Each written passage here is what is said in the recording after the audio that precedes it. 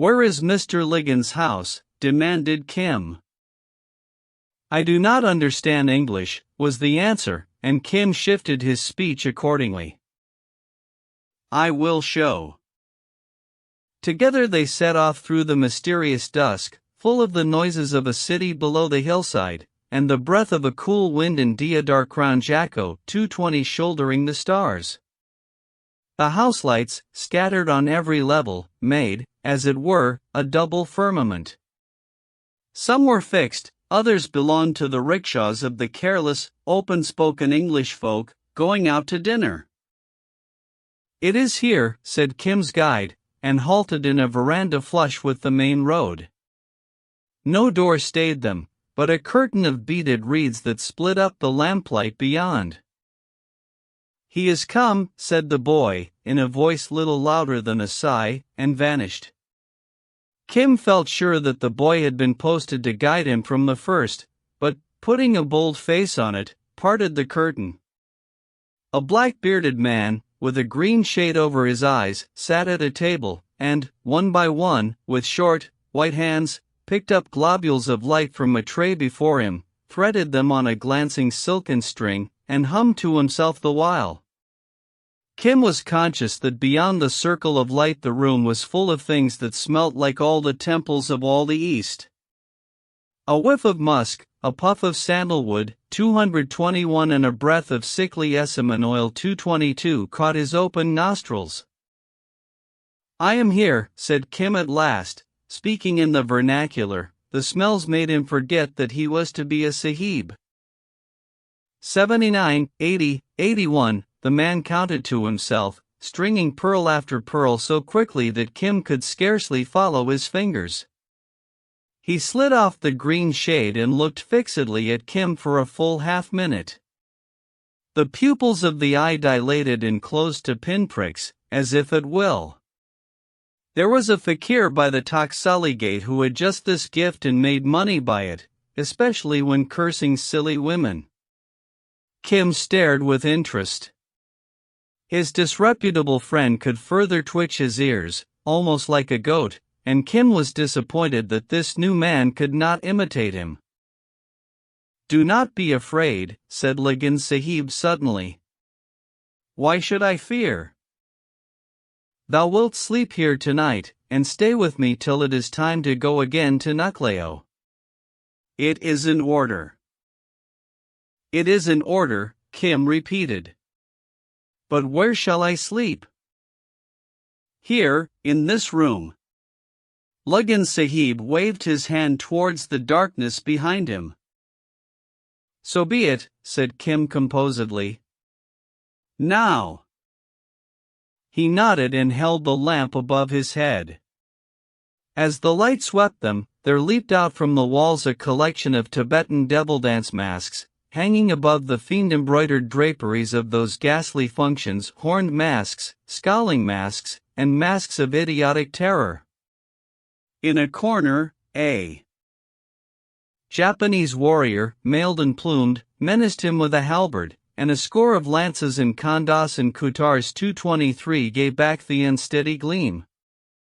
But what interested Kim more than all these things, he had seen devil dance masks at the Lahore Museum, was a glimpse of the soft-eyed Hindu child who had left him in the doorway, sitting cross-legged under the table of pearls with a little smile on his scarlet lips. "I think that Ligon Sahib wishes to make me afraid. And I am sure that that devil's brat below the table wishes to see me afraid. This place," he said aloud, "is like a wonder house. Where is my bed?" Ligon Sahib pointed to a native quilt in a corner by the loathsome masks, picked up the lamp, and left the room black. "Was that Ligon Sahib?" Kim asked as he cuddled down. No answer. He could hear the Hindu boy breathing, however, and, guided by the sound, crawled across the floor, and cuffed into the darkness, crying, "Give answer, devil! Is this the way to lie to a sahib?" From the darkness he fancied he could hear the echo of a chuckle. It could not be his soft-fleshed companion, because he was weeping. So Kim lifted up his voice and called aloud, "Ligan Sahib." "Zero, Ligan Sahib. Is it an order that thy servant does not speak to me?" "It is an order." The voice came from behind him and he started. "Very good. But remember," he muttered, as he raised up the quilt, "I will beat thee in the morning. I do not love Hindus." That was no cheerful night, the room being overfull of voices and music. Kim was waked twice by someone calling his name. The second time he set out in search, and ended by bruising his nose against a box that certainly spoke with a human tongue, but in no sort of human accent. It seemed to end in a tin trumpet and to be joined by wires to a smaller box on the floor. So far, at least, as he could judge by touch. And the voice, very hard and whirring, came out of the trumpet. Kim rubbed his nose and grew furious, thinking, as usual, in Hindi.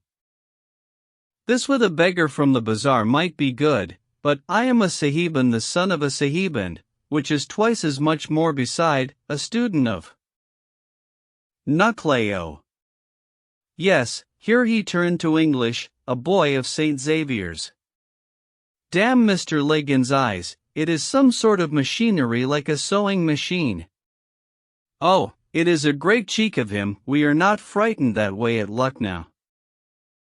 No, then in Hindi, but what does he gain? He is only a trader, I am in his shop.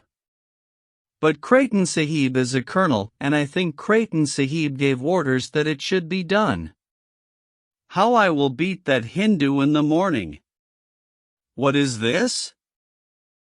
The trumpet box was pouring out a string of the most elaborate abuse that even Kim had ever heard, in a high uninterested voice, that for a moment lifted the short hairs of his neck. When the vile thing drew breath, Kim was reassured by the soft, sewing machine-like whir. "Chop! Be still," he cried, and again he heard a chuckle that decided him. "Chop, or I break your head." The box took no heed. Kim wrenched at the tin trumpet and something lifted with a click. He had evidently raised a lid. If there were a devil inside, now was its time, for, he sniffed, thus did the sewing machines of the bazaar smell. He would clean that shaitan. He slipped off his jacket, and plunged it into the box's mouth. Something long and round bent under the pressure, there was a whir and the voice stopped, as voices must if you ram a thrice-doubled coat onto the wax cylinder and into the works of an expensive phonograph. Kim finished his slumbers with a serene mind. In the morning he was aware of Ligan Sahib looking down on him.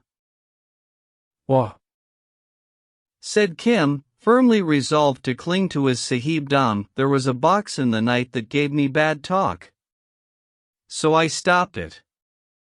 "Was it your box?" The man held out his hand. "Shake hands, O'Hara," he said. "Yes, it was my box. I keep such things because my friends the Rajas like them. That one is broken, but it was cheap at the price. Yes, my friends, the kings, are very fond of toys, and so am I sometimes." Kim looked him over out of the corners of his eyes.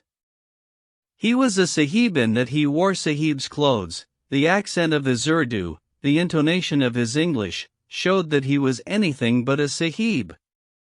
He seemed to understand what moved in Kim's mind ere the boy opened his mouth, and he took no pains to explain himself as did Father Victor or the Lucknow masters. Sweetest of all, he treated Kim as an equal on the Asiatic side. "I am sorry you cannot beat my boy this morning. He says he will kill you with a knife or poison.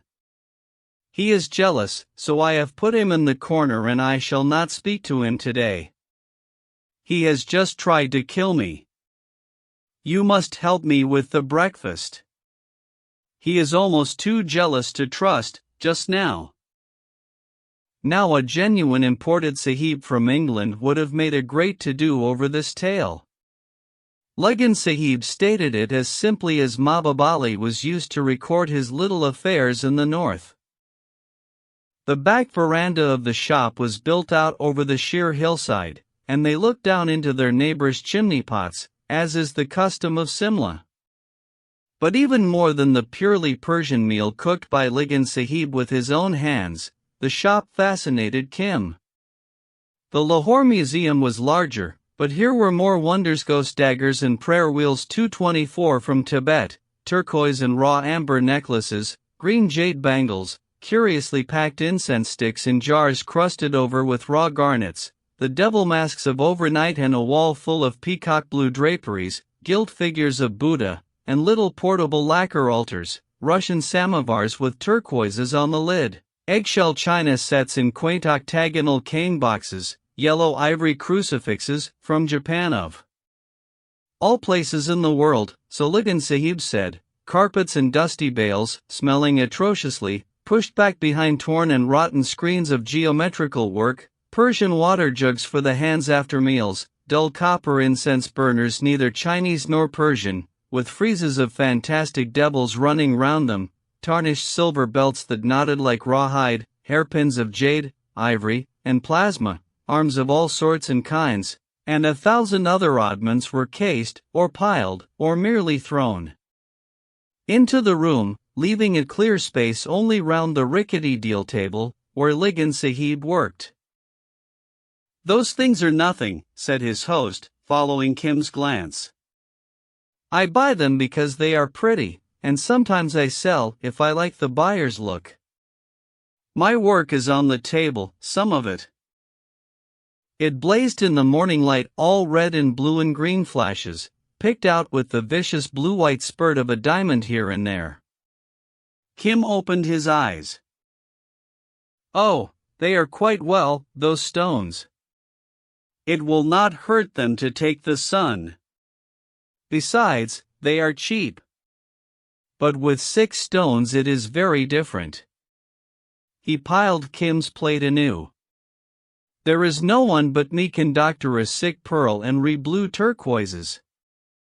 I grant you opals, any fool can cure an opal, but for a sick pearl there is only me. Suppose I were to die. Then there would be no one. Oh no. You cannot do anything with jewels. It will be quite enough if you understand a little about the turquoise someday." He moved to the end of the veranda to refill the heavy, porous clay water jug from the filter. "Do you want drink?" Kim nodded. Lagan Sahib, 15 feet off, laid one hand on the jar. Next instant, it stood at Kim's elbow, full to within half an inch of the brim, the white cloth only showing, by a small wrinkle, where it had slid into place. "Wah," said Kim in most utter amazement. "That is magic." Lagan Sahib's smile showed that the compliment had gone home. "Throw it back.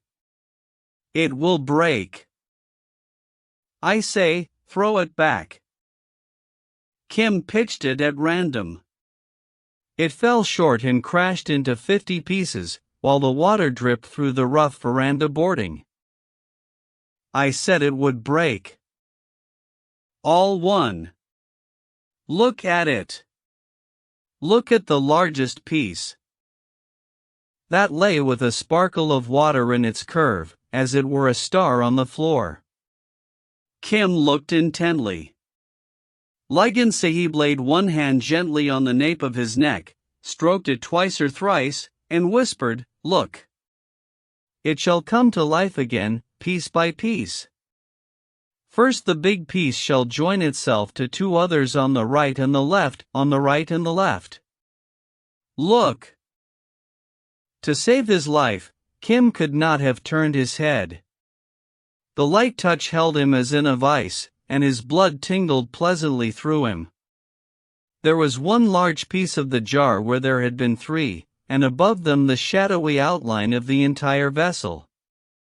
He could see the veranda through it, but it was thickening and darkening with each beat of his pulse. Yet the jar. How slowly the thoughts came, the jar had been smashed before his eyes. Another wave of prickling fire raced down his neck, as Ligan Sahib moved his hand. "Look! It is coming into shape," said Ligan Sahib. So far Kim had been thinking in Hindi, but a tremor came on him, and with an effort like that of a swimmer before sharks, who hurls himself half out of the water, his mind leaped up from a darkness that was swallowing it and took refuge in the multiplication table in English. "Look! It is coming into shape," whispered Ligan Sahib. The jar had been smashed, yes, smashed, not the native word, he would not think of that, but smashed into 50 pieces, and twice 3 was 6, and thrice 3 was 9, and 4 times 3 was 12. He clung desperately to the repetition.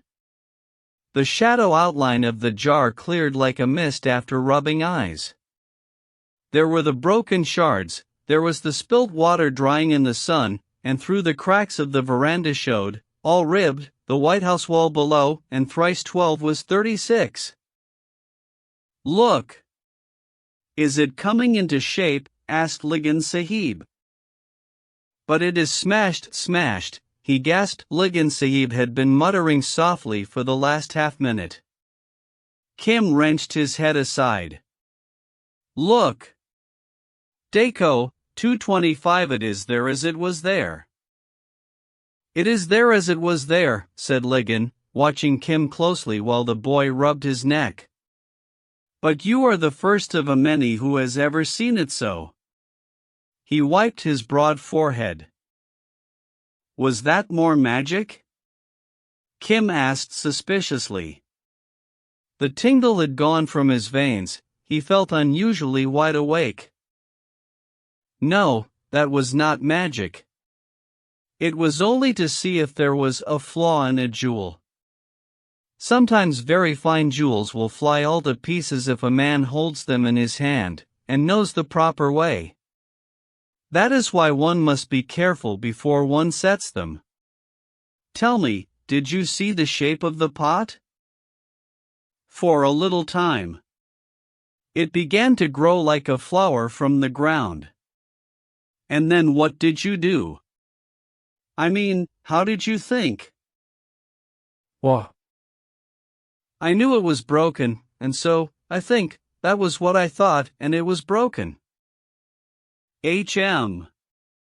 Has anyone ever done that same sort of magic to you before?" "If it was," said Kim, "do you think I should let it again?" "I should run away." "And now you are not afraid, eh?" "Not now." Ligan Sahib looked at him more closely than ever. "I shall ask Mahbubali, not now, but some days later," he muttered. "I am pleased with you, yes, and I am pleased with you, no. You are the first that ever saved himself. I wish I knew what it was that. But you are right. You should not tell that, not even to me." He turned into the dusky gloom of the shop, and sat down at the table, rubbing his hands softly. A small, husky sob came from behind a pile of carpets. It was the Hindu child obediently facing towards the wall. His thin shoulders worked with grief. "Ah! He is jealous, so jealous. I wonder if he will try to poison me again in my breakfast, and make me cook it twice." "Kabhi, kabhi nahin, never, never." "No," came the broken answer. "And whether he will kill this other boy?" "Kabhi, kabhi nahin." "What do you think he will do?" He turned suddenly on Kim. What? "I do not know. Let him go, perhaps." "Why did he want to poison you?" "Because he is so fond of me." "Suppose you were fond of someone, and you saw someone come, and the man you were fond of was more pleased with him than he was with you, what would you do? Kim thought. Ligon repeated the sentence slowly in the vernacular. I should not poison that man, said Kim reflectively, but I should beat that boy if that boy was fond of my man. But first I would ask that boy if it were true. Ah! He thinks every one must be fond of me. Then I think he is a fool. Hearest thou, said Ligon Sahib to the shaking shoulders. The Sahib's son thinks thou art a little fool. Come out, and next time thy heart is troubled, do not try white arsenic quite so openly. Surely the devil Dasim was lord of our tablecloth that day. It might have made me ill, child, and then a stranger would have guarded the jewels. Come. The child, heavy-eyed with much weeping, crept out from behind the bale and flung himself passionately at Ligon Sahib's feet, with an extravagance of remorse that impressed even Kim. I will look into the ink pools, I will faithfully guard the jewels. Oh, my father and my mother, send him away. He indicated Kim with a backward jerk of his bare heel. Not yet, not yet. In a little while he will go away again. But now he is at school, at a new madrasa, and thou shalt be his teacher. Play the play of the jewels against him. I will keep tally. The child dried his tears at once, and dashed to the back of the shop, whence he returned with a copper tray. Give me, he said to Ligon Sahib. Let them come from thy hand, for he may say that I knew them before.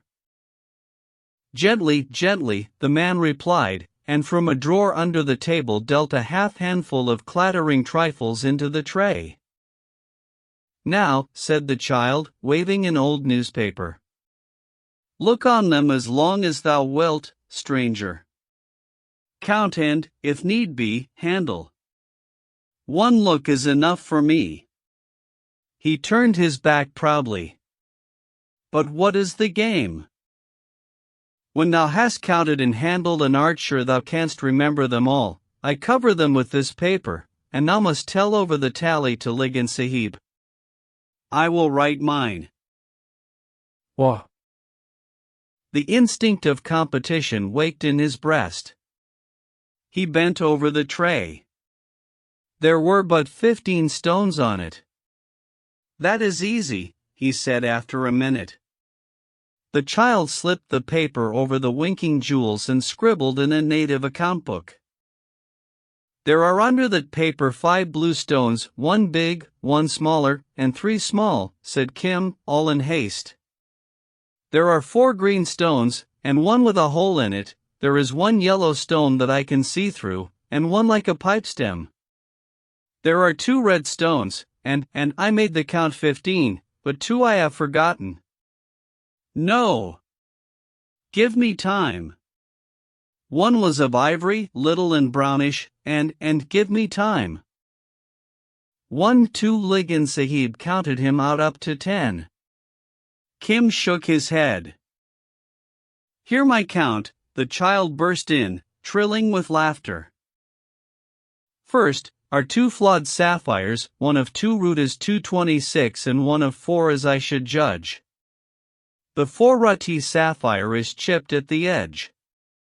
There is 1 Turkestan turquoise, plain with black veins, and there are 2 inscribed, 1 with the name of God in gilt, and the other being cracked across, for it came out of an old ring, I cannot read. We have now all 5 blue stones.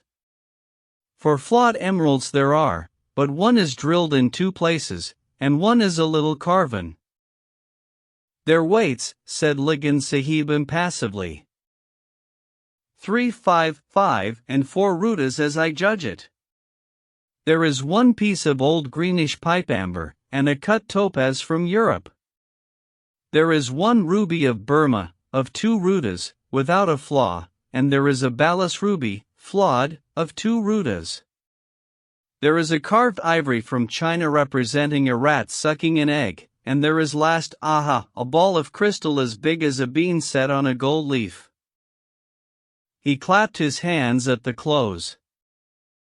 He is thy master, said Ligan Sahib, smiling. Ha! He knew the names of the stones, said Kim, flushing. Try again. With common things such as he and I both know.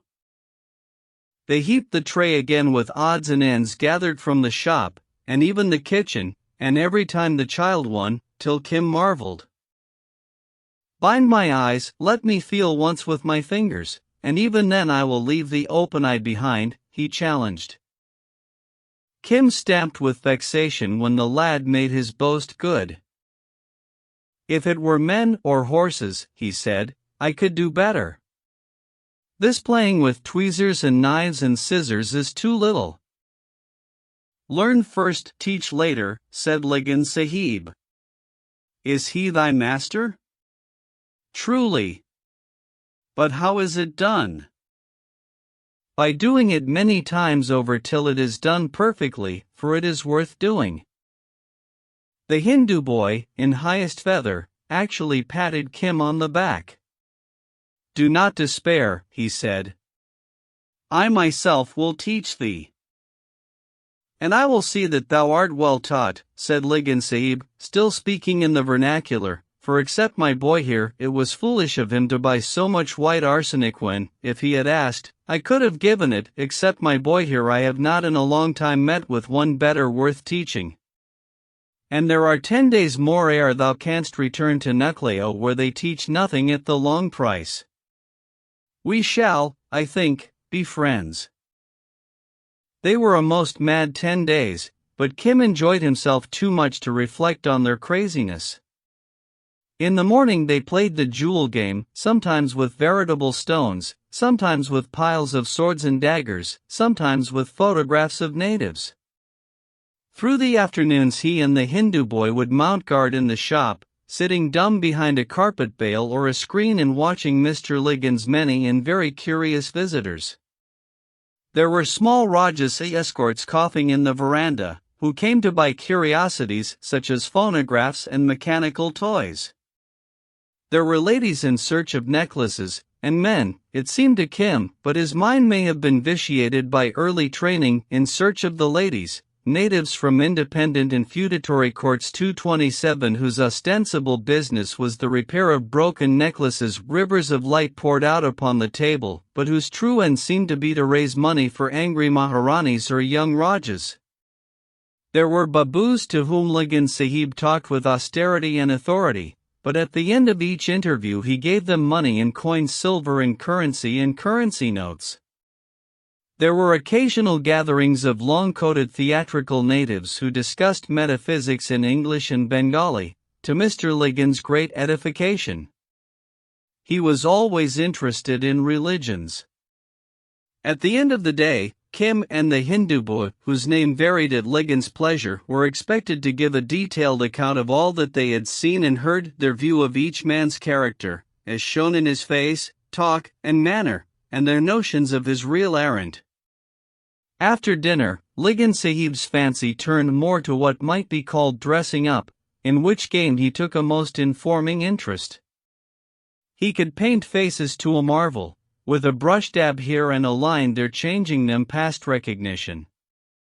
The shop was full of all manner of dresses and turbans, and Kim was apparelled variously as a young Mohammedan of good family, an oilman, and once, which was a joyous evening, as the son of an oud landholder in the fullest of full dress. Ligan Sahib had a hawk's eye to detect the least flaw in the makeup, and lying on a worn teakwood couch, would explain by the half-hour together how such and such a caste talked, or walked, or coughed, or spat, or sneezed, and, since hows matter little in this world, the why of everything. The Hindu child played this game clumsily. That little mind, keen as an icicle where tally of jewels was concerned, could not temper itself to enter another's soul, but a demon in Kim woke up and sang with joy as he put on the changing dresses, and changed speech and gesture therewith. Carried away by enthusiasm, he volunteered to show Ligan Sahib one evening how the disciples of a certain caste of fakir, old Lahore acquaintances, begged doles by the roadside, and what sort of language he would use to an Englishman, to a Punjabi farmer going to a fair, and to a woman without a veil. Ligan Sahib laughed immensely, and begged Kim to stay as he was, immobile for half an hour, cross-legged, ash-smeared, and wild-eyed in the back room. At the end of that time entered a hulking, obese babu whose stockinged legs shook with fat, and Kim opened on him with a shower of wayside chaff.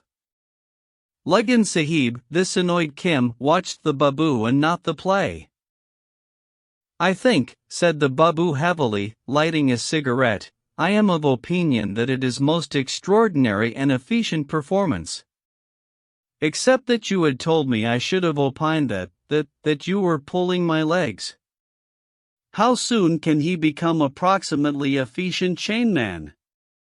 Because then I shall indent 228 for him. That is what he must learn at Lucknow. Then order him to be jolly damn quick. Good night, Ligan." The babu swung out with the gait of a bogged cow. When they were telling over the day's list of visitors, Ligan Sahib asked Kim who he thought the man might be. "God knows," said Kim cheerily. The tone might almost have deceived Mahbub Ali, but it failed entirely with the healer of sick pearls. "That is true. God, he knows, but I wish to know what you think." Kim glanced sideways at his companion, whose eye had a way of compelling truth. I think he will want me when I come from the school, but, confidentially," as Ligan Sahib nodded approval, "I do not understand how he can wear many dresses and talk many tongues." "Thou wilt understand many things later. He is a writer of tales for a certain colonel. His honor is great only in Simla, and it is noticeable that he has no name, but only a number and a letter. That is a custom among us." "And is there a price upon his head too, as upon all the others?" "Not yet, but if a boy rose up who is now sitting here and went, 'Look, the door is open,' as far as a certain house with a red-painted veranda, behind that which was the old theatre in the lower bazaar, and whispered through the shutters, 'Hari Chunder Mukherjee bore the bad news of last month,' that boy might take away a belt full of rupees." "How many?" said Kim promptly. 500, 1,000, as many as he might ask for." "Good. And for how long might such a boy live after the news was told?" He smiled merrily at Ligan Sahib's very beard. "Ah! That is to be well thought of. Perhaps if he were very clever, he might live out the day, but not the night." "By no means the night." "Then what is the babu's pay if so much is put upon his head?" 80, perhaps 100, perhaps 150 rupees, but the pay is the least part of the work. From time to time, God causes men to be born, and thou art one of them, who have a lust to go abroad at the risk of their lives and discover news. Today it may be of far-off things, tomorrow of some hidden mountain, and the next day of some nearby men who have done a foolishness against the state. These souls are very few, and of these few, not more than 10 are of the best. Among these 10 I count the babu, and that is curious. How great, therefore, and desirable must be a business that brazens the heart of a Bengali. True. But the days go slowly for me. I am yet a boy, and it is only within 2 months I learned to write Angrezi .229. Even now I cannot read it well. And there are yet years and years and long years before I can be even a chainman. Have patience, friend of all the world. Kim started at the title. Would I had a few of the years that so irk thee? I have proved thee in several small ways. This will not be forgotten when I make my report to the Colonel Sahib. Then, changing suddenly into English with a deep laugh. By Jove! O'Hara, I think there is a great deal in you, but you must not become proud and you must not talk. You must go back to Lucknow and be a good little boy and mind your book, as the English say, and perhaps, next holidays if you care, you can come back to me. Kim's face fell. Oh, I mean if you like. I know where you want to go. 4 days later a seat was booked for Kim in his small trunk at the rear of a Kolkatanga. His companion was the whale-like Babu, who, with a fringed shawl wrapped round his head, and his fat open-work-stockinged left leg tucked under him, shivered and grunted in the morning chill.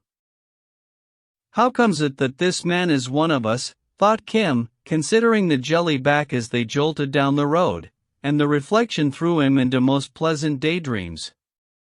Lagan Sahib had given him 5 rupees, a splendid sum, as well as the assurance of his protection if he worked.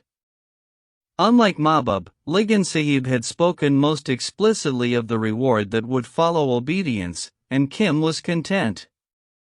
If only, like the Babu, he could enjoy the dignity of a letter and a number and a price upon his head. Some day he would be all that and more. Some day he might be almost as great as Mahbub Ali. The housetops of his search should be half India. He would follow kings and ministers, as in the old days he had followed vakils 230 and lawyers' touts across Lahore city for Mahbub Ali's sake. Meantime, there was the present, and not at all unpleasant, fact of St. Xavier's immediately before him. There would be new boys to condescend to, and there would be tales of holiday adventures to hear. Young Martin, son of the tea planter at Manipur, 231 had boasted that he would go to war, with a rifle, against the headhunters. That might be, but it was certain young Martin had not been blown half across the forecourt of a Patiala palace by an explosion of fireworks, nor had he. Kim fell to telling himself the story of his own adventures through the last 3 months. He could paralyze St. Xavier's, even the biggest boys who shaved, with the recital, were that permitted. But it was, of course, out of the question. There would be a price upon his head in good time, as Lagan Sahib had assured him, and if he talked foolishly now, not only would that price never be set, but Colonel Creighton would cast him off and he would be left to the wrath of Lagan Sahib and Mahbub Ali for the short space of life that would remain to him. So I should lose Delhi for the sake of a fish, was his proverbial philosophy. It behoved him to forget his holidays. There would always remain the fun of inventing imaginary adventures, and, as Lagan Sahib had said, to work. Of all the boys hurrying back to St. Xavier's, from Sucker 232 in the sands to Gal 233 beneath the palms, none was so filled with virtuous Kimball O'Hara, jiggetting down to Ambala behind Hari Chunder Mukherjee, whose name on the books of one section of the Ethnological Survey was Art 17. And if additional spur were needed, the Babu supplied it. After a huge meal at Kalka, he spoke uninterruptedly. Was Kim going to school? Then he, an M.A. of Calcutta University, would explain the advantages of education. There were marks to be gained by due attention to Latin and Wordsworth's excursion. All this was Greek to Kim. French, too, was vital, and the best was to be picked up in Chandernagore, a few miles from Calcutta. Also a man might go far, as he himself had done, by strict attention to plays called Lear and Julius Caesar, both much in demand by examiners. Lear was not so full of historical allusions as Julius Caesar. The book cost 4 annas, but could be bought second-hand in Bazaar 234 for 2. Still more important than Wordsworth, or the eminent authors, Burke and Hare, 235 was the art and science of mensuration. A boy who had passed his examination in these branches, for which, by the way, there were no cram books, could, by merely marching over a country with a compass and a level and a straight eye, carry away a picture of that country which might be sold for large sums in coined silver. But as it was occasionally inexpedient to carry about measuring chains, a boy would do well to know the precise length of his own footpace, so that when he was deprived of what Hari Chunder called adventitious aids he might still tread his distances. To keep count of thousands of paces, Hari Chunder's experience had shown him nothing more valuable than a rosary of 81 or 108 beads, for it was divisible and subdivisible into many multiples and submultiples. Through the volleying drifts of English, Kim caught the general trend of the talk, and it interested him very much. Here was a new craft that a man could tuck away in his head, and by the look of the large wide world unfolding itself before him, it seemed that the more a man knew the better for him. Said the Babu when he had talked for an hour and a half, "I hope some day to enjoy your official acquaintance. Ad interim, 236 if I may be pardoned that expression, I shall give you this beetle box, which is highly valuable article and cost me 2 rupees only 4 years ago. It was a cheap, heart-shaped thing with 3 compartments for carrying the eternal betel nut, lime and pan leaf, but it was filled with little tabloid bottles. That is reward of merit for your performance in character of that holy man. You see, you are so young you think you will last forever and not take care of your body. It is great nuisance to go sick in the middle of business. I am fond of drugs myself, and they are handy to cure poor people too. These are good departmental drugs, quinine and so on. I give it you for souvenir. Now goodbye. I have urgent private business here by the roadside." He slipped out noiselessly as a cat, on the Ambala road, hailed a passing cart and jingled away, while Kim, tongue-tied, twiddled the brass beetle box in his hands. The record of a boy's education interests few save his parents, and, as you know, Kim was an orphan. It is written in the books of St. Xavier's and Party Bus that a report of Kim's progress was forwarded at the end of each term to Colonel Creighton and to Father Victor, from whose hands duly came the money for his schooling. It is further recorded in the same books that he showed a great aptitude for mathematical studies as well as map-making, and carried away a prize, The Life of Lord Lawrence 237 Treecalf, 2 volumes, 9 rupees, 8 annas, for proficiency therein, and the same term played in St. Xavier's 11 against the Aliyar 238 Mohammedan College, his age being 14 years and 10 months. He was also revaccinated, from which we may assume that there had been another epidemic of smallpox at Lucknow, about the same time. Pencil notes on the edge of an old muster roll record that he was punished several times for conversing with improper persons, and it seems that he was once sentenced to heavy pains for absenting himself for a day in the company of a street beggar.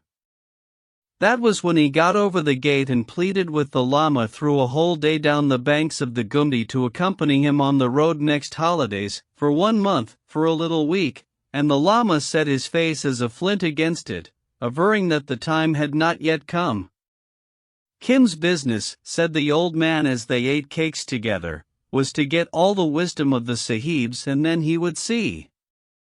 The hand of friendship must in some way have averted the whip of calamity, for 6 weeks later Kim seems to have passed an examination in elementary surveying with great credit, his age being 15 years and 8 months. From this date the record is silent. His name does not appear in the year's batch of those who entered for the subordinate survey of India, but against it stand the words "removed on appointment." Several times in those 3 years, cast up at the temple of the Tirthankars in Benares the Lama, a little thinner and a shade yellower, if that were possible, but gentle and untainted as ever. Sometimes it was from the south that he came, from south of Tuticorin, 239 whence the wonderful fireboats go to Ceylon where are priests who know Pali. 240 sometimes it was from the wet green west and the 1,000 cotton factory chimneys that ring Bombay, and once from the north, where he had doubled back 800 miles to talk for a day with the keeper of the images in the Wonder House. He would stride to his cell in the cool, cut marble. The priests of the temple were good to the old man, wash off the dust of travel, make prayer, and depart for Lucknow, while accustomed now to the ways of the rail, in a third-class carriage. Returning, it was noticeable, as his friend the seeker pointed out to the head priest, that he ceased for a while to mourn the loss of his river, or to draw wondrous pictures of the wheel of life, but preferred to talk of the beauty and wisdom of a certain mysterious cella whom no man of the temple had ever seen. Yes, he had followed the traces of the blessed feet throughout all India. The curator has still in his possession a most marvelous account of his wanderings and meditations. There remained nothing more in life but to find the river of the arrow. Yet it was shown to him in his dreams that it was a matter not to be undertaken with any hope of success unless that seeker had with him the one chela appointed to bring the event to a happy issue, and versed in great wisdom, such wisdom as white-haired keepers of images possess. For example, here came out the snuff-gourd, and the kindly Jain priests made haste to be silent. Long and long ago, when Devdatta was king of Benares, let all listen to the Jataka. 241. An elephant was captured for a time by the king's hunters and, ere he broke free, bearing with a grievous leg iron. This he strove to remove with hate and frenzy in his heart, and hurrying up and down the forests, besought his brother elephants to wrench it asunder. One by one, with their strong trunks, they tried and failed. At the last they gave it as their opinion that the ring was not to be broken by any bestial power. And in a thicket, newborn, wet with the moisture of birth, lay a day-old calf of the herd whose mother had died. The fettered elephant, forgetting his own agony, said, "If I do not help this suckling it will perish under our feet." So he stood above the young thing, making his legs buttresses against the uneasily moving herd, and he begged milk of a virtuous cow, and the calf throve, and the ringed elephant was the calf's guide and defense. Now the days of an elephant, let all listen to the Jataka, are 35 years to his full strength, and through 35 reigns the ringed elephant befriended the younger, and all the while the fetter ate into the flesh. Then one day the young elephant saw the half-buried iron, and turning to the elder said, "What is this?" "It is even my sorrow," said he who had befriended him. Then that other put out his trunk and in the twinkling of an eyelash abolished the ring, saying, "The appointed time has come." So the virtuous elephant who had waited temperately and done kind acts was relieved, at the appointed time, by the very calf whom he had turned aside to cherish. Let all listen to the Jataka, for the elephant was Ananda, and the calf that broke the ring was none other than the Lord himself.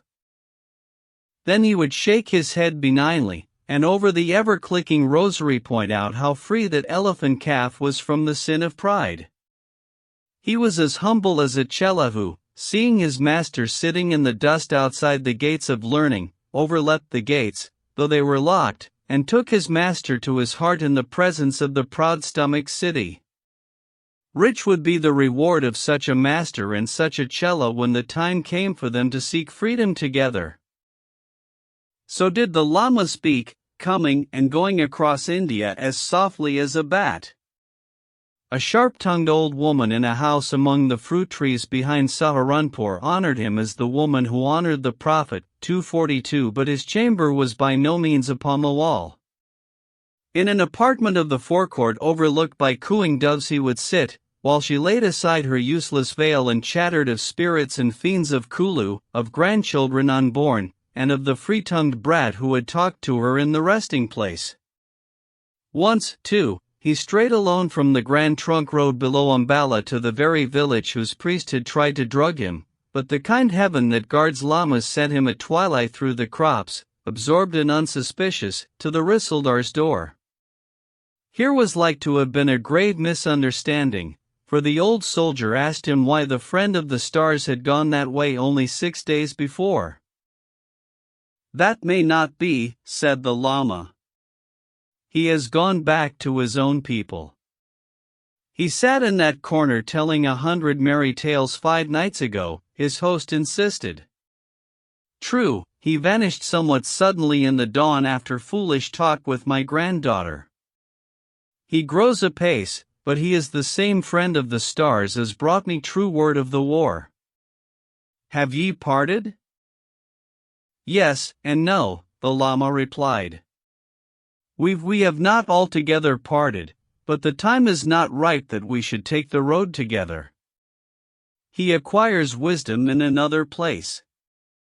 We must wait. All one, but if it were not the boy, how did he come to speak so continually of thee? And what said he? Asked the Lama eagerly. Sweet words and 100,000, that thou art his father and mother and such all. Pity that he does not take the Queen's service. He is fearless. This news amazed the Lama, who did not then know how religiously Kim kept to the contract made with Mahbubali and perforce ratified by Colonel Creighton. There is no holding the young pony from the game, said the horse dealer when the colonel pointed out that vagabonding over India in holiday time was absurd. If permission be refused to go and come as he chooses, he will make light of the refusal. Then who is to catch him? Colonel Sahib, only once in 1,000 years is a horse born so well fitted for the game as this our colt. And we need men. Chapter 10. Your tirsel's too long at hack, sire. He's no IS 243 but a passage hawk that footed ere we caught him. Dangerously free o' the air. Faith. Were he mine, as mine's the glove he binds to for his tirings, I'd fly him with a makehawk. He's in Yarrak 244. Plumed to the very point, so manned, so weathered. Give him the firmament God made him for. And what shall take the air of him? Dow's watch. Lagan Sahib did not use as direct speech, but his advice tallied with Mahbub's, and the upshot was good for Kim. He knew better now than to leave Lucknow city in native garb, and if Mahbub were anywhere within reach of a letter, it was to Mahbub's camp he headed, and made his change under the Pathan's wary eye. Could the little survey paint box that he used for map tinting in term time have found a tongue to tell of holiday doings, he might have been expelled. Once Mahbub and he went together as far as the beautiful city of Bombay, with 3 truckloads of tram horses, and Mahbub nearly melted when Kim proposed a sail and a dhow across the Indian Ocean to buy Gulf Arabs section which, he understood from a hanger-on of the dealer Abdul Rahman, fetched better prices than mere cabulus. He dipped his hand into the dish with that great trader when Mahbub and a few co-religionists were invited to a big Hajj dinner. They came back by way of Karachil by sea, when Kim took his first experience of seasickness on the forehatch of a coasting steamer, well persuaded he had been poisoned. The Babu's famous drug box proved useless, though Kim had restocked it at Bombay. Mahbub had business at Quetta 245 and there Kim, as Mahbub admitted, earned his keep, and perhaps a little over, by spending 4 curious days as scullion in the house of a fat commissariat sergeant. From Muzaffazbox, in an auspicious moment, he removed a little vellum ledger which he copied out. It seemed to deal entirely with cattle and camel sales, by moonlight, lying behind an outhouse, all through one hot night. Then he returned the ledger to its place, and, at Mahbub's word, left that service unpaid, rejoining him 6 miles down the road, the clean copy in his bosom.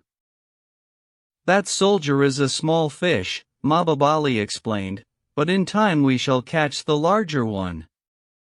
He only sells oxen at 2 prices, one for himself and one for the government, which I do not think is a sin.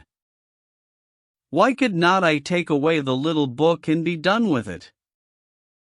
Then he would have been frightened, and he would have told his master. Then we should miss, perhaps, a great number of new rifles which seek their way up from Quetta to the north. The game is so large that one sees but a little at a time. Ojo. said Kim, and held his tongue. That was in the monsoon holidays, after he had taken the prize for mathematics. The Christmas holidays he spent deducting 10 days for private amusements with Ligan Sahib, where he sat for the most part in front of a roaring woodfire. Jacko Road was 4 feet deep in snow that year, and the small Hindu had gone away to be married, helped Ligan to thread pearls. He made Kim learn whole chapters of the Quran by heart, till he could deliver them with the very roll and cadence of a mullah. Moreover, he told Kim the names and properties of many native drugs, as well as the runes proper to recite when you administer them.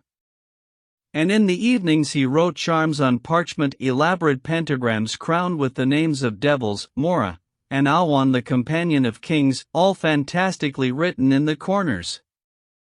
More to the point, he advised Kim as to the care of his own body, the cure of fever fits, and simple remedies of the road.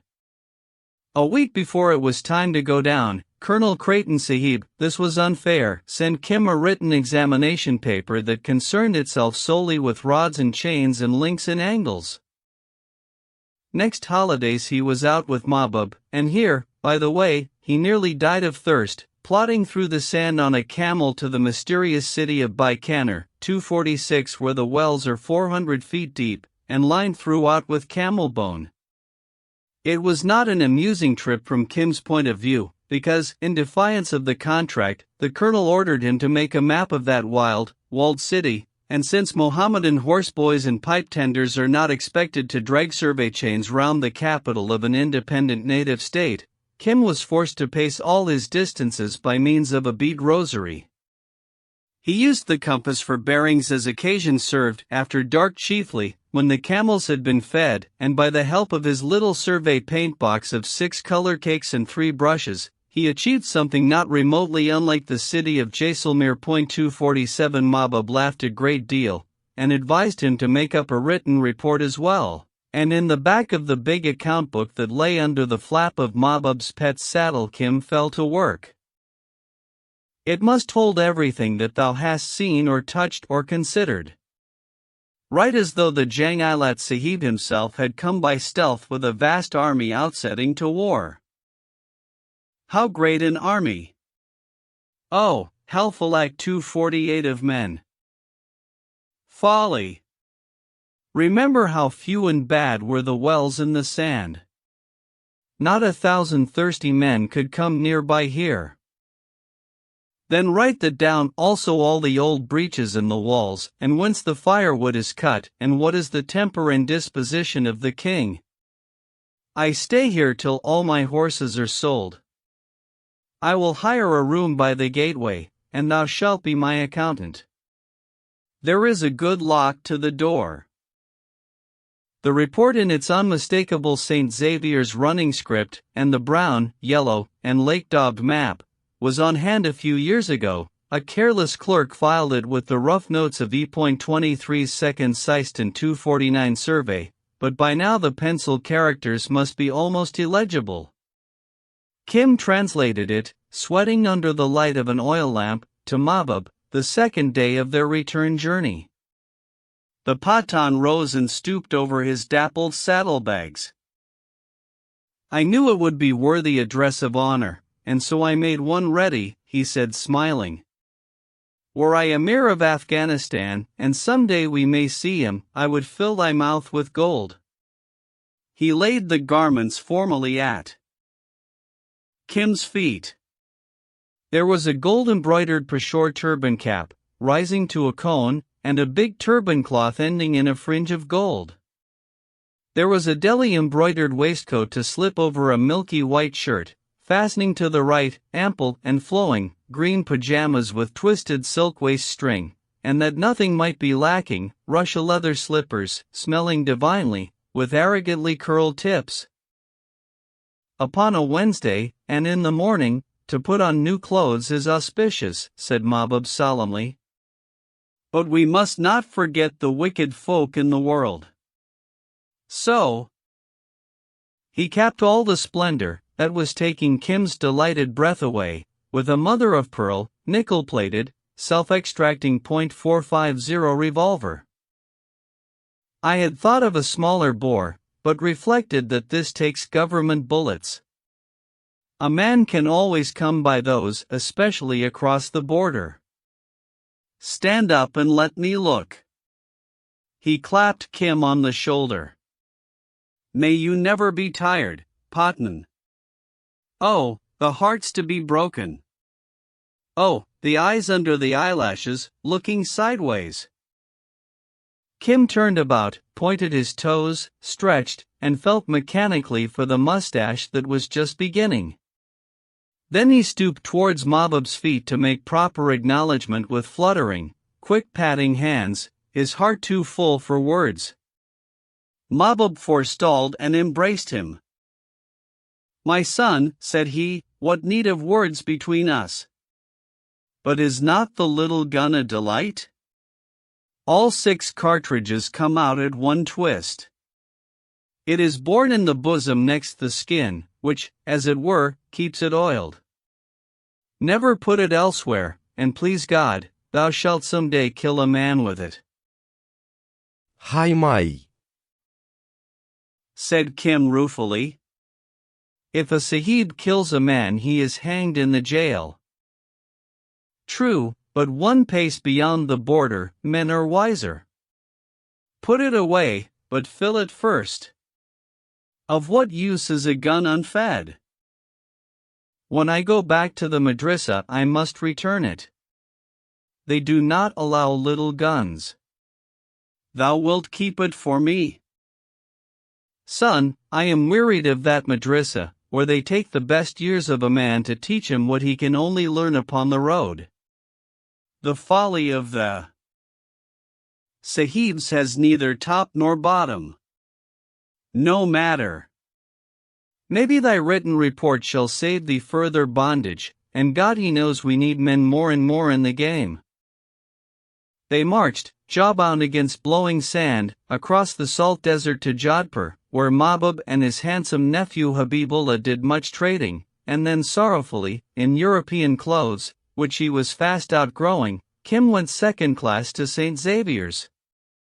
3 weeks later, Colonel Creighton, pricing Tibetan ghost daggers at Luggan's shop, faced Mabub Ali openly mutinous. Luggan Sahib operated as support in reserve. The pony is made, finished, mouthed in paste, Sahib. From now on, day by day, he will lose his manners if he is kept at tricks. Drop the rein on his back and let go, said the horse dealer. We need him. But he is so young, Mabub, not more than 16, is he? When I was 15, I had shot my man and begat my man, Sahib. You impenitent old heathen. Creighton turned to Ligon. The black beard nodded assent to the wisdom of the Afghans dyed scarlet. I should have used him long ago, said Ligon. The younger the better. That is why I always have my really valuable jewels watched by a child. You sent him to me to try.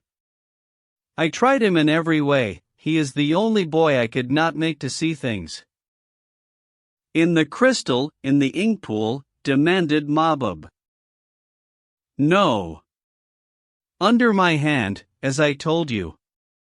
That has never happened before. It means that he is strong enough, but you think it skittles, 250 Colonel Creighton, to make anyone do anything he wants. And that is 3 years ago.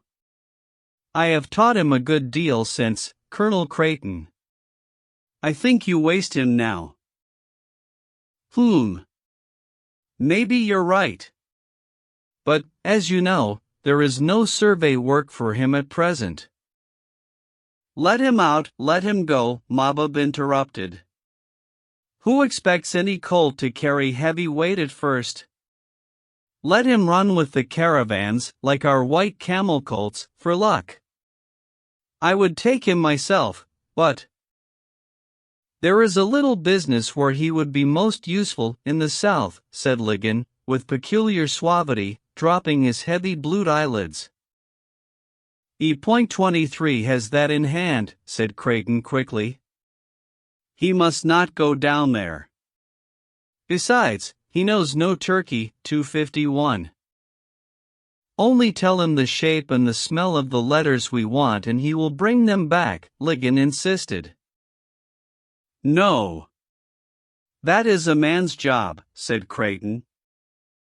It was a Rhinic matter of unauthorized and incendiary correspondence between a person who claimed to be the ultimate authority in all matters of the Mohammedan religion throughout the world, and a younger member of a royal house who had been brought to book for kidnapping women within British territory. The Moslem archbishop had been emphatic and over-arrogant. The young prince was merely sulky at the curtailment of his privileges, but there was no need he should continue a correspondence which might someday compromise him. One letter indeed had been procured, but the finder was later found dead by the roadside in the habit of an Arab trader, as E.23, taking up the work, duly reported. These facts, and a few others not to be published, made both Mahbub and Creighton shake their heads. Let him go out with his red llama, said the horse dealer with visible effort. He is fond of the old man. He can learn his paces by the rosary at least. I have had some dealings with the old man by letter, said Colonel Creighton, smiling to himself. Whither goes he? Up and down the land, 252 as he has these 3 years. He seeks a river of healing. God's curse upon all. Mahbub checked himself. He beds down at the temple of the Tirthankars or at Bodhgaya when he is in from the road.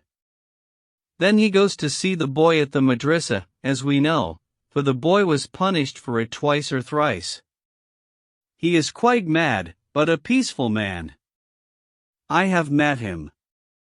The Babu also has had dealings with him. We have watched him for 3 years. Red llamas are not so common in Hind that one loses track. Babus are very curious, said Ligon meditatively. Do you know what Hari Babu really wants? He wants to be made a member of the Royal Society by taking ethnological notes. I tell him about the llama everything which Mahbub and the boy have told me. Hari Babu goes down to Benares at his own expense, I think. I don't, said Creighton briefly. He had paid Hari's traveling expenses, out of a most lively curiosity to learn what the llama might be. And he applies to the llama for information on Lamaism, and devil dances, and spells and charms, several times in these few years. Holy Virgin! I could have told him all that years ago. I think Hari Babu is getting too old for the road. He likes better to collect manners and customs information. Yes, he wants to be an FRS. Hari thinks well of the boy, doesn't he? Oh, very indeed, we have had some pleasant evenings at my little place. But I think it would be waste to throw him away with Hari on the ethnological side. Not for a first experience. How does that strike you, Mahbub? Let the boy run with the llama for 6 months. After that we can see. He will get experience. He has it already, Sahib, as a fish controls the water he swims in. But for every reason it will be well to loose him from the school. Very good, then, said Creighton, half to himself. He can go with the llama, and if Hari Babu cares to keep an eye on them so much the better. He won't lead the boy into any danger as Mahbub would. Curious, his wish to be an FRS very human, too. He is best on the ethnological side, Hari. No money and no preferment would have drawn Creighton from his work on the Indian survey, but deep in his heart also lay the ambition to write F.S. 253 after his name. Honors of a sort he knew could be obtained by ingenuity and the help of friends, but, to the best of his belief, Nothing save work. Papers representing a life of it took a man into the society which he had bombarded for years with monographs on strange Asiatic cults and unknown customs. 9 men out of 10 would flee from a Royal Society soiree in extremity of boredom, but Creighton was the 10th, and at times his soul yearned for the crowded rooms in easy London where silver-haired, bald-headed gentlemen who know nothing of the army move among spectroscopic experiments, the lesser plants of the frozen tundras, electric flight measuring machines, and apparatus for slicing into fractional millimeters the left eye of the female mosquito. By all right and reason, it was the Royal Geographical that should have appealed to him, but men are as chancy as children in their choice of playthings. So Creighton smiled, and thought the better of Hari Babu, moved by like desire. He dropped the ghost dagger and looked up at Mahbub. "How soon can we get the colt from the stable?" said the horse dealer, reading his eyes. If I withdraw him by order now, what will he do, think you? I have never before assisted at the teaching of such an one." "He will come to me," said Mahbub promptly. "Ligan Sahib and I will prepare him for the road." "So be it, then. For 6 months he shall run at his choice. But who will be his sponsor?" Ligan slightly inclined his head. "He will not tell anything, if that is what you are afraid of, Colonel Creighton. It's only a boy, after all." "Yes, but first, he has nothing to tell, and secondly, he knows what would happen. Also, he is very fond of Mahbub, and of me a little." "Will he draw pay?" demanded the practical horse dealer. "Food and water allowance only. 20 rupees a month. One advantage of the Secret Service is that it has no worrying audit. That service is ludicrously starved, of course, but the funds are administered by a few men who do not call for vouchers or present itemized accounts."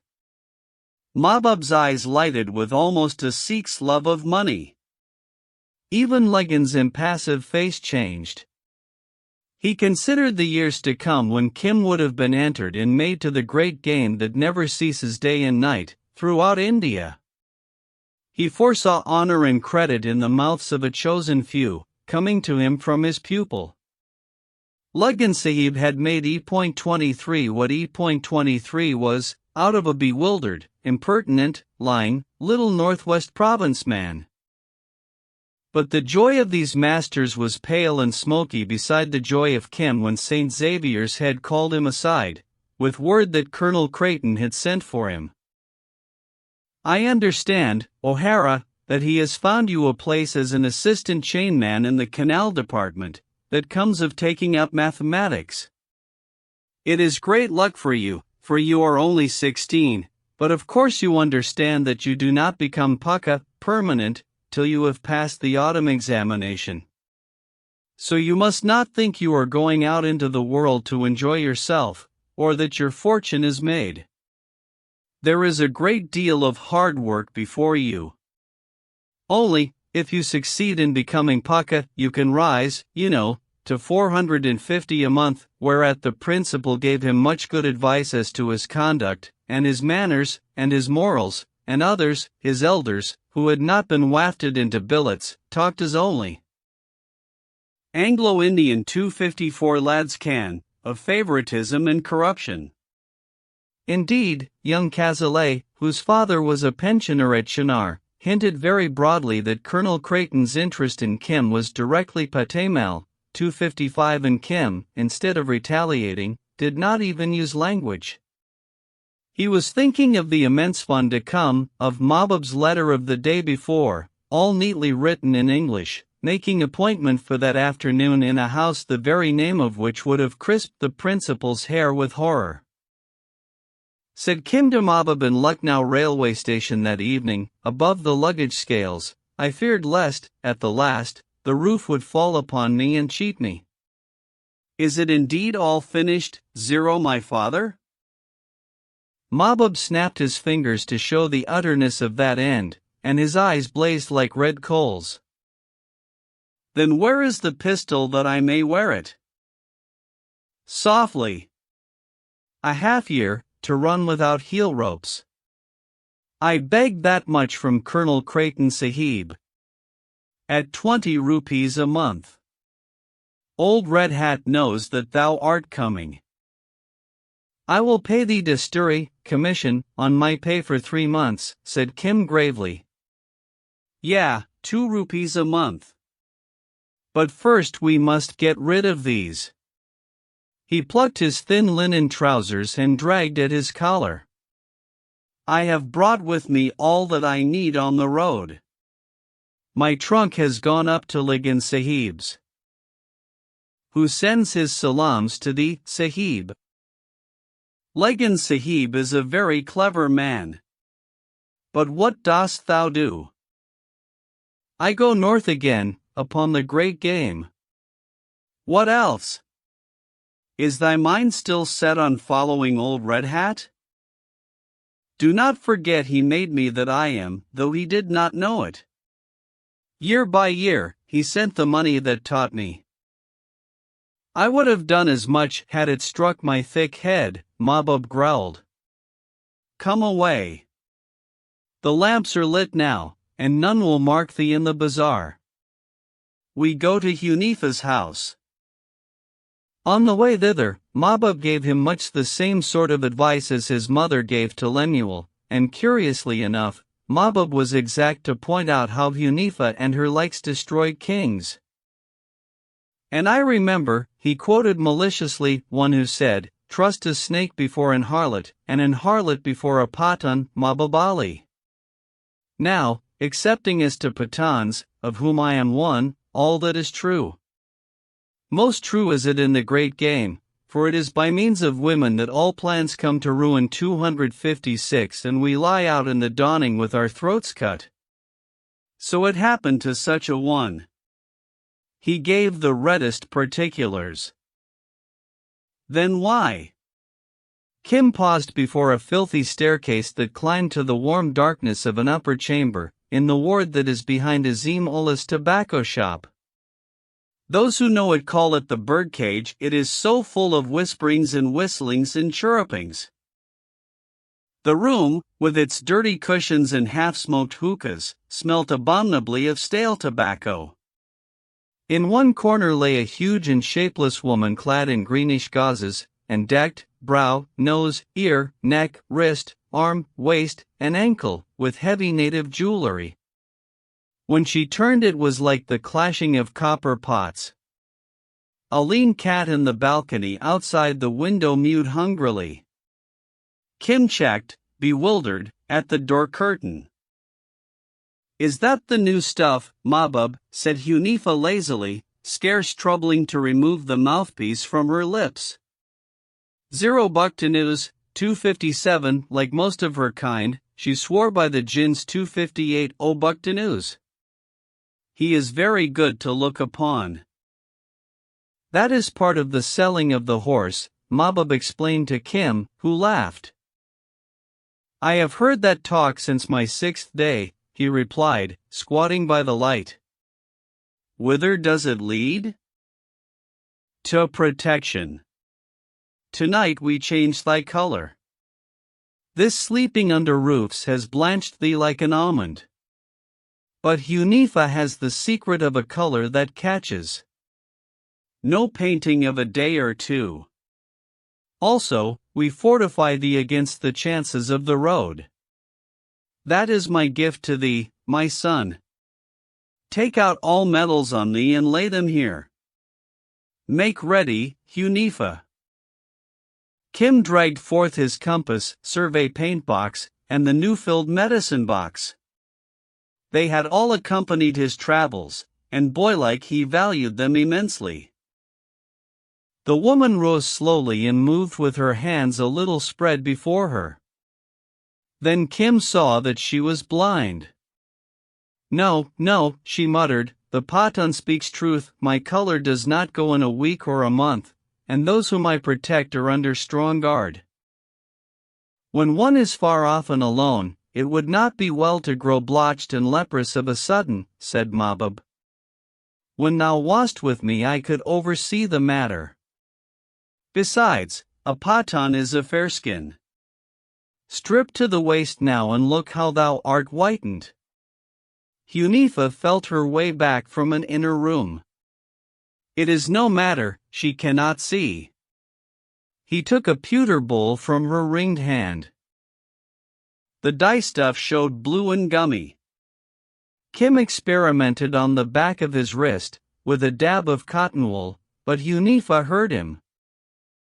No, no, she cried, the thing is not done thus, but with the proper ceremonies. The coloring is the least part. I give thee the full protection of the road. Jadoo? Magic, said Kim, with a half start. He did not like the white, sightless eyes. Mahbub's hand on his neck bowed him to the floor, nose within an inch of the boards. Be still. No harm comes to thee, my son. I am thy sacrifice. He could not see what the woman was about, but heard the clish-clash of her jewelry for many minutes. A match lit up the darkness. He caught the well-known purr and fizzle of grains of incense. Then the room filled with smoke, heavy, aromatic, and stupefying. Through growing drowse he heard the names of devils, of Zulbazan, son of Eblis, who lives in bazaars and pareos, making all the sudden lewd wickedness of wayside halts, of Dulhan, invisible about mosques, the dweller among the slippers of the faithful, who hinders folk from their prayers, and Musbut, lord of lies and panic. Hunifa, now whispering in his ear, now talking as from an immense distance, touched him with horrible soft fingers, but Mahbub's grip never shifted from his neck till, relaxing with a sigh, the boy lost his senses. Allah! How he fought! We should never have done it but for the drugs. That was his white blood, I take it, said Mahbub testily. Go on with the invocation. Give him full protection. Zero hearer. Thou that hearest with ears, be present. Listen, O hearer. Hunifa moaned, her dead eyes turned to the west. The dark room filled with moanings and snortings. From the outer balcony, a ponderous figure raised a round bullet head and coughed nervously. Do not interrupt this ventriloquial necromancies, my friend, it said in English. I opine that it is very disturbing to you, but no enlightened observer is jolly well upset. I will lay a plot for their ruin. O prophet, bear with the unbelievers.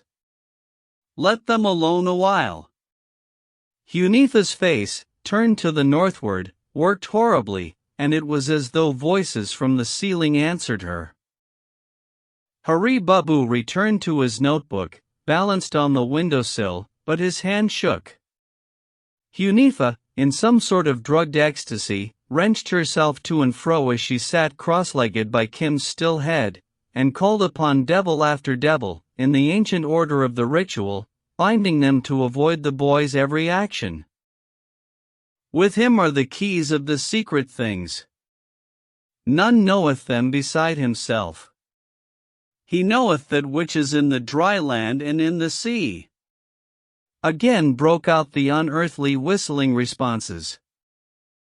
I apprehend it is not at all malignant in its operation, said the Babu, watching the throat muscles quiver and jerk as Hunifa spoke with tongues. It is not likely that she has killed the boy? If so, I decline to be witness at the trial. What was the last hypothetical devil mentioned? Babuji, 259, said Mahbub in the vernacular.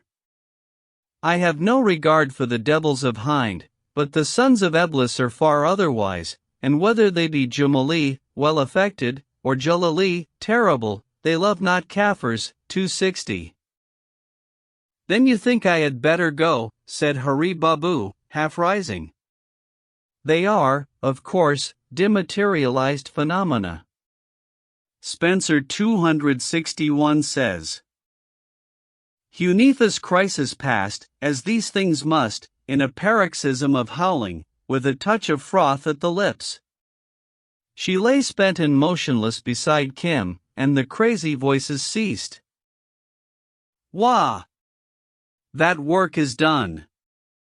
May the boy be better for it, and Hunitha is surely a mistress of Dot. Help haul her aside, Babu. Do not be afraid. How am I to fear the absolutely non-existent, said Hari Babu, talking English to reassure himself. It is an awful thing still to dread the magic that you contemptuously investigate to collect folklore for the Royal Society with a lively belief in all powers of darkness. Mahbub chuckled. He had been out with Hari on the road ere now. Let us finish the coloring, said he. The boy is well protected if the lords of the air have ears to hear. I am a Sufi, freethinker, but when one can get blindsides of a woman, a stallion, or a devil, why go round to invite a kick? Set him upon the way, Babu, and see that old Red Hat does not lead him beyond our reach. I must get back to my horses. All right, said Hari Babu. He is at present curious spectacle. About third cockcrow 262 Kim woke after a sleep of thousands of years. Hunitha, in her corner, snored heavily, but Mahbub was gone. I hope you were not frightened, said an oily voice at his elbow. I superintended entire operation, which was most interesting from ethnological point of view. It was high-class. Ha, said Kim, recognizing Hari Babu, who smiled ingratiatingly. And also I had honor to bring down from Legan your present costume. I am not in the habit officially of carrying such gods to subordinates, but, he giggled, your case is noted as exceptional on the books. I hope Mr. Legan will note my action. Kim yawned and stretched himself. It was good to turn and twist within loose clothes once again. What is this? He looked curiously at the heavy duffel stuff loaded with the scents of the far north. Oho. That is inconspicuous dress of Chela attached to service of Lamaistic Lama. Complete in every particular, said Hari Babu, rolling into the balcony to clean his teeth at a goglet. 263. I am of opinion it is not your old gentleman's precise religion, but rather subvariant of same. I have contributed rejected notes to Asiatic Quarterly Review on these subjects. Now it is curious that the old gentleman himself is totally devoid of religiosity. He is not a damn particular. Do you know him? Hari Babu held up his hand to show he was engaged in the prescribed rites that accompany tooth cleaning and such things among decently bred Bengalis. Then he recited in English an Arya Somaj 264 prayer of a theistical nature, and stuffed his mouth with pan and beetle. Oh, yes. I have met him several times at Benares, and also at Bodh Gaya, to interrogate him on religious points and devil worship. He is pure agnostic, same as me. Hunitha stirred in her sleep, and Hari Babu jumped nervously to the copper incense burner, all black and discolored in morning light, rubbed a finger in the accumulated lampblack, and drew it diagonally across his face. Who has died in thy house? Asked Kim in the vernacular. None. But she may have the evil eye, that sorceress, the Babu replied. What dost thou do now, then? I will set thee on thy way to Benares, if thou goest thither, and tell thee what must be known by us. I go. At what hour runs the tea urane?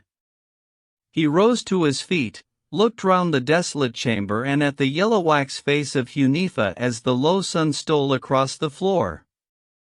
"Is there money to be paid that witch?" "No. She has charmed thee against all devils and all dangers in the name of her devils." It was Mahbub's desire. In English, he is highly obsolete, I think, to indulge in such superstition. Why, it is all ventriloquy. Belly Speak 265a? Kim snapped his fingers mechanically to avert whatever evil Mahbub, he knew, meditated none might have crept in through Hunifa's ministrations, and Hari giggled once more. But as he crossed the room he was careful not to step in Hunifa's blotched, squat shadow on the boards. Witches, when their time is on them, can lay hold of the heels of a man's soul if he does that. "Now you must well listen," said the Babu when they were in the fresh air. "Part of these ceremonies which we witnessed they include supply of Ephesian amulet to those of our department. If you feel in your neck you will find one small silver amulet, very cheap. That is ours. Do you understand?" "Oh yes, how a dilly, a heart lifter," said Kim, feeling at his neck. "Hunifa she makes them for 2 rupees 12 annas with all sorts of exorcisms. They are quite common, except they are partially black enamel, and there is a paper inside each one full of names of local saints and such things. That is Hunifa's lookout, you see? Hunifa makes them only for us, but in case she does not, when we get them we put in, before issue, one small piece of turquoise.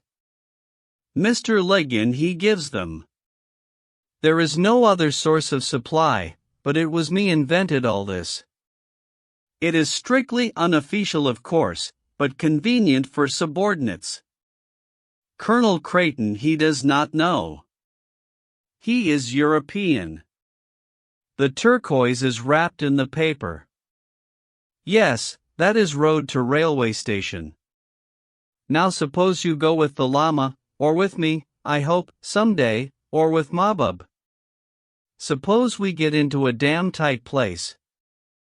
I am a fearful man, most fearful, but I tell you I have been in damn tight places more than hairs on my head. You say, I am son of the charm. Very good. I do not understand quite. We must not be heard talking English here. That is all right.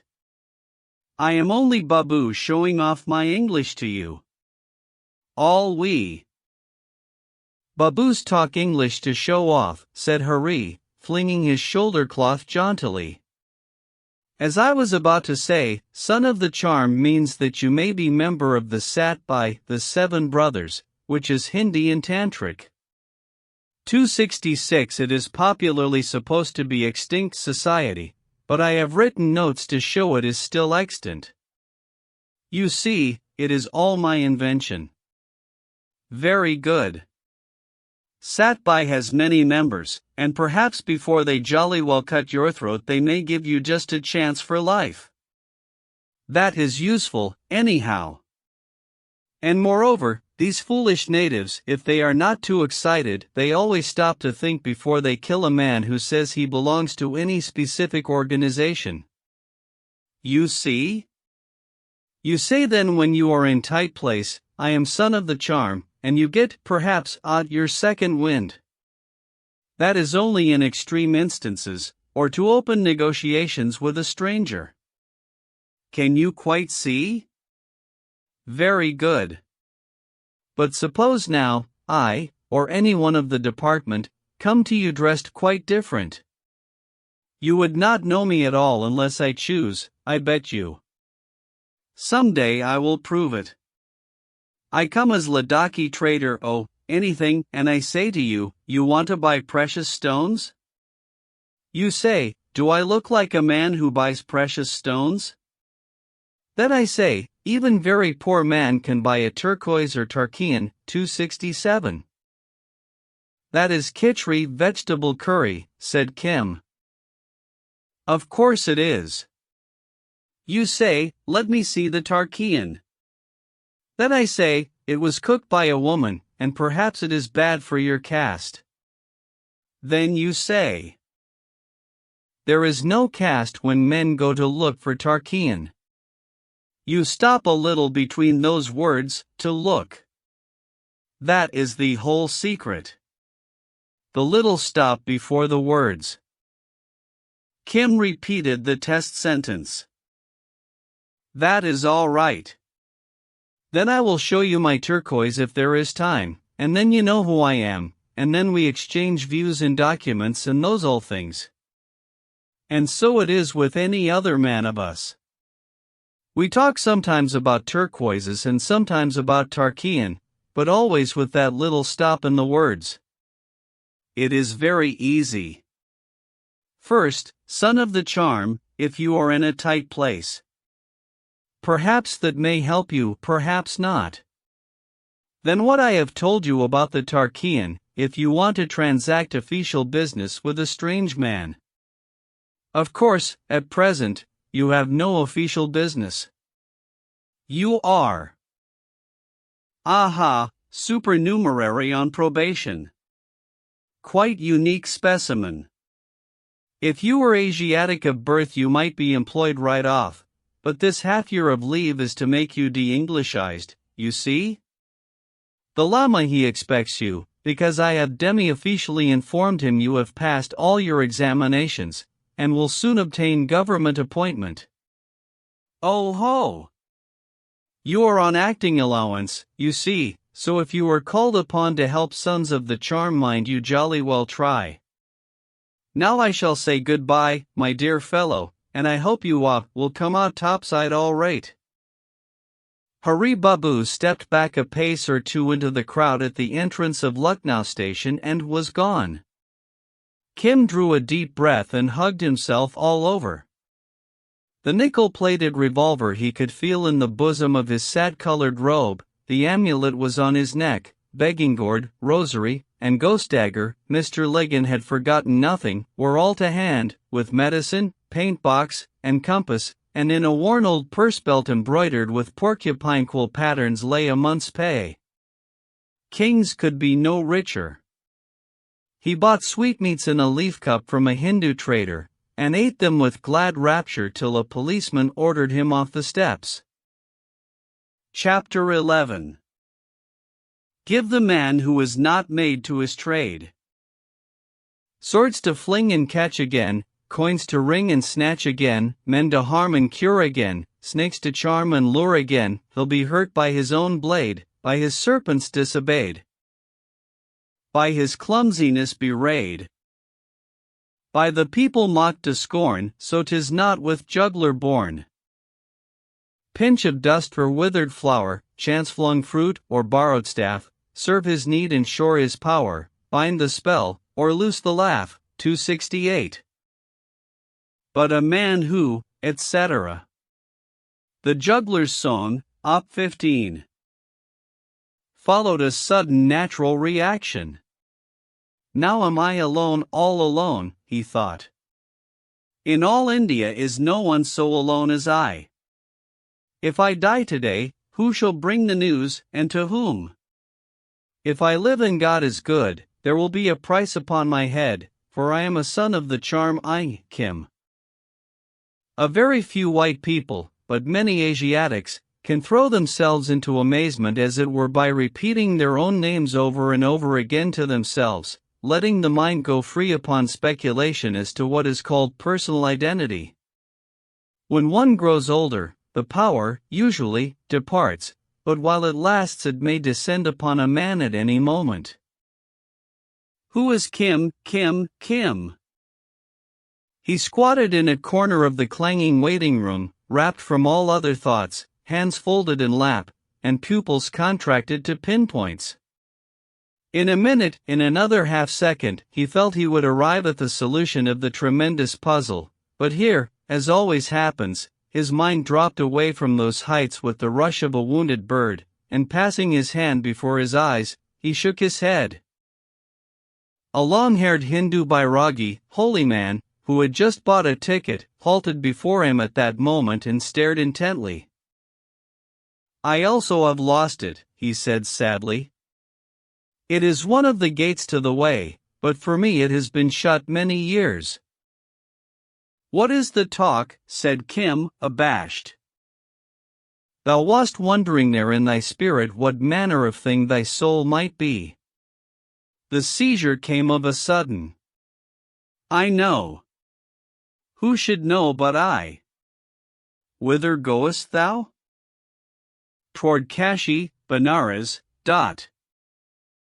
There are no gods there. I have proved them. I go to Prayag Allahabad, for the 5th time, seeking the road to enlightenment." "Of what faith art thou?" "I too am a seeker," said Kim, using one of the Lama's pet words. Though he forgot his northern dress for the moment, though Allah alone knoweth what I seek. The old fellow slipped the Bairagi's crutch under his armpit and sat down on a patch of ruddy leopard skin as Kim rose at the call for the Benares train. "Go in hope, little brother," he said. "It is a long road to the feet of the One, but thither do we all travel." Kim did not feel so lonely after this, and ere he had sat out 20 miles in the crowded compartment, was cheering his neighbors with a string of most wonderful yarns about his own and his master's magical gifts. Benares struck him as a peculiarly filthy city, though it was pleasant to find how his cloth was respected. At least 1/3 of the population prays eternally to some group or other of the many million deities, and so reveres every sort of holy man. Kim was guided to the temple of the Tirthankars, about a mile outside the city, near Sarnath, by a chance-met Punjabi farmer. A Kambo from Jalandhar way who had appealed in vain to every god of his homestead to cure his small son, and was trying Benares as a last resort. "Thou art from the north?" he asked, shouldering through the press of the narrow, stinking streets much like his own pet bull at home. I know the Punjab. My mother was a Pahareen 269, but my father came from Amritsar, by Jundiala, 270, said Kim, oiling his ready tongue for the needs of the road. Jundiala, Jalandhar? Oho. Then we be neighbors in some sort, as it were. He nodded tenderly to the wailing child in his arms. Whom dost thou serve? A most holy man at the temple of the Tirthankars. They are all most holy and most greedy, said the Jat with bitterness. I have walked the pillars and trodden the temples till my feet are flayed, and the child is no whit better. And the mother being sick too. Hush, then, little one. We changed his name when the fever came. We put him into girl's clothes. There was nothing we did not do, except I said to his mother when she bundled me off to Benares, she should have come with me. I said Sikhi Sarwar Sultan would serve us best. We know his generosity, but these down-country gods are strangers. The child turned on the cushion of the huge corded arms and looked at Kim through heavy eyelids. And was it all worthless? Kim asked, with easy interest. All worthless, said the child, lips cracking with fever. The gods have given him a good mind, at least, said the father proudly. To think he should have listened so cleverly. Yonder is thy temple. Now I am a poor man, many priests have dealt with me, but my son is my son, and if a gift to thy master can cure him, I am at my very wit's end. Kim considered for a while, tingling with pride. 3 years ago he would have made prompt profit on the situation and gone his way without a thought, but now, the very respect the Jat paid him proved that he was a man. Moreover, he had tasted fever once or twice already, and knew enough to recognize starvation when he saw it. Call him forth and I will give him a bond on my best yoke, 271 so that the child is cured. Kim halted at the carved outer door of the temple. A white-clad Oswald 272 banker from Ajmer, 273 his sins of usury knew wiped out, asked him what he did. I am Chela Tetesho Lama, and Holy One from Botiel, within there. He bade me come. I wait. Tell him. Do not forget the child, cried the importunate Jat over his shoulder, and then bellowed in Punjabi, 0 Holy One, 0 disciple of the Holy One, 0 gods above all the worlds, behold affliction sitting at the gate. That cry is so common in Benares that the passers never turned their heads. The Oswald, at peace with mankind, carried the message into the darkness behind him, and the easy, uncounted Eastern minutes slid by, for the Lama was asleep in his cell, and no priest would wake him. When the click of his rosary again broke the hush of the inner court where the calm images of the Arhats 274 stand, a novice whispered, Chela is here, and the old man strode forth, forgetting the end of that prayer. Hardly had the tall figure shown in the doorway than the Jat ran before him, and, lifting up the child, cried, Look upon this, Holy One, and if the gods will, he lives, he lives. He fumbled in his waist belt and drew out a small silver coin. What is now? The Lama's eyes turned to Kim. It was noticeable he spoke far clearer Urdu than long ago, under Zamzama, but the father would allow no private talk. It is no more than a fever, said Kim. The child is not well fed. He sickens at everything, and his mother is not here. If it be permitted, I may cure, Holy One. What? Have they made thee a healer? Wait here, said the Lama, and he sat down by the Jat upon the lowest step of the temple, while Kim, looking out of the corner of his eyes, slowly opened the little beetle box. He had dreamed dreams at school of returning to the Lama as a sahib, of chaffing the old man before he revealed himself, boys' dreams all. There was more drama in this abstracted, brow-puckered search through the tabloid bottles, with a pause here and there for thought and a muttered invocation between whiles. Quinine he had in tablets, and dark brown meat lozenges, beef most probably, but that was not his business. The little thing would not eat, but it sucked at a lozenge greedily, and said it liked the salt taste. Take then these 6. Kim handed them to the man. Praise the gods, and boil 3 in milk, other 3 in water. After he has drunk the milk, give him this, it was the half of a quinine pill, and wrap him warm. Give him the water of the other 3, and the other half of this white pill when he wakes. Meantime, here is another brown medicine that he may suck at on the way home. Gods, what wisdom, said the Kambo, snatching. It was as much as Kim could remember of his own treatment in a bout of autumn malaria, if you accept the patter that he added to impress the Lama. Now go. Come again in the morning. But the price, said the Jat, and threw back his sturdy shoulders. My son is my son. Now that he will be whole again, how shall I go back to his mother and say I took help by the wayside and did not even give a bowl of curds in return? They are alike, these Jats, said Kim softly. The Jat stood on his dunghill and the king's elephants went by. Oh driver, said he, what will you sell those little donkeys for? The Jat burst into a roar of laughter, stifled with apologies to the Lama. It is the saying of my own country, the very talk of it. So are we Jats all? I will come tomorrow with the child, and the blessing of the gods of the homesteads, who are good little gods, be on you both. Now, son, we grow strong again. Do not spit it out, little princeling. King of my heart, do not spit it out, and we shall be strong men, wrestlers and club wielders, by morning." He moved away, crooning and mumbling. The llama turned to Kim, and all the loving old soul of him looked out through his narrow eyes.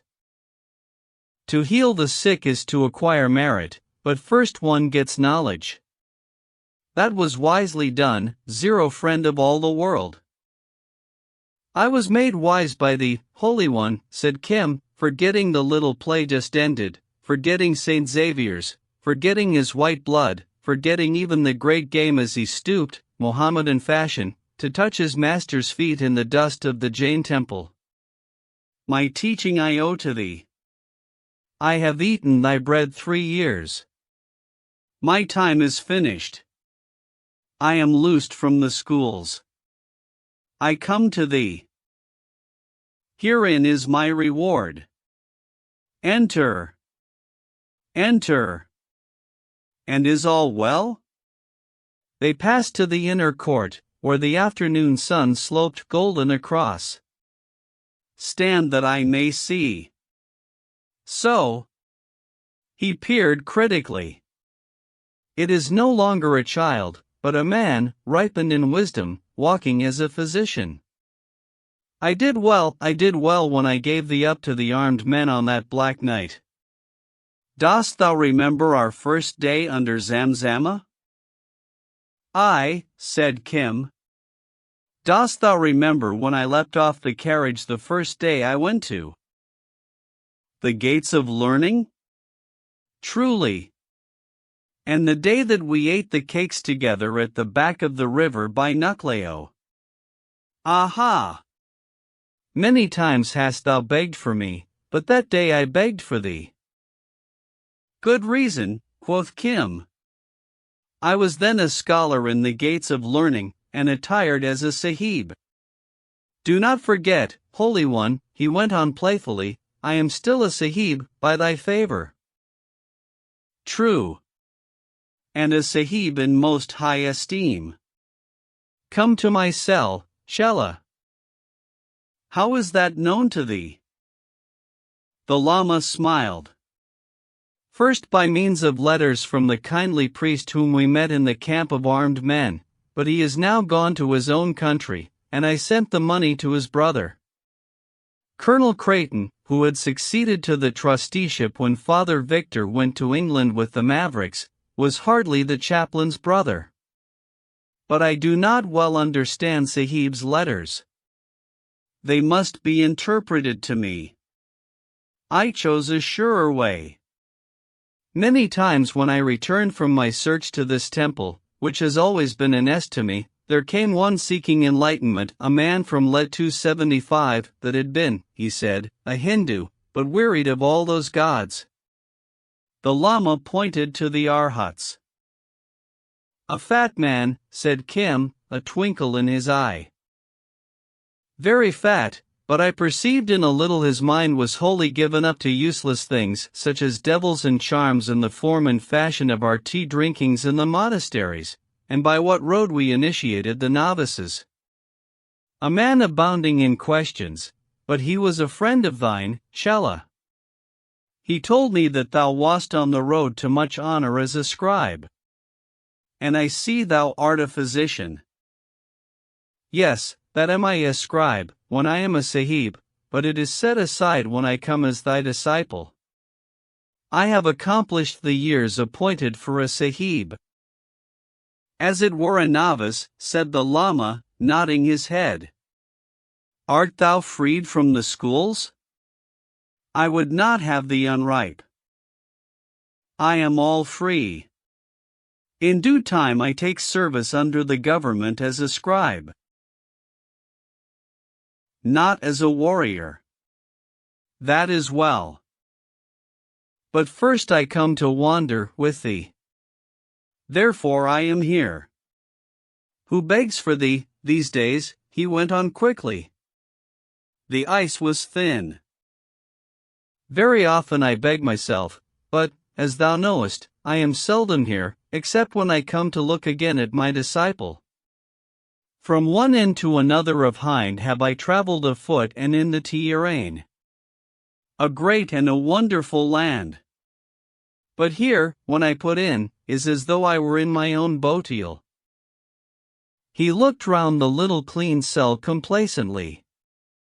A low cushion gave him a seat, on which he had disposed himself in the cross-legged attitude of the bodhisattva emerging from meditation. A black teakwood table, not 20 inches high, set with copper teacups, was before him.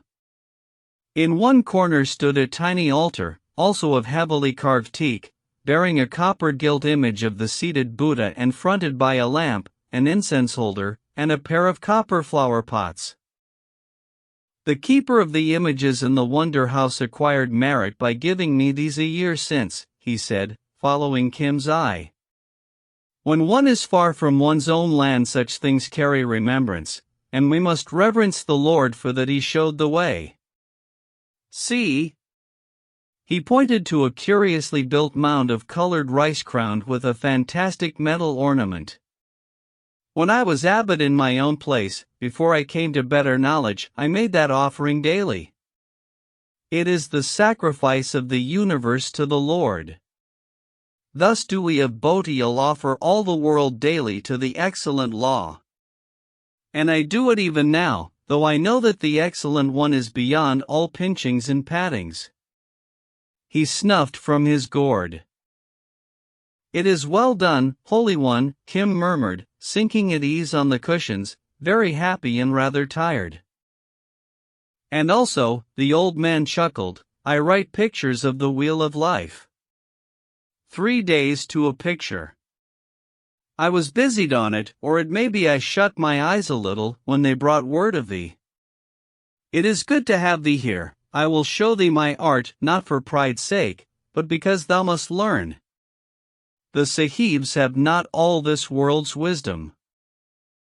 He drew from under the table a sheet of strangely scented yellow Chinese paper, the brushes, and slab of Indian ink. In cleanest, severest outline he had traced the great wheel with its 6 spokes, whose center is the conjoined hog, snake, and dove, ignorance, anger, and lust, and whose compartments are all the heavens and hells, and all the chances of human life.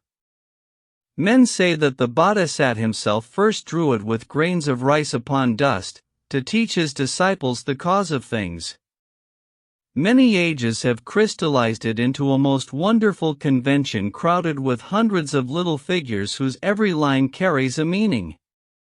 Few can translate the picture parable. There are not 20 in all the world who can draw it surely without a copy. Of those who can both draw and expound are but 3. I have a little learned to draw, said Kim. But this is a marvel beyond marvels. I have written it for many years, said the Lama. Time was when I could write it all between one lamplighting and the next. I will teach thee the art. After due preparation, and I will show thee the meaning of the wheel. We take the road, then? The road and our search. I was but waiting for thee. It was made plain to me in 100 dreams, notably one that came upon the night of the day that the gates of learning first shut, that without thee I should never find my river. Again and again, as thou knowest, I put this from me, fearing an illusion. Therefore I would not take thee with me that day at Lucknow, when we ate the cakes. I would not take thee till the time was ripe and auspicious. From the hills to the sea, from the sea to the hills have I gone, but it was vain. Then I remembered the Jataka. He told Kim the story of the elephant with the leg iron, as he had told it so often to the Jain priests. Further testimony is not needed, he ended serenely. Thou wast sent for an aid. That aid removed, my search came to naught. Therefore we will go out again together, and our search is sure. Whither go we? What matters, friend of all the world? The search, I say, is sure. If need be, the river will break from the ground before us. I acquired merit when I sent thee to the gates of learning, and gave thee the jewel that is wisdom. Thou didst return, I saw even now, a follower of Sakyamuni, the physician, whose altars are many in Bodhil. It is sufficient. We are together, and all things are as they were. Friend of all the world, friend of the stars, my Chela. Then they talked of matters secular, but it was noticeable that the Lama never demanded any details of life at St. Xavier's, nor showed the faintest curiosity as to the manners and customs of Sahibs. His mind moved all in the past, and he revived every step of their wonderful first journey together, rubbing his hands and chuckling, till it pleased him to curl himself up into the sudden sleep of old age. Kim watched the last dusty sunshine fade out of the court, and played with his ghost dagger and rosary. The clamor of Benares, oldest of all earth's cities awake before the gods, day and night, beat round the walls as the seas roar round a breakwater. Now and again, a Jain priest crossed the court, with some small offering to the images, and swept the path about him lest by chance he should take the life of a living thing. 276 A lamp twinkled, and there followed the sound of a prayer. Kim watched the stars as they rose one after another in the still, sticky dark, till he fell asleep at the foot of the altar. That night he dreamed in Hindustani, with never an English word. Holy One, there is the child to whom we gave the medicine, he said, about 3 o'clock in the morning, when the Lama, also waking from dreams, would have fared forth on pilgrimage. The Jat will be here at the light. I am well answered. In my haste I would have done a wrong. He sat down on the cushions and returned to his rosary. Surely old folk are as children, he said pathetically. They desire a matter, behold, it must be done at once, or they fret and weep. Many times when I was upon the road I have been ready to stamp with my feet at the hindrance of an ox cart in the way, or a mere cloud of dust. It was not so when I was a man a long time ago. None the less it is wrongful. But thou art indeed old, Holy One. The thing was done. A cause was put out into the world, and, old or young, sick or sound, knowing or unknowing, who can reign in the effect of that cause? Does the wheel hang still if a child spin it, or a drunkard? Chela, this is a great and a terrible world. I think it good, Kim yawned. What is there to eat? I have not eaten since yesterday even. I had forgotten I need. Yonder is good Bodhil tea and cold rice. We cannot walk far on such stuff. Kim felt all the Europeans' lust for flesh meat, which is not accessible in a Jain temple. Yet, instead of going out at once with the begging bowl, he stayed his stomach on slabs of cold rice till the full dawn. It brought the farmer, voluble, stuttering with gratitude. In the night the fever broke and the sweat came, he cried. Feel here, his skin is fresh and new. He esteemed the salt lozenges, and took milk with greed. He drew the cloth from the child's face, and it smiled sleepily at Kim. A little knot of Jain priests, silent but all observant, gathered by the temple door. They knew, and Kim knew that they knew, how the old Lama had met his disciple. Being courteous folk, they had not obtruded themselves overnight by presence, word, or gesture. Wherefore Kim repaid them as the sun rose. Thank the gods of the Jains, brother, he said, not knowing how those gods were named. The fever is indeed broken. Look! See! The Lama beamed in the background upon his hosts of 3 years. Was there ever such a Chela? He follows our Lord the Healer. Now the Jains officially recognize all the gods of the Hindu creed, as well as the Lingam 277 and the snake. They wear the Brahminical thread 278. They adhere to every claim of Hindu caste law. But, because they knew and loved the Lama, because he was an old man, because he sought the way, because he was their guest, and because he collogued long of nights with the head priest, as free-thinking a metaphysician as ever split one hair into 70, they murmured assent. Remember, Kim bent over the child, this trouble may come again. Not if thou hast the proper spell, said the father. But in a little while we go away. True, said the Lama to all the Jains. We go now together upon the search whereof I have often spoken. I waited till my cello was ripe. Behold him. We go north. Never again shall I look upon this place of my rest, O people of good will. But I am not a beggar. The cultivator rose to his feet, clutching the child. Be still. Do not trouble the Holy One, a priest cried. Go, Kim whispered. Meet us again under the big railway bridge, and for the sake of all the gods of our Punjab, bring food, curry, pulse, cakes fried in fat, and sweetmeats. Specially sweetmeats. Be swift. The pallor of hunger suited Kim very well as he stood, tall and slim, in his sad-colored, sweeping robes, one hand on his rosary and the other in the attitude of benediction, faithfully copied from the Lama. An English observer might have said that he looked rather like the young saint of a stained-glass window, whereas he was but a growing lad faint with emptiness. Long and formal were the farewells, thrice ended and thrice renewed. The seeker, he who had invited the Lama to that haven from far-away Tibet, a silver-faced hairless ascetic, took no part in it, but meditated, as always, alone among the images.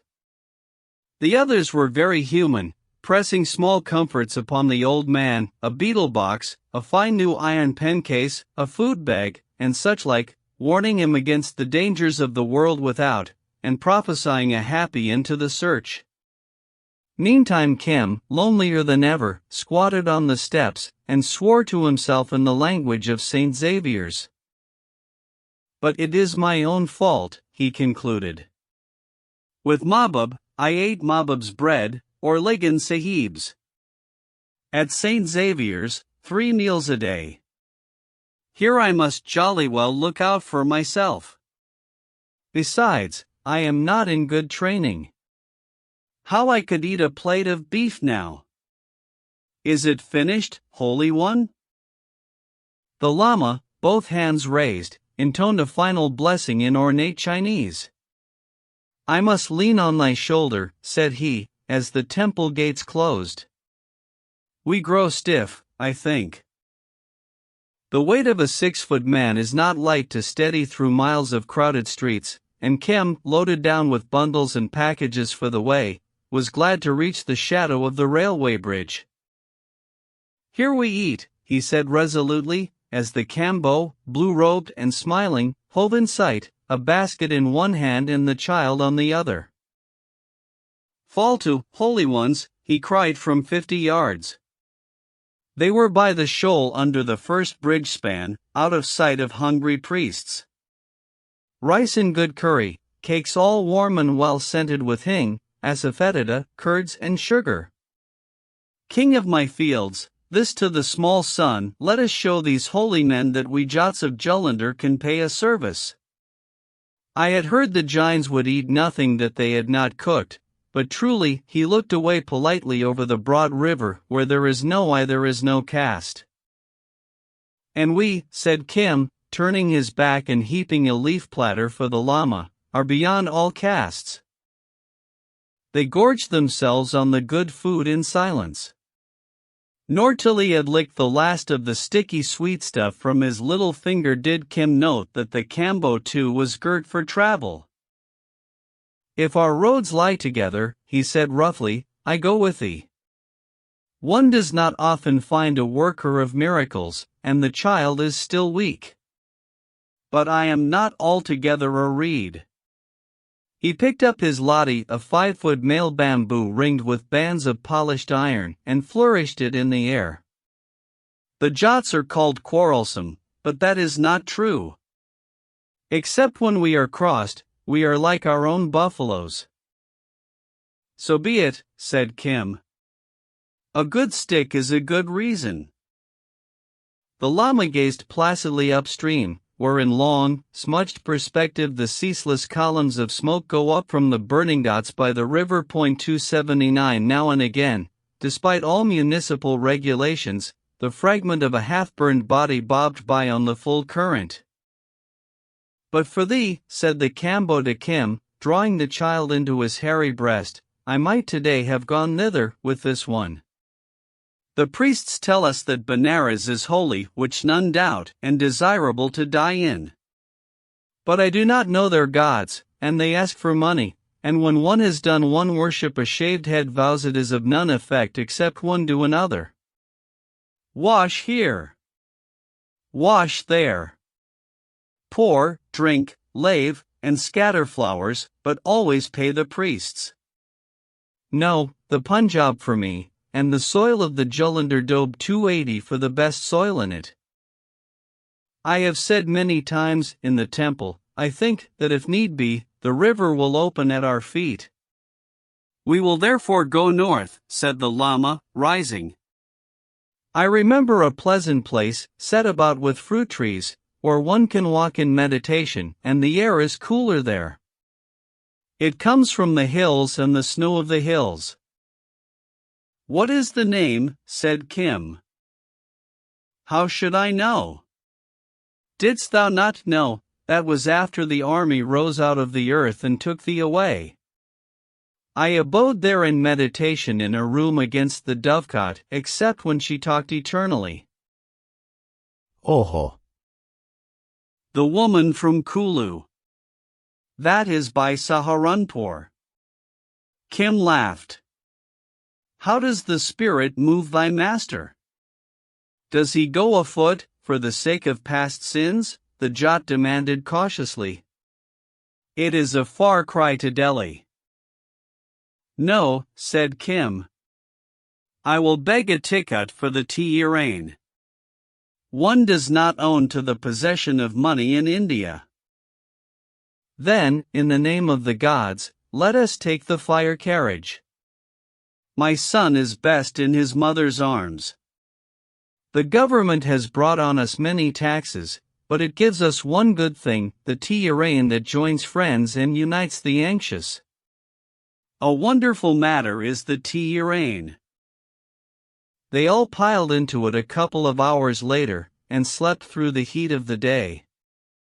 The Kambo plied Kim with 10,000 questions as to the Lama's walk and work in life, and received some curious answers. Kim was content to be where he was, to look out upon the flat northwestern landscape, and to talk to the changing mob of fellow passengers. Even today, tickets and ticket clipping are dark oppression to Indian rustics. They do not understand why, when they have paid for a magic piece of paper, strangers should punch great pieces out of the charm. So long and furious are the debates between travelers and Eurasian ticket collectors. Kim assisted at 2 or 3 with grave advice, meant to darken counsel and to show off his wisdom before the Lama and the admiring Kambo. But at Samna Road the fates sent him a matter to think upon. There tumbled into the compartment, as the train was moving off, a mean, lean little person, a Maratha, 281 so far as Kim could judge by the cock of the tight turban. His face was cut, his muslin upper garment was badly torn, and one leg was bandaged. He told them that a country cart had upset and nearly slain him. He was going to Delhi, where his son lived. Kim watched him closely. If, as he asserted, he had been rolled over and over on the earth, there should have been signs of gravel rash on the skin. But all his injuries seemed clean cuts, and a mere fall from a cart could not cast a man into such extremity of terror. As, with shaking fingers, he knotted up the torn cloth about his neck, he laid bare an amulet of the kind called a keeper-up of the heart. Now, amulets are common enough, but they are not generally strung on square-plated copper wire, and still fewer amulets bear black enamel on silver. There were none except the cambo and the llama in the compartment, which luckily was of an old type with solid ends. Kim made as to scratch in his bosom, and thereby lifted his own amulet. The Maratha's face changed altogether at the sight, and he disposed the amulet fairly on his breast. Yes, he went on to the cambo. I was in haste, and the cart, driven by a bastard, bound its wheel in a water-cut, and besides the harm done to me there was lost a full dish of Tarkean. I was not a son of the charm, a lucky man, that day. That was a great loss, said the cambo, withdrawing interest. His experience of Benares had made him suspicious. Who cooked it? Said Kim. A woman. The Maratha raised his eyes. But all women can cook Tarkean, said the cambo. It is a good curry, as I know. Oh yes, it is a good curry, said the Maratha. And cheap, said Kim. But what about caste? Oh, there is no caste where men go to look for Tarkean, the Maratha replied, in the prescribed cadence. Of whose service art thou? Of the service of this Holy One. Kim pointed to the happy, drowsy llama, who woke with a jerk at the well-loved word. Ah, he was sent from heaven to aid me. He is called the friend of all the world. He is also called the friend of the stars. He walks as a physician, his time being ripe. Great is his wisdom. And a son of the charm, said Kim under his breath, as the cambo made haste to prepare a pipe lest the Maratha should beg. And who is that? The Maratha asked, glancing sideways nervously. One whose child life we have cured, who lies under great debt to us, sit by the window, man from Jullender. Here is a sick one. Humph. I have no desire to mix with chance-met wastrels. My ears are not long. I am not a woman wishing to overhear secrets. The Jat slid himself heavily into a far corner. Art thou anything of a healer? I am 10 leagues deep in calamity, cried the Maratha, picking up the cue. This man is cut and bruised all over. I go about to cure him, Kim retorted. None interfered between thy babe and me. I am rebuked, said the cambo meekly. I am thy debtor for the life of my son. Thou art a miracle worker, I know it. Show me the cuts. Kim bent over the Maratha's neck, his heart nearly choking him, for this was the great game with a vengeance. Now, tell thy tale swiftly, brother, while I say a charm. I came from the south, where my work lay. One of us they slew by the roadside. Hast thou heard? Kim shook his head. He, of course, knew nothing of E.23's predecessor, slain down south in the habit of an Arab trader. Having found a certain letter which I was sent to seek, I came away. I escaped from the city and ran to Mo. So sure was I that none knew, I did not change my face. At Mo 282 a woman brought charge against me of theft of jewelry in that city which I had left. Then I saw the cry was out against me. I ran from Mo by night, bribing the police, who had been bribed to hand me over without question to my enemies in the south. Then I lay in Old Chitter 283 city a week, a penitent in a temple, but I could not get rid of the letter which was my charge. I buried it under the Queen's Stone, at Chitter, in the place known to us all. Kim did not know, but not for worlds would he have broken the thread. At Chitter, look you, I was all in King's country, for Kota to the east is beyond the Queen's law, and east again lie Jaipur and Gwalior. 284 Neither love spies, and there is no justice. I was hunted like a wet jackal, but I broke through at Bandaki. 285 Where I heard there was a charge against me of murder in the city I had left, of the murder of a boy. They have both the corpse and the witnesses waiting. But cannot the government protect? We of the game are beyond protection. If we die, we die. Our names are blotted from the book. That is all.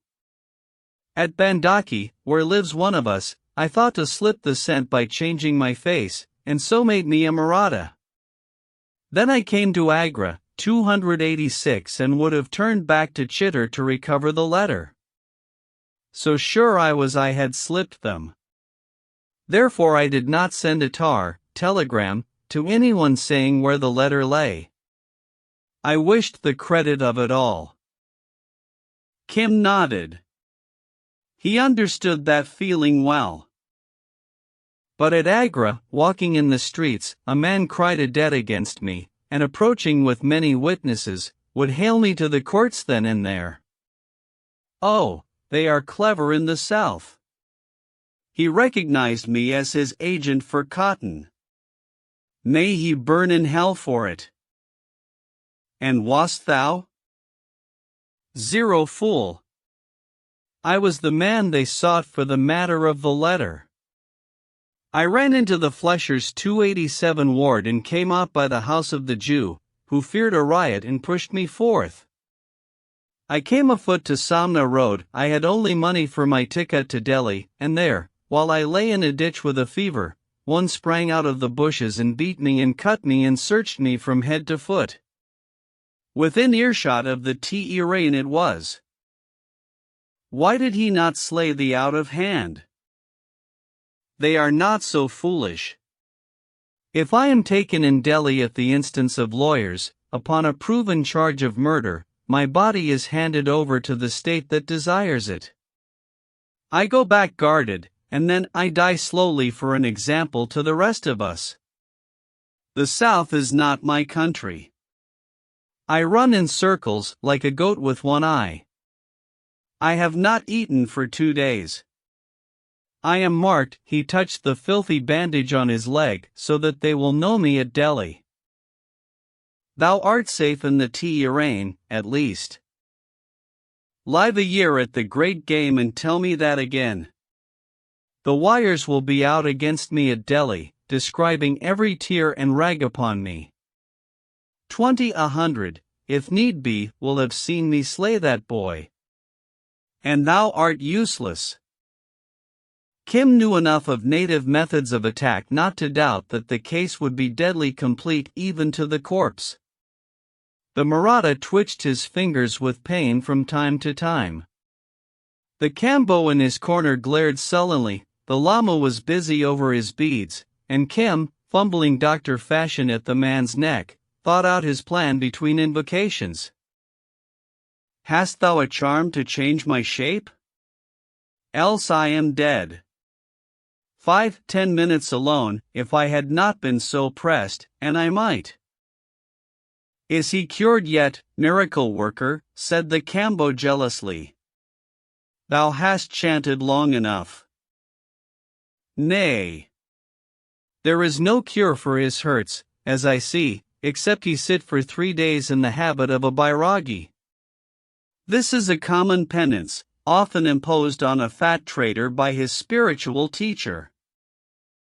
One priest always goes about to make another priest, was the retort. Like most grossly superstitious folk, the Kambo could not keep his tongue from deriding his church. Will thy son be a priest, then? It is time he took more of my quinine. We Jats are all buffaloes, said the Kambo, softening anew. Kim rubbed a fingertip of bitterness on the child's trusting little lips. I have asked for nothing, he said sternly to the father, except food. Dost thou grudge me that?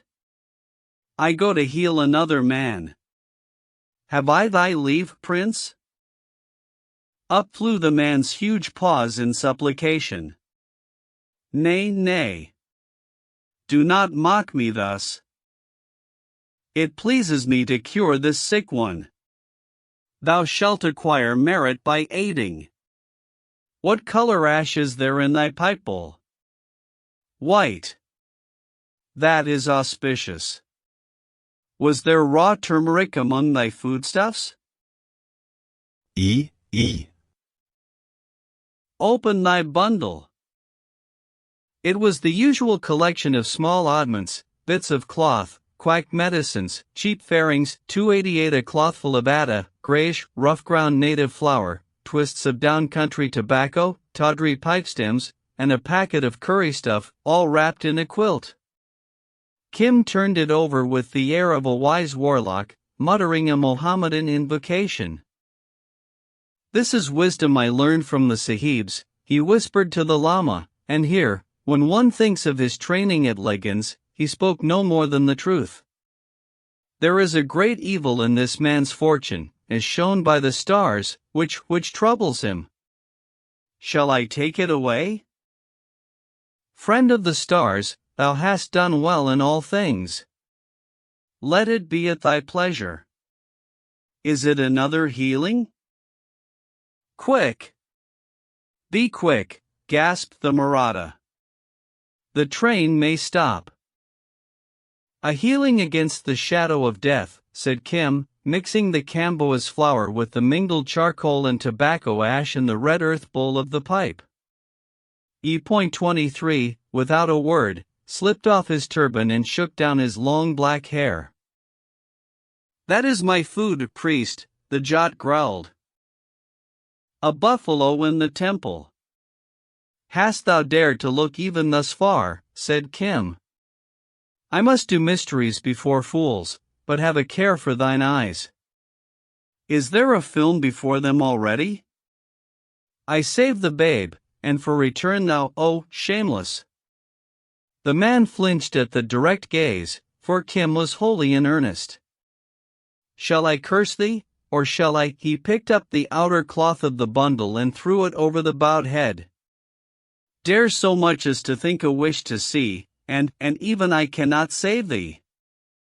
Sit. Be dumb. I am blind, dumb. Forbear to curse. Come, child, we will play a game of hiding. Do not, for my sake, look from under the cloth. I see hope, said E.23. What is thy scheme? This comes next, said Kim, plucking the thin body shirt. E.23 hesitated, with all a Northwest man's dislike of baring his body. What is cast to a cut throat, said Kim, rending it to the waist.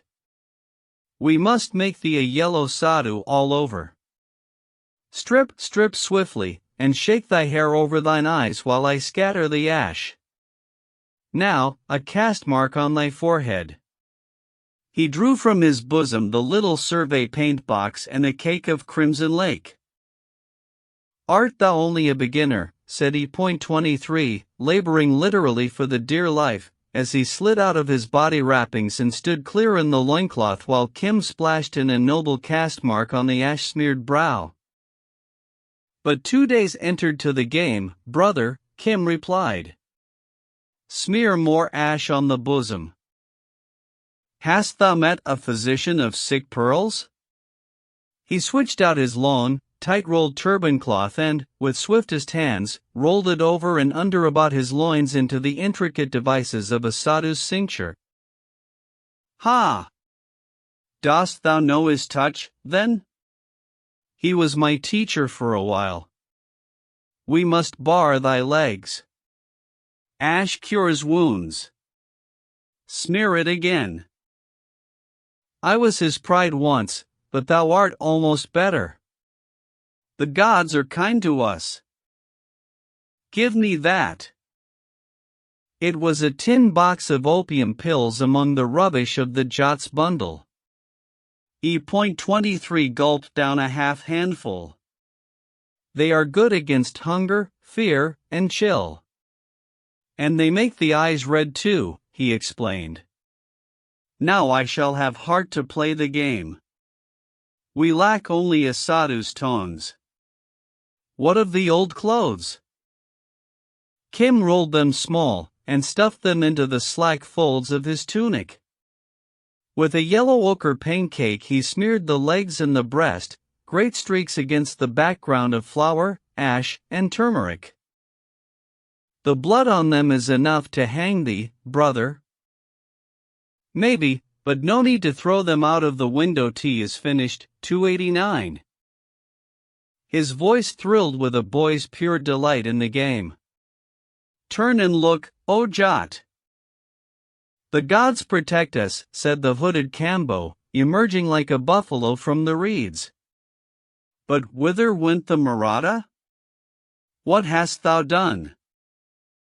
Kim had been trained by Ligan Sahib, and he .23, by virtue of his business, was no bad actor. In place of the tremulous, shrinking traitor there lolled against the corner an all but naked, ash-smeared, ochre-barred, dusty-haired sadhu. His swollen eyes opium takes quick effect on an empty stomach luminous with insolence and bestial lust, his legs crossed under him, Kim's brown rosary round his neck, and a scant yard of worn, flowered chintz on his shoulders. The child buried his face in his amazed father's arms. Look up, princeling. We travel with warlocks, but they will not hurt thee. Oh, do not cry. What is the sense of curing a child one day and killing him with fright the next? The child will be fortunate all his life. He has seen a great healing. When I was a child I made clay men and horses. I have made them too. Sir Banis, he comes in the night and makes them all alive at the back of our kitchen midden, piped the child. And so thou art not frightened at anything? Prince? I was frightened because my father was frightened. I felt his arms shake. Oh, chicken man, said Kim, and even the abashed Jat laughed. I have done a healing on this poor traitor. He must forsake his gains and his account books, and sit by the wayside 3 nights to overcome the malignity of his enemies. The stars are against him. The fewer money lenders the better, say I, but, sadhu or no sadhu, he should pay for my stuff on his shoulders. So?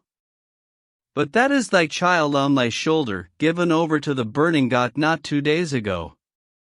There remains one thing more. I did this charm in thy presence because need was great. I changed his shape and his soul. Nonetheless, if, by any chance, O man from Jullender, thou rememberest what thou hast seen, either among the elders sitting under the village tree, or in thine own house, or in company of thy priest when he blesses thy cattle, a murrain 290 will come among the buffaloes, and a fire in thy thatch, and rats in thy corn bin, and the curse of our gods upon thy fields that they may be barren before thy feet and after thy plowshare. This was part of an old curse picked up from a fakir by the Taksali Gate in the days of Kim's innocence. It lost nothing by repetition. Cease, Holy One. In mercy, cease, cried the Jat. Do not curse the household. I saw nothing. I heard nothing. I am thy cow, and he made to grab at Kim's bare foot beating rhythmically on the carriage floor. But since thou hast been permitted to aid me in the matter of a pinch of flour and a little opium and such trifles as I have honored by using in my art, so will the gods return a blessing, and he gave it at length, to the man's immense relief. It was one that he had learned from Ligan Sahib. The Lama stared through his spectacles as he had not stared at the business of disguisement. Friend of the stars, he said at last, thou hast acquired great wisdom. Beware that it does not give birth to pride. No man having the law before his eyes speaks hastily of any matter which he has seen or encountered. No, no, no, indeed, cried the farmer, fearful lest the master should be minded to improve on the pupil. E.23, with relaxed mouth, gave himself up to the opium that is meat, tobacco, and medicine to the spent Asiatic. So, in a silence of awe and great miscomprehension, they slid into Delhi about lamplighting time. Chapter 12. Who hath desired the sea, the sight of salt water unbounded? The heave and the halt and the hurl and the crash of the comber 291 windhounded?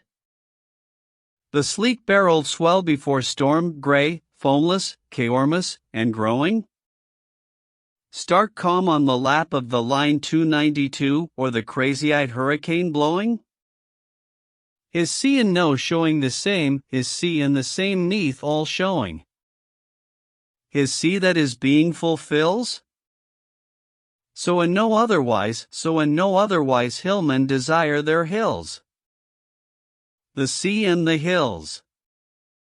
I have found my heart again, said E.23, under cover of the platform's tumult.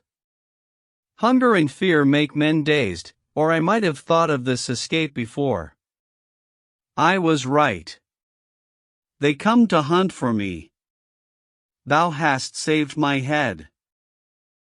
A group of yellow-trousered Punjab policemen, headed by a hot and perspiring young Englishman, parted the crowd about the carriages. Behind them, inconspicuous as a cat, ambled a small fat person who looked like a lawyer's tout. See the young Sahib reading from a paper. My description is in his hand, said E.23. They go carriage by carriage, like fisherfolk netting a pool. When the procession reached their compartment, E.23 was counting his beads with a steady jerk of the wrist, while Kim jeered at him for being so drugged as to have lost the ringed fire tongues which are the sadhu's distinguishing mark. The Lama, deep in meditation, stared straight before him, and the farmer, glancing furtively, gathered up his belongings. Nothing here but a parcel of holy-bolies, said the Englishman aloud, and passed on amid a ripple of uneasiness, for native police mean extortion to the native all India over. The trouble now, whispered E.23, lies in sending a wire as to the place where I hid that letter I was sent to find. I cannot go to the tar office 293 in this guise. Is it not enough I have saved thy neck? Not if the work be left unfinished. Did never the healer of sick pearls tell thee so? Comes another Sahib. Ah! This was a tallish, sallowish district superintendent of police, belt, helmet, polished spurs and all, strutting and twirling his dark mustache. What fools are these police Sahibs, said Kim genially. E.23 glanced up under his eyelids. It is well said, he muttered in a changed voice. I go to drink water. Keep my place. He blundered out almost into the Englishman's arms, and was bad-worded in clumsy Urdu. Tum mutt? You drunk? You mustn't bang about as though Delhi station belonged to you, my friend. E.23, not moving a muscle of his countenance, answered with a stream of the filthiest abuse, at which Kim naturally rejoiced. It reminded him of the drummer boys and the barrack sweepers at Ambala in the terrible time of his first schooling. My good fool, the Englishman drawled. Nickel J.O. Go back to your carriage. Step by step, withdrawing deferentially, and dropping his voice, the yellow Sada clomb back to the carriage, cursing the DSP to remotest posterity by here Kim almost jumped, by the curse of the Queen's Stone, by the writing under the Queen's Stone and by an assortment of gods with holy new names. I don't know what you're saying, the Englishman flushed angrily. But it's some piece of blasted impertinence. Come out of that. E.23, affecting to misunderstand, gravely produced his ticket, which the Englishman wrenched angrily from his hand. "Oh, Zulum, 294, what oppression," growled the Jot from his corner. All for the sake of a jest too. He had been grinning at the freedom of the Sadhu's tongue. "Thy charms do not work well today, Holy One." The Sadhu followed the policeman, fawning and supplicating. The ruck of passengers, busy with their babies and their bundles, had not noticed the affair. Kim slipped out behind him, for it flashed through his head that he had heard this angry, stupid Sahib discoursing loud personalities to an old lady near Umballa 3 years ago. "It is well," the Sadhu whispered, jammed in the calling, shouting, bewildered press, a Persian greyhound between his feet and a catchful of yelling hawks under charge of a Rajput falconer in the small of his back. "He is gone now to send word of the letter which I hid. They told me he was in Peshawar. I might have known that he is like the crocodile always at the other ford. He has saved me from present calamity, but I owe my life to thee." "Is he also one of us?" Kim ducked under a Muir 295 camel driver's greasy armpit and cannonied off a covey of jabbering Sikh matrons. "Not less than the greatest. We are both fortunate. I will make report to him of what thou hast done. I am safe under his protection." He bored through the edge of the crowd besieging the carriages, and squatted by the bench near the telegraph office. "Return, or they take thy place. Have no fear for the work, brother, or my life. Thou hast given me a breathing space, and Strickland Sahib has pulled me to land. We may work together at the game yet. Farewell." Kim hurried to his carriage, elated, bewildered, but a little nettled in that he had no key to the secrets about him. "I am only a beginner at the game, that is sure. I could not have leaped into safety as did the Sadhu. He knew it was darkest under the lamp. I could not have thought to tell news under pretense of cursing, and how clever was the Sahib. No matter, I saved the life of one. Where is the Cambo gone, Holy One?" he whispered, as he took his seat in the now crowded compartment. A fear gripped him, the Lama replied, with a touch of tender malice. He saw thee change the Maratha to a Sadhu in the twinkling of an eye, as a protection against evil. That shook him. Then he saw the Sadhu fall sheer into the hands of the police, all the effect of thy art. Then he gathered up his son and fled, for he said that thou didst change a quiet trader into an impudent bandier of words with Sahibs, and he feared a like fate. Where is the Sadhu? With the police, said Kim, yet I saved the Kamboa's child. The Lama snuffed blandly. Ah, Shella, see how thou art overtaken. Thou didst cure the Kamboa's child solely to acquire merit. But thou didst put a spell on the Maratha with prideful workings. I watched thee, and with sidelong glances to bewilder an old man and a foolish farmer, whence calamity and suspicion. Kim controlled himself with an effort beyond his years. Not more than any other youngster did he like to eat dirt or to be misjudged, but he saw himself in a cleft stick. The train rolled out of Delhi into the night. It is true, he murmured. Where I have offended thee I have done wrong. It is more, Shella. Thou hast loosed an act upon the world, and as a stone thrown into a pool so spread the consequences thou canst not tell how far. This ignorance was well both for Kim's vanity and for the Lama's peace of mind, when we think that there was then being handed in at Simla a code wire reporting the arrival of E.23 at Delhi, and, more important, the whereabouts of a letter he had been commissioned to abstract. Incidentally, an overzealous policeman had arrested, on charge of murder done in a far southern state, a horribly indignant Ajmer cotton broker, who was explaining himself to a Mr. Strickland on Delhi platform, while E.23 was paddling through byways into the locked heart of Delhi city. In 2 hours several telegrams had reached the angry minister of a southern state reporting that all trace of a somewhat bruised Maratha had been lost, and by the time the leisurely train halted at Saharanpur the last ripple of the stone Kim had helped to heave was lapping against the steps of a mosque in far-away room 296, where it disturbed the pious man at prayers. The Lama made his in ample form near the dewy bougainvillea trellis near the platform, cheered by the clear sunshine and the presence of his disciple. "We will put these things behind us," he said, indicating the brazen engine and the gleaming track. "The jolting of the Tiyarain, though a wonderful thing, has turned my bones to water.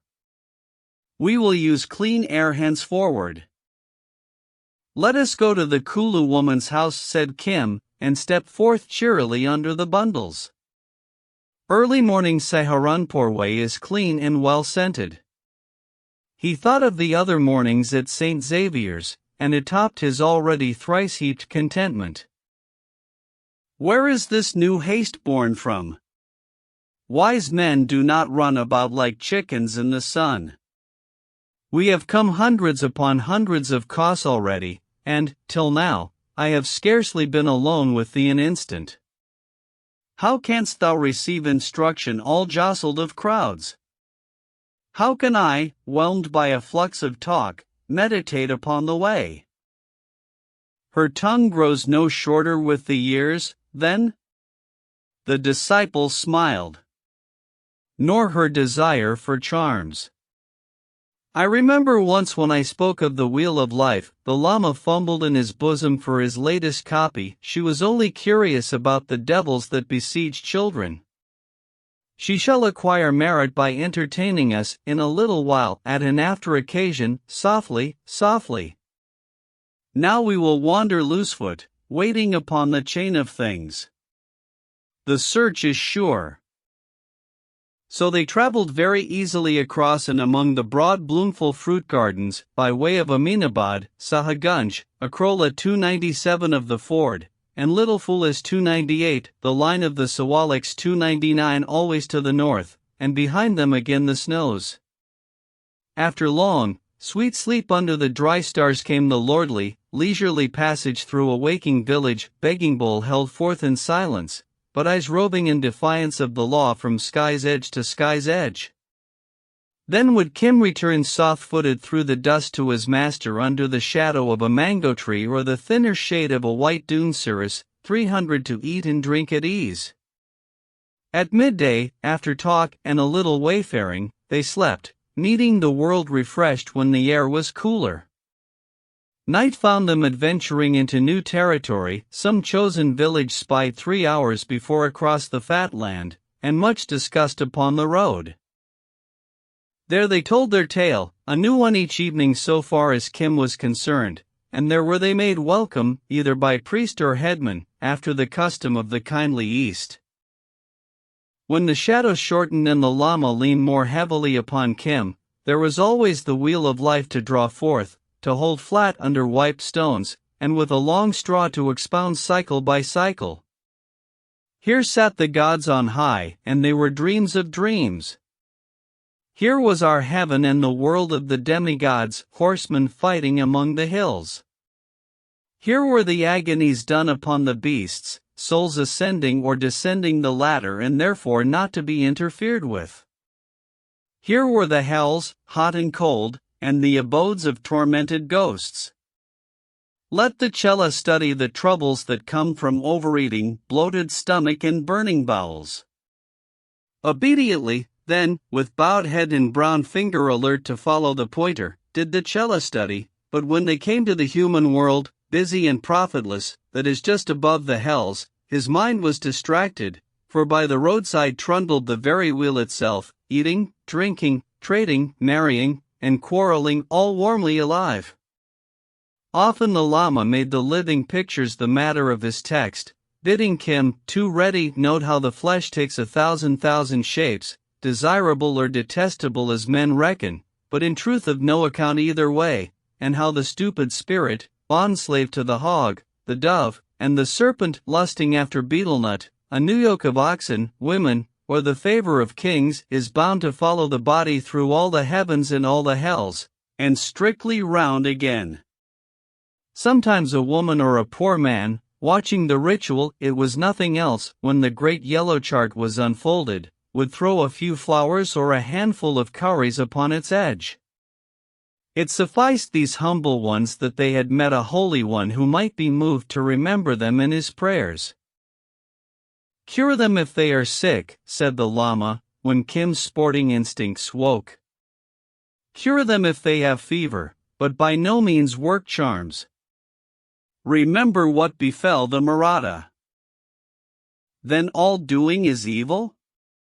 Kim replied, lying out under a big tree at the fork of the dune road, watching the little ants run over his hand. "To abstain from action is well, except to acquire merit." At the gates of learning we were taught that to abstain from action was unbefitting a sahib. And I am a sahib. Friend of all the world, the Lama looked directly at Kim. "I am an old man, pleased with shows as are children. To those who follow the way there is neither black nor white, hind nor bodial. We be all souls seeking escape. No matter what thy wisdom learned among sahibs, when we come to my river thou wilt be freed from all illusion, at my side." Hi! My bones ache for that river, as they ached in the Teerain, but my spirit sits above my bones, waiting. The search is sure. I am answered. Is it permitted to ask a question? The Lama inclined his stately head. I ate thy bread for 3 years, as thou knowest. Holy One, whence came?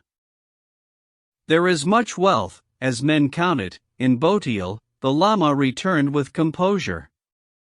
In my own place I have the illusion of honor. I ask for that I need. I am not concerned with the account. That is for my monastery. Aye. The black high seats in the monastery, and the novices all in order. And he told stories, tracing with a finger in the dust, of the immense and sumptuous ritual of avalanche-guarded cathedrals, of processions and devil dances, of the changing of monks and nuns into swine, of holy cities 15,000 feet in the air, of intrigue between monastery and monastery, of voices among the hills, and of that mysterious mirage that dances on dry snow. He spoke even of Lhasa 301 and of the Dalai Lama, whom he had seen and adored. Each long, perfect day rose behind Kim for a barrier to cut him off from his race and his mother tongue. He slipped back to thinking and dreaming in the vernacular, and mechanically followed the Lama's ceremonial observances at eating, drinking, and the like. The old man's mind turned more and more to his monastery as his eyes turned to the steadfast snows. His river troubled him nothing. Now and again, indeed, he would gaze long and long at a tuft or a twig, expecting, he said, the earth to cleave and deliver its blessing, but he was content to be with his disciple, at ease in the temperate wind that comes down from the dune. This was not Ceylon, nor Bodh Gaya, nor Bombay, nor some grass-tangled ruins that he seemed to have stumbled upon 2 years ago. He spoke of those places as a scholar removed from vanity, as a seeker walking in humility, as an old man, wise and temperate, illumining knowledge with brilliant insight. Bit by bit, disconnectedly, each tale called up by some wayside thing, he spoke of all his wanderings up and down Hind, till Kim, who had loved him without reason, now loved him for 50 good reasons. So they enjoyed themselves in high felicity, abstaining, as the rule demands, from evil words, covetous desires, not overeating, not lying on high beds, nor wearing rich clothes. Their stomachs told them the time, and the people brought them their food, as the saying is. They were lords of the villages of Aminabad, Sahagunj, Akrola of the Ford, and Little Fulesa, where Kim gave the soulless woman a blessing. But news travels fast in India, and Tu soon shuffled across the cropland, bearing a basket of fruits with a box of Kabul grapes and gilt oranges, a white-whiskered servitor, a lean, dry Uriah, begging them to bring the honor of their presence to his mistress, distressed in her mind that the Lama had neglected her so long. Now do I remember, the Lama spoke as though it were a wholly new proposition. She is virtuous, but an inordinate talker. Kim was sitting on the edge of a cow's manger, telling stories to a village smith's children. She will only ask for another son for her daughter. I have not forgotten her, he said. Let her acquire merit. Send word that we will come. They covered 11 miles through the fields in 2 days, and were overwhelmed with attentions at the end, for the old lady held a fine tradition of hospitality, to which she forced her son-in-law, who was under the thumb of his womenfolk and bought peace by borrowing of the money-lender. Age had not weakened her tongue or her memory, and from a discreetly barred upper window, in the hearing of not less than a dozen servants, she paid Kim compliments that would have flung European audiences into unclean dismay. But thou art still the shameless beggar brat of the Pareo, she shrilled. I have not forgotten thee. Wash ye and eat. The father of my daughter's son is gone away a while. So we poor women are dumb and useless. For proof, she harangued the entire household unsparingly till food and drink were brought, and in the evening, the smoke-scented evening, copper dun and turquoise across the fields, it pleased her to order her palanquin to be set down in the untidy forecourt by smoky torchlight, and there, behind not too closely drawn curtains, she gossiped. Had the Holy One come alone, I should have received him otherwise, but with this rogue, who can be too careful? Maharani, said Kim, choosing as always the amplest title, is it my fault that none other than a Sahib, a Polis Sahib, called the Maharani whose face he shot? That was on the pilgrimage. When we travel, thou knowest the proverb. Called the Maharani a breaker of hearts and a dispenser of delights? To remember that. It was true. So he did. That was in the time of the bloom of my beauty. She chuckled like a contented parrot above the sugar lump. Now tell me of thy goings and comings, as much as may be without shame. How many maids, and whose wives, hang upon thine eyelashes? Ye hail from Benares? I would have gone there again this year, but my daughter, we have only 2 sons. Fay. Such is the effect of these low plains. Now in Kulu men are elephants. But I would ask thy Holy One is stand aside, rogue, a charm against most lamentable windy colics that in mango time overtake my daughter's eldest. 2 years back he gave me a powerful spell. Oh, Holy One, said Kim, bubbling with mirth at the Lama's rueful face. It is true. I gave her one against wind. Teeth, teeth, teeth, snapped the old woman. Cure them if they are sick, Kim quoted relishingly, but by no means work charms. Remember what befell the Maratha. That was 2 reigns ago, she wearied me with her continual importunity. The Lama groaned as the unjust Judge 302 had groaned before him. Thus it comes, take note, my Chela, that even those who would follow the way are thrust aside by idle women. 3 days through, when the child was sick, she talked to me. Arrêt. And to whom else should I talk?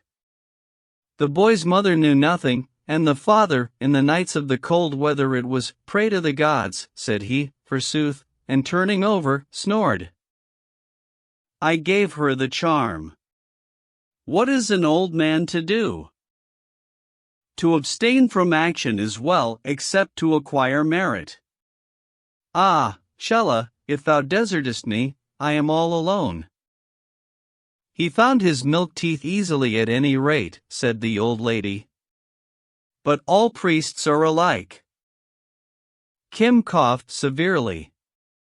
Being young, he did not approve of her flippancy. To importune the wise out of season is to invite calamity. There is a talking mina. The thrust came back with the well-remembered snap of the jeweled forefinger over the stables, which has picked up the very tone of the family priest. Maybe I forget honor to my guests, but if ye had seen him double his fists into his belly, which was like a half-grown gourd, and cry, "Here is the pain," ye would forgive. I am half-minded to take the Hakim S303 medicine. He sells it cheap, and certainly it makes him as fat as Shiv's own bull. He does not deny remedies, but I doubted for the child because of the inauspicious color of the bottles. The Lama, under cover of the monologue, had faded out into the darkness towards the room prepared. Thou hast angered him, belike, said Kim. Not he. He is wearied, and I forgot, being a grandmother. None but a grandmother should ever oversee a child. Mothers are only fit for bearing. Tomorrow, when he sees how my daughter's son is grown, he will write the charm. Then, too, he can judge of the new Hakim's drugs. Who is the Hakim, Maharani? A wanderer, as thou art, but a most sober Bengali from Dhaka, a master of medicine. He relieved me of an oppression after meat by means of a small pill that wrought like a devil unchained. He travels about now, vending preparations of great value. He has even papers, printed in Angrezi, telling what things he has done for weak-backed men and slack women. He has been here 4 days, but hearing ye were coming, Hakims and priests are snake and tiger the world over, he has, as I take it, gone a cover. While she drew breath after this volley, the ancient servant, sitting unrebuked on the edge of the torchlight, muttered, "This house is a cattle pound, as it were, for all charlatans and priests. Let the boy stop eating mangoes, but who can argue with a grandmother?" He raised his voice respectfully, "Sahiba, the Hakim sleeps after his meat. He is in the quarters behind the dovecot." Kim bristled like an expectant terrier. To outface and downtalk a Calcutta-taught Bengali, a voluble Dhaka drug vendor, would be a good game. It was not seemly that the Lama, and incidentally himself, should be thrown aside for such an one. He knew those curious bastard English advertisements at the backs of native newspapers. St. Xavier's boys sometimes brought them in by stealth to snigger over among their mates, for the language of the grateful patient recounting his symptoms is most simple and revealing. The Uria, not unanxious to play off one parasite against the other, slunk away towards the dovecot. "Yes," said Kim, with measured scorn. "Their stock in trade is a little colored water and a very great shamelessness. Their prey are broken-down kings and overfed Bengalis. Their profit is in children who are not yet born." The old lady chuckled. "Do not be envious. Charms are better, eh? I never gainsaid it. See that thy Holy One writes me a good amulet by the morning." None but the ignorant deny. A thick, heavy voice boomed through the darkness, as a figure came to rest squatting. None but the ignorant deny the value of charms. None but the ignorant deny the value of medicines. A rat found a piece of turmeric. Said he, "I will open a grocer's shop," Kim retorted. Battle was fairly joined now, and they heard the old lady stiffen to attention. "The priest's son knows the names of his nurse and 3 gods. Says he, 'Hear me, or I will curse you by the 3 million great ones.' Decidedly this invisible had an arrow or two in his quiver. He went on, I am but a teacher of the alphabet. I have learned all the wisdom of the Sahibs. The Sahibs never grow old. They dance and they play like children when they are grandfathers. A strong-backed breed, piped the voice inside the palanquin. I have, too, are drugs which loosen humors of the head in hot and angry men. Seen a well compounded when the moon stands in the proper house, yellow earths I have Arplan 304 from China that makes a man renew his youth and astonish his household, saffron from Kashmir, and the best salep 305 of Kabul. Many people have died before. That I surely believe, said Kim. They knew the value of my drugs. I do not give my sick the mere ink in which a charm is written, but hot and rending drugs which descend and wrestle with the evil.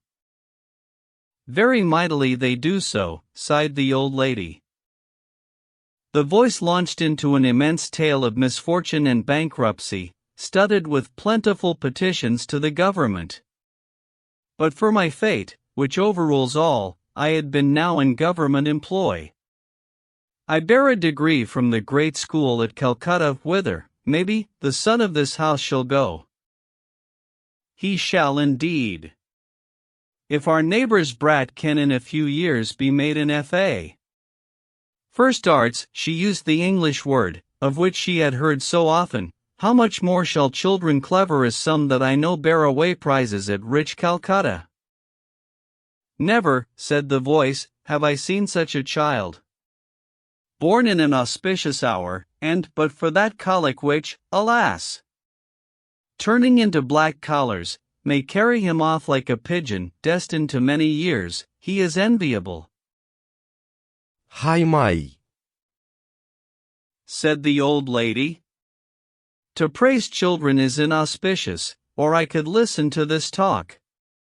But the back of the house is unguarded, and even in this soft air men think themselves to be men, and women we know.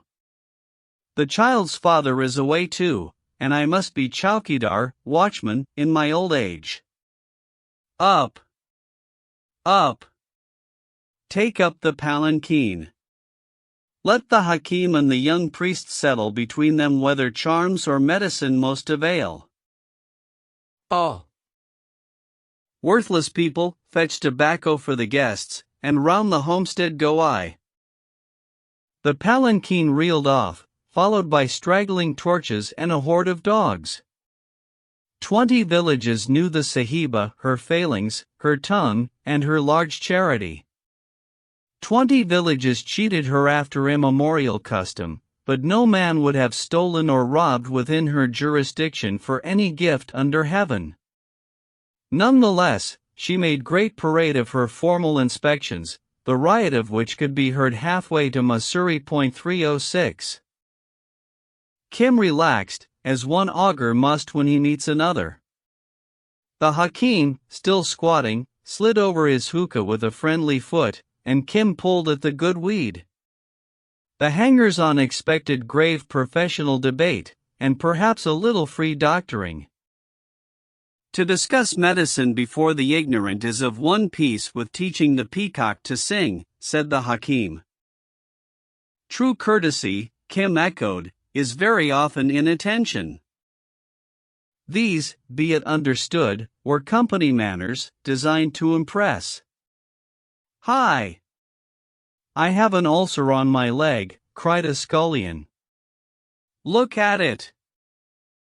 Get hence! Remove, said the hakim. Is it the habit of the place to pester honored guests? Ye crowd in like buffaloes.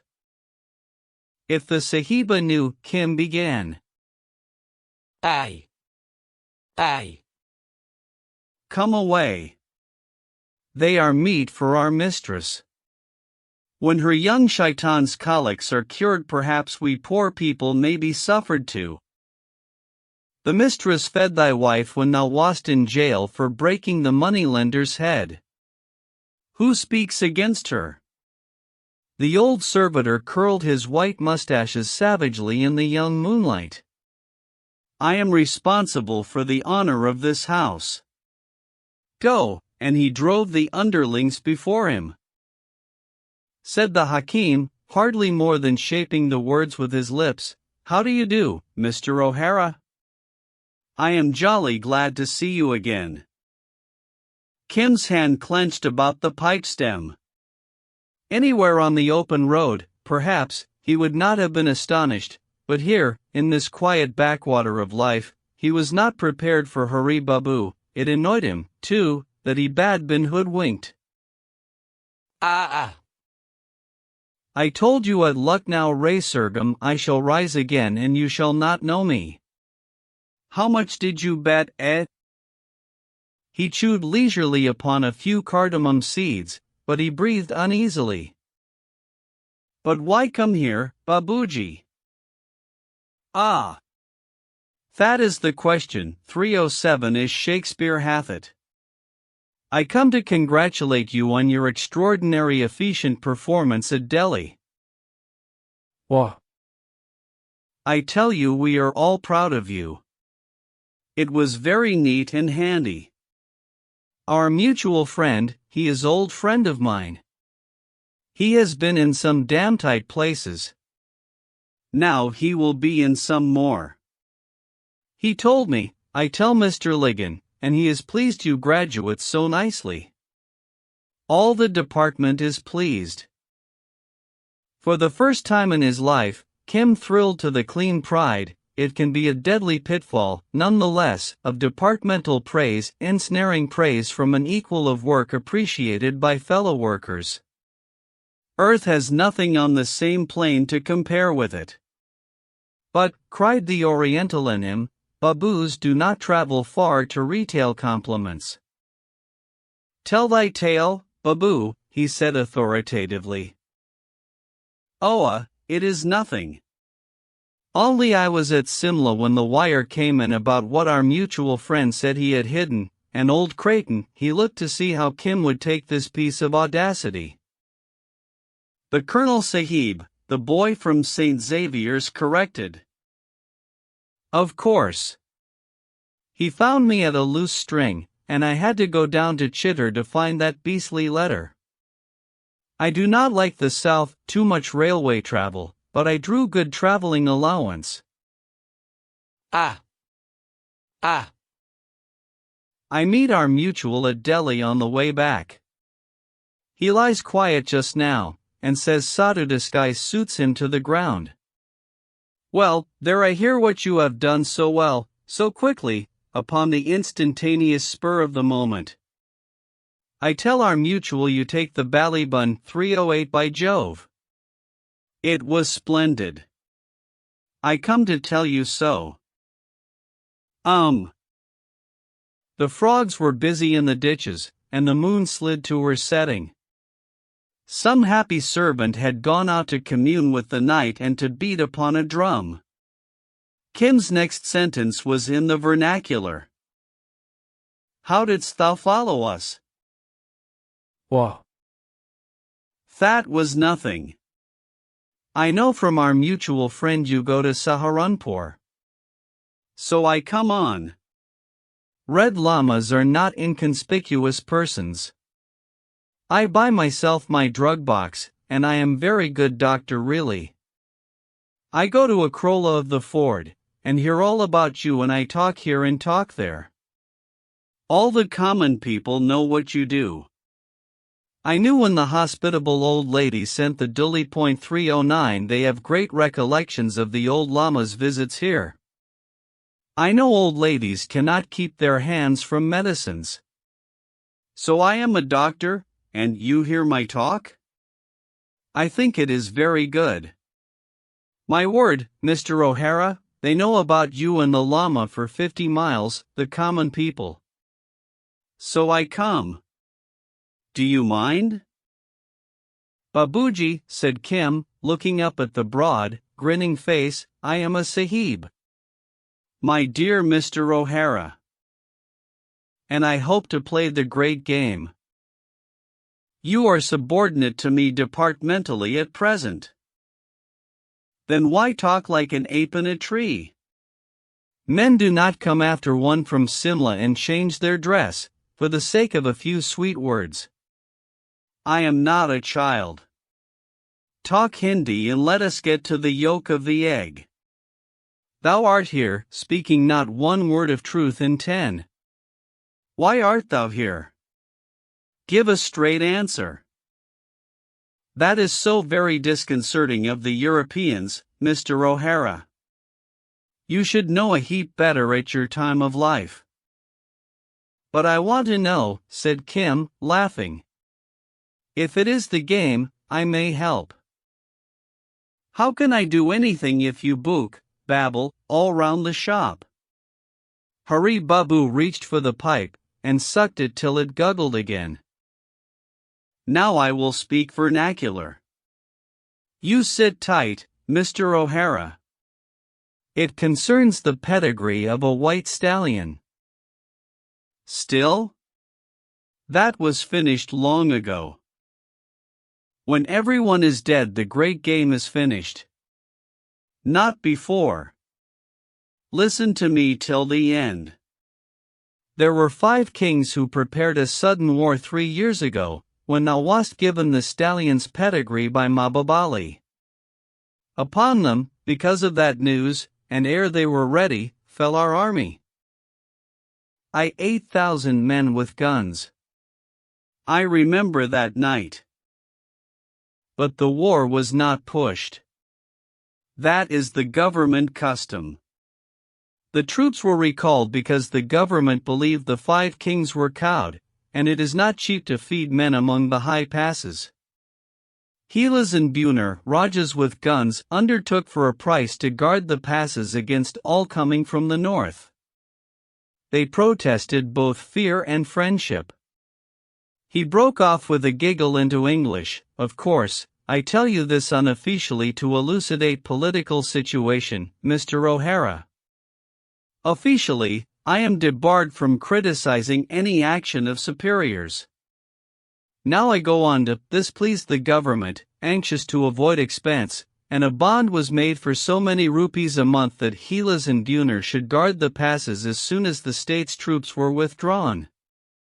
At that time, it was after we two met, I, who had been selling tea in Le, became a clerk of accounts in the army. When the troops were withdrawn, I was left behind to pay the coolies who made new roads in the hills. This road making was part of the bond between Buner, Heelas, and the government. So? And then? I tell you, it was jolly beastly cold up there too, after summer, said Hari Babu confidentially. I was afraid these Buner men would cut my throat every night for the pay chest. My native sepoy guard, they laughed at me. By Jove! I was such a fearful man. Never mind that. I go on colloquially. I sent word many times that these 2 kings were sold to the north, and Mababali, who was yet farther north, amply confirmed it. Nothing was done. Only my feet were frozen, and a toe dropped off. I sent word that the roads for which I was paying money to the diggers were being made for the feet of strangers and enemies. For the Russians. The thing was an open jest among the coolies. Then I was called down to tell what I knew by speech of tongue. Mahbub came south too. See the end. Over the passes this year after snow melting, he shivered afresh, come 2 strangers under cover of shooting wild goats. They bear guns, but they bear also chains and levels and compasses. Oho. The things get clearer. They are well received by Heelas and Buner. They make great promises, they speak as the mouthpiece of a Kaisar 310 with gifts. Up the valleys, down the valleys go they, saying, here is a place to build a breastwork, here can ye pitch a fort. Here can ye hold the road against an army, the very roads for which I paid out the rupees monthly. The government knows, but does nothing. The 3 other kings, who were not paid for guarding the passes, tell them by runner of the bad faith of Buner and Helas. When all the evil is done, look you, when those 2 strangers with the levels and the compasses make the 5 kings to believe that a great army will sweep the passes tomorrow or the next day, till people are all fools, comes the order to me, Hari Babu, go north and see what those strangers do. I say to Creighton Sahib, this is not a lawsuit, that we go about to collect evidence. Hari returned to his English with a jerk. By Jove, I said, why the deuce do you not issue demi-official orders to some brave man to poison them, for an example? It is, if you permit the observation, most reprehensible laxity on your part, and Colonel Creighton, he laughed at me. It is all your beastly English pride. You think no one dare conspire. That is all tommy rot. Kim smoked slowly, revolving the business, so far as he understood it, in his quick mind. Then thou goest forth to follow the strangers? No. To meet them. They are coming into Simla to send their horns and heads to be dressed at Calcutta. They are exclusively sporting gentlemen, and they are allowed special facilities by the government. Of course, we always do that. It is our British pride. Then what is to fear from them? By Jove, they are not black people. I can do all sorts of things with black people, of course. They are Russians, and highly unscrupulous people. I do not want to consort with them without a witness. Will they kill thee? That is nothing. I am good enough Herbert Spencerian, I trust, to meet little thing like death, which is all in my fate, you know. But they may beat me. Why? Hari Babu snapped his fingers with irritation. Of course I shall affiliate myself to their camp in supernumerary capacity as perhaps interpreter, or person mentally impotent and hungry, or some such thing. And then I must pick up what I can, I suppose.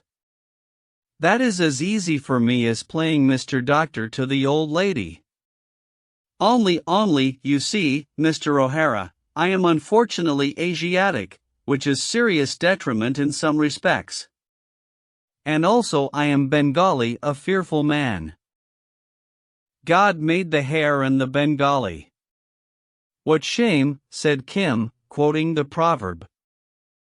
It was process of evolution, I think, from primal necessity, but the fact remains in all the cui bono. 311 I am, awfully fearful. I remember once they wanted to cut off my head on the road to Lhasa. No, I have never reached to Lhasa. I sat down and cried, Mr. O'Hara, anticipating Chinese tortures. I do not suppose these 2 gentlemen will torture me, but I like to provide for possible contingency with European assistance in emergency. He coughed and spat out the cardamoms. It is purely unofficial indent, to which you can say no, Babu. If you have no pressing engagement with your old man, perhaps you might divert him. Perhaps I can seduce his fancies. I should like you to keep in departmental touch with me till I find those sporting coves. 312 I have great opinion of you since I met my friend at Delhi. And also I will embody your name in my official report when matter is finally adjudicated. It will be a great feather in your cap. That is why I come really. Humph. The end of the tale, I think, is true, but what of the forepart? About the 5 kings? What? There is ever so much truth in it. A lots more than you would suppose, said Hari earnestly. You come, eh? I go from here straight into the dune. It is very verdant and painted needs. I shall go to Mussoorie, to good old Munsuri Pahar, 313 as the gentlemen and ladies say. Then by Rampur into Chini Point 314, that is the only way they can come. I do not like waiting in the cold, but we must wait for them. I want to walk with them to Simla. You see, one Russian is a Frenchman, and I know my French pretty well. I have friends in Chandernagore 315. He would certainly rejoice to see the hills again, said Kim meditatively. All his speech these 10 days past has been of little else. If we go together. 와, We can be quite strangers on the road, if your llama prefers. I shall just be 4 or 5 miles ahead. There is no hurry for hurry, that is in Europe pun, ha. Ha, and you come after. There is plenty of time, they will plot and survey and map, of course. I shall go tomorrow, and you the next day, if you choose. Eh? You go think on it till morning. By Jove, it is near morning now. He yawned ponderously, and with never a civil word lumbered off to his sleeping place. But Kim slept little, and his thoughts ran in Hindustani. Well, is the gain called great? I was 4 days a scullion at Quetta, waiting on the wife of the man whose book I stole. And that was part of the great game. From the south, God knows how far, came up the Maratha, playing the great game in fear of his life. Now I shall go far and far into the north playing the great game. Truly, it runs like a shuttle throughout all Hind. And my share and my joy, he smiled to the darkness, I owe to the Lama here. Also to Mababali, also to Creighton Sahib, but chiefly to the Holy One. He is right, a great and a wonderful world, and I am Kim alone, one person, in the middle of it all. But I will see these strangers with their levels and chains. What was the upshot of last night's babble, said the Lama after his orisons. There came a strolling seller of drugs, a hanger-on of the Sahibas. Him I abolished by arguments and prayers, proving that our charms are worthier than his colored waters. Alas, my charms! Is the virtuous woman still bent upon a new one? Very strictly. Then it must be written, or she will deafen me with her clamor. He fumbled at his pen case. In the plains, said Kim, are always too many people. In the hills, as I understand, there are fewer. Oh! The hills, and the snows upon the hills. The Lama tore off a tiny square of paper fit to go in an amulet. But what dost thou know of the hills? They are very close. Kim thrust open the door and looked at the long, peaceful line of the Himalayas flushed in morning gold. Except in the dress of a Sahib, I have never set foot among them. The Lama snuffed the wind wistfully. If we go north, Kim put the question to the waking sunrise, would not much midday heat be avoided by walking among the lower hills at least? Is the charm made, Holy One? I have written the names of 7 silly devils, not one of whom is worth a grain of dust in the eye. Thus do foolish women drag us from the way. Hari Babu came out from behind the dovecot, washing his teeth with ostentatious ritual. Full-fleshed, heavy-haunched, bull-necked, and deep-voiced, he did not look like a fearful man. Kim sighed almost imperceptibly that matters were in good train, and when the morning toilet was over, Hari Babu, in flowery speech, came to do honor to the Lama. They ate, of course, apart, and afterwards the old lady, more or less veiled behind a window, returned to the vital business of green mango colics in the young. The Lama's knowledge of medicine was, of course, sympathetic only.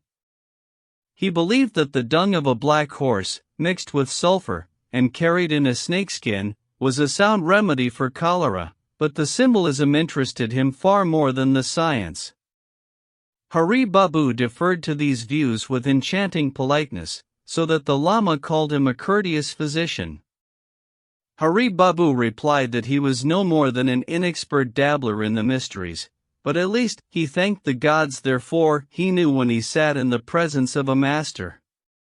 He himself had been taught by the Sahibs, who do not consider expense, in the lordly halls of Calcutta, but, as he was ever first to acknowledge, there lay a wisdom behind earthly wisdom, a high and lonely lore of meditation.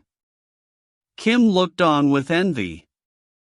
The Hari Babu of his knowledge, oily, effusive, and nervous, was gone, too, was the brazen drug vendor of overnight.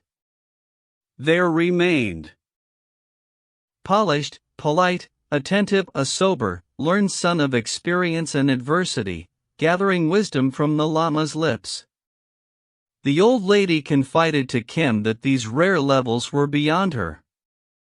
She liked charms with plenty of ink that one could wash off in water, swallow, and be done with. Else what was the use of the gods? She liked men and women, and she spoke of them. Of kinglets she had known in the past, of her own youth and beauty, of the depredations of leopards and the eccentricities of love Asiatic, of the incidents of taxation, rack-renting, funeral ceremonies, her son-in-law, this by illusion, easy to be followed, the care of the young, and the age's lack of decency. And Kim, as interested in the life of this world as she soon to leave it, squatted with his feet under the hem of his robe, drinking all in, while the Lama demolished one after another every theory of body curing put forward by Hari Babu. At noon the Babu strapped up his brass-bound drug box, took his patent leather shoes of ceremony in one hand, a gay blue and white umbrella in the other, and set off northwards to the dune, where, he said, he was in demand among the lesser kings of those parts. "We will go in the cool of the evening, Chela," said the Lama. That doctor, learned in physic and courtesy, affirms that the people among these lower hills are devout, generous, and much in need of a teacher. In a very short time, so says the Hakim, we come to cool air and the smell of pines. Ye go to the hills? And by Kulu road? Oh, thrice happy, shrilled the old lady. But that I am a little pressed with the care of the homestead, I would take palanquin, but that would be shameless, and my reputation would be cracked. Oh. I know the road, every march of the road I know. Ye will find charity throughout, it is not denied to the well-looking. I will give orders for provision. A servant to set you forth upon your journey? No. Then I will at least cook ye good food. What a woman is the Sahiba, said the white-bearded Oriya, when a tumult rose by the kitchen quarters. She has never forgotten a friend, she has never forgotten an enemy in all her years. And her cookery, wah! He rubbed his slim stomach. There were cakes, there were sweetmeats, there was cold fowl stewed to rags with rice and prunes, enough to burden Kim like a mule. I am old and useless, she said. None now love me, and none respect, but there are few to compare with me when I call on the gods and squat to my cooking pots. Come again, O people of good will. Holy One and disciple, come again. The room is always prepared, the welcome is always ready. See the women do not follow thy Chela too openly. I know the women of Kulu. Take heed, Chela, lest he run away when he smells his hills again. Hi! Do not tilt the rice bag upside down. Bless the household, Holy One, and forgive thy servant her stupidities. She wiped her red old eyes on a corner of her veil, and clucked throatily. Women talk, said the llama at last, but that is a woman's infirmity. I gave her a charm. She is upon the wheel and wholly given over to the shows of this life, but none the less, Shella, she is virtuous, kindly, hospitable, of a whole and zealous heart. Who shall say she does not acquire merit? Not I, Holy One, said Kim, reslinging the bountiful provision on his shoulders.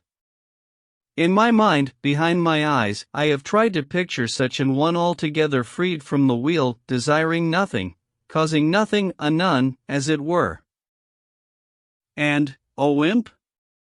The llama almost laughed aloud. I cannot make the picture. Nor I. But there are many, many millions of lives before her. She will get wisdom, a little it may be, in each one. And will she forget how to make stews with saffron upon that road? Thy mind is set on things unworthy. But she has skill. I am refreshed all over. When we reach the lower hills I shall be yet stronger. The Hakim spoke truly to me this morn when he said a breath from the snows blows away 20 years from the life of a man. We will go up into the hills, the high hills, up to the sound of snow waters and the sound of the trees, for a little while. The Hakim said that at any time we may return to the plains, for we do no more than skirt the pleasant places. The Hakim is full of learning, but he is in no way proud. I spoke to him, when thou wast talking to the Sahiba, of a certain dizziness that lays hold upon the back of my neck in the night, and he said it rose from excessive heat, to be cured by cool air. Upon consideration, I marveled that I had not thought of such a simple remedy. Didst thou tell him of thy search? Said Kim, a little jealously. He preferred to sway the llama by his own speech, not through the wiles of Hari Babu. Assuredly. I told him of my dream, and of the manner by which I had acquired merit by causing thee to be taught wisdom. Thou didst not say I was a Sahib? What need? I have told thee many times we be but two souls seeking escape. He said, and he is just herein, that the river of healing will break forth even as I dreamed, at my feet, if need be. Having found the way, sayest thou, that shall free me from the wheel, need I trouble to find a way about the mere fields of the earth, which are illusion? That were senseless. I have my dreams, night upon night repeated, I have the Jataka, and I have the friend of all the world. It was written in thy horoscope that a red bull on a green field, I have not forgotten, should bring me to honor. Who but I saw that prophecy accomplished? Indeed, I was the instrument. Thou shalt find me my river, being in return the instrument. The search is sure. He set his ivory yellow face, serene and untroubled, towards the beckoning hills, his shadow shouldering far before him in the dust. Chapter 13. Who hath desired the sea, the immense and contemptuous surges? The shudder, the stumble, the swerve ere the star-stabbing bowsprit emerges. The orderly clouds of the trades and the ridged roaring sapphire thereunder. Unheralded cliff-lurking flaws and the headsails low-volleying thunder? His sea in no wonder the same, his sea and the same in each wonder. His sea that his being fulfills? So in no otherwise hillmen desire their hills. The sea and the hills. Who goes to the hills goes to his mother. They had crossed the Sawaliks and the half-tropical dune, left Mussoorie behind them, and headed north along the narrow hill roads.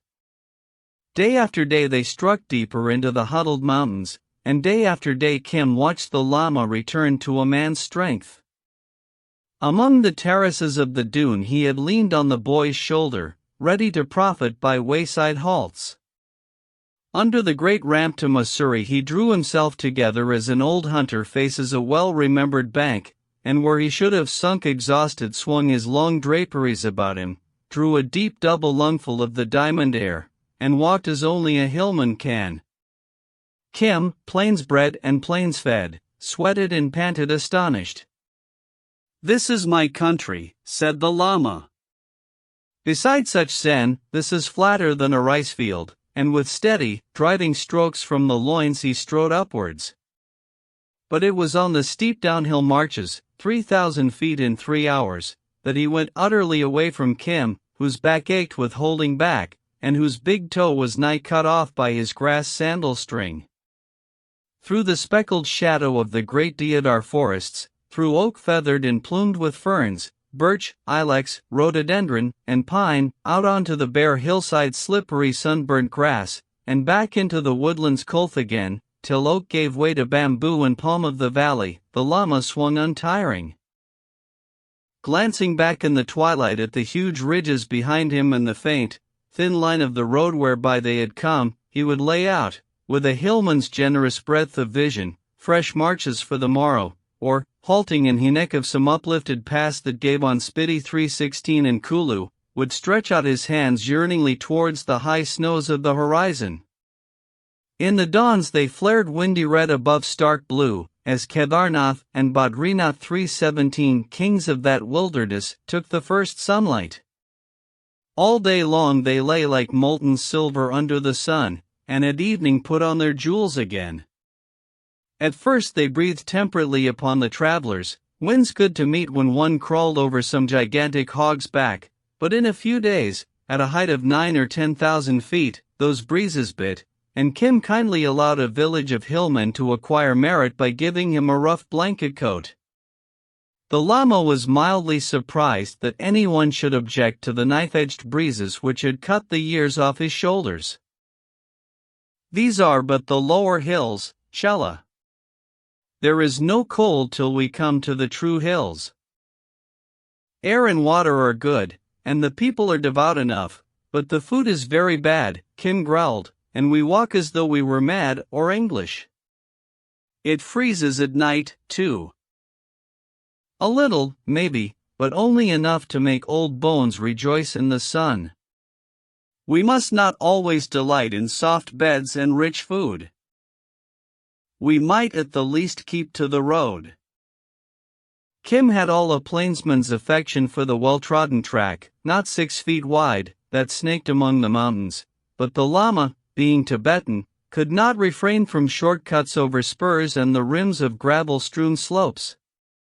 As he explained to his limping disciple, a man bred among mountains can prophesy the course of a mountain road, and though low-lying clouds might be a hindrance to a short-cutting stranger, they made no earthly difference to a thoughtful man.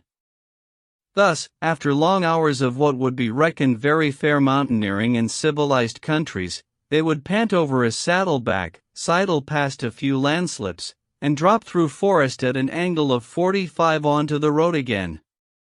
Along their track lay the villages of the hillfolk, mud and earth huts, timbers now and then rudely carved with an axe, clinging like swallows' nests against the steeps, huddled on tiny flats halfway down a 3,000-foot glissade, jammed into a corner between cliffs that funneled and focused every wandering blast, or, for the sake of summer pasture, cowering down on a neck that in winter would be 10 feet deep in snow.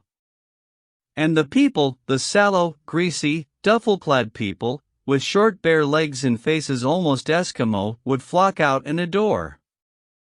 The plains, kindly and gentle, had treated the llama as a holy man among holy men. But the hills worshipped him as one in the confidence of all their devils. Theirs was an almost obliterated Buddhism overlaid with a nature worship fantastic as their own landscapes, elaborate as the terracing of their tiny fields, but they recognized the big hat, the clicking rosary, and the rare Chinese texts for great authority, and they respected the man beneath the hat. "We saw thee come down over the black breasts of EUA, said a Beta 318 who gave them cheese, sour milk, and stone-hard bread one evening. We do not use that often, except when calving cows stray in summer. There is a sudden wind among those stones that casts men down on the stillest day. But what should such folk care for the devil of EUA?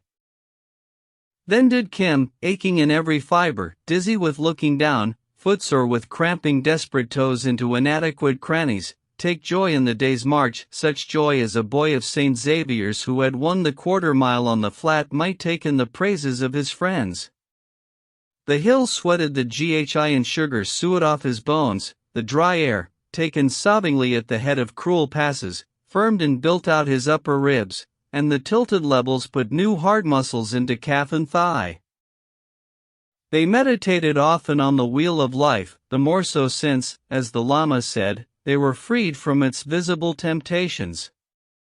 Except the gray eagle and an occasional far-seen bear grubbing and rooting on the hillside, a vision of a furious painted leopard met at dawn in a still valley devouring a goat, and now and again a bright-colored bird, they were alone with the winds and the grass singing under the wind.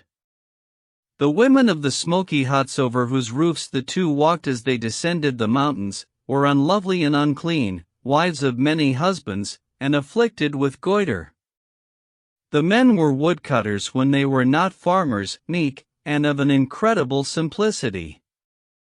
But that suitable discourse might not fail, fate sent them, overtaking and overtaken upon the road, the courteous Dhaka physician, who paid for his food and ointments good for goitre and counsels that restore peace between men and women.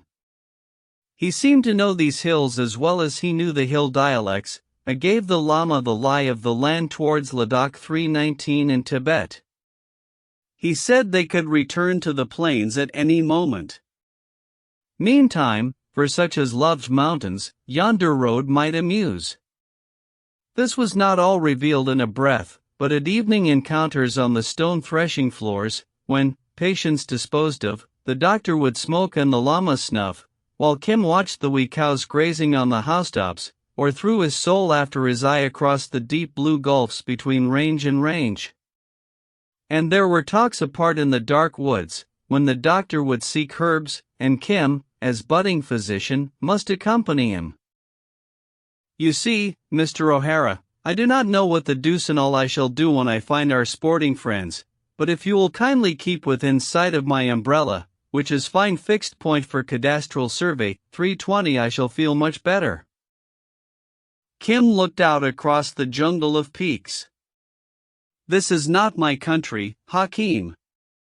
Easier, I think, to find one louse in a bear skin. Oh, that is my strong points. There is no hurry for hurry. They were at Len not so long ago.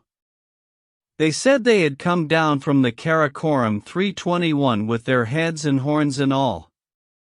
I am only afraid they will have sent back all their letters and compromising things from Leh into Russian territory. Of course they will walk away as far to the east as possible, just to show that they were never among the western states. You do not know the hills? He scratched with a twig on the earth. Look! They should have come in by Srinagar or Abbottabad. That is their short road down the river by Bungie and Astor Point 322, but they have made mischief in the west. So he drew a furrow from left to right, they march away east to Leh. It is cold there, and down the Indus to Hanla 323, I know that road, and then down, you see, to Boucher 324 in Chini Valley. That is ascertained by process of elimination, and also by asking questions from people that I cure so well. Our friends have been a long time playing about and producing impressions. So they are well known from far off. You will see me catch them somewhere in Chini Valley. Please keep your eye on the umbrella. It nodded like a wind-blown harebell down the valleys and round the mountain sides, and in due time the Lama and Kim, who steered by compass, would overhaul it, vending ointments and powders at eventide. We came by such and such a way. The Lama would throw a careless finger backward at the ridges, and the umbrella would expend itself in compliments. They crossed a snowy pass in cold moonlight, when the llama, mildly chaffing Kim, went through up to his knees, like a Bactrian camel, the snowbred, shag-haired sort that come into the Kashmir Sarai. They dipped across beds of light snow and snow-powdered shale, where they took refuge from a gale and a camp of Tibetans hurrying down tiny sheep, each laden with a bag of borax. They came out upon grassy shoulders still snow-speckled, and through forest, to grass anew. For all their marchings, Kedarnath and Badrinath were not impressed, and it was only after days of travel that Kim, uplifted upon some insignificant 10,000-foot hummock, could see that a shoulder knot or horn of the two great lords had, ever so slightly, changed outline. At last they entered a world within a world, a valley of leagues where the high hills were fashioned of the mere rubble and refused from off the knees of the mountains. Here one day's march carried them no farther, it seemed, than a dreamer's clogged pace bears him in a nightmare. They skirted a shoulder painfully for hours, and, behold, it was but an outlying boss and an outlying buttress of the main pile. A rounded meadow revealed itself, when they had reached it, for a vast tableland running far into the valley. 3 days later, it was a dim fold in the earth to the southward. "Surely the gods live here," said Kim, beaten down by the silence and the appalling sweep and dispersal of the cloud shadows after rain. "This is no place for men." "Long and long ago," said the Lama, as to himself, "it was asked of the Lord whether the world were everlasting. To this the Excellent One returned no answer. When I was in Ceylon, a wise seeker confirmed that from the Gospel which is written in Pali. Certainly, since we know the way to freedom, the question were unprofitable, but look, and no illusion, Chela. These are the true hills. They are like my hills by such sen. Never were such hills." Above them, still enormously above them, earth towered away towards the snowline, where from east to west across hundreds of miles, ruled as with a ruler, the last of the bold birches stopped. Above that, in scarps and blocks upheaved, the rocks strove to fight their heads above the white smother. Above these again, changeless since the world's beginning, but changing to every mood of sun and cloud, lay out the eternal snow. They could see blots and blurs on its face where storm and wandering Wooliwa 325 got up to dance. Below them, as they stood, the forest slid away in a sheet of blue-green for mile upon mile. Below the forest was a village in its sprinkle of terraced fields and steep grazing grounds.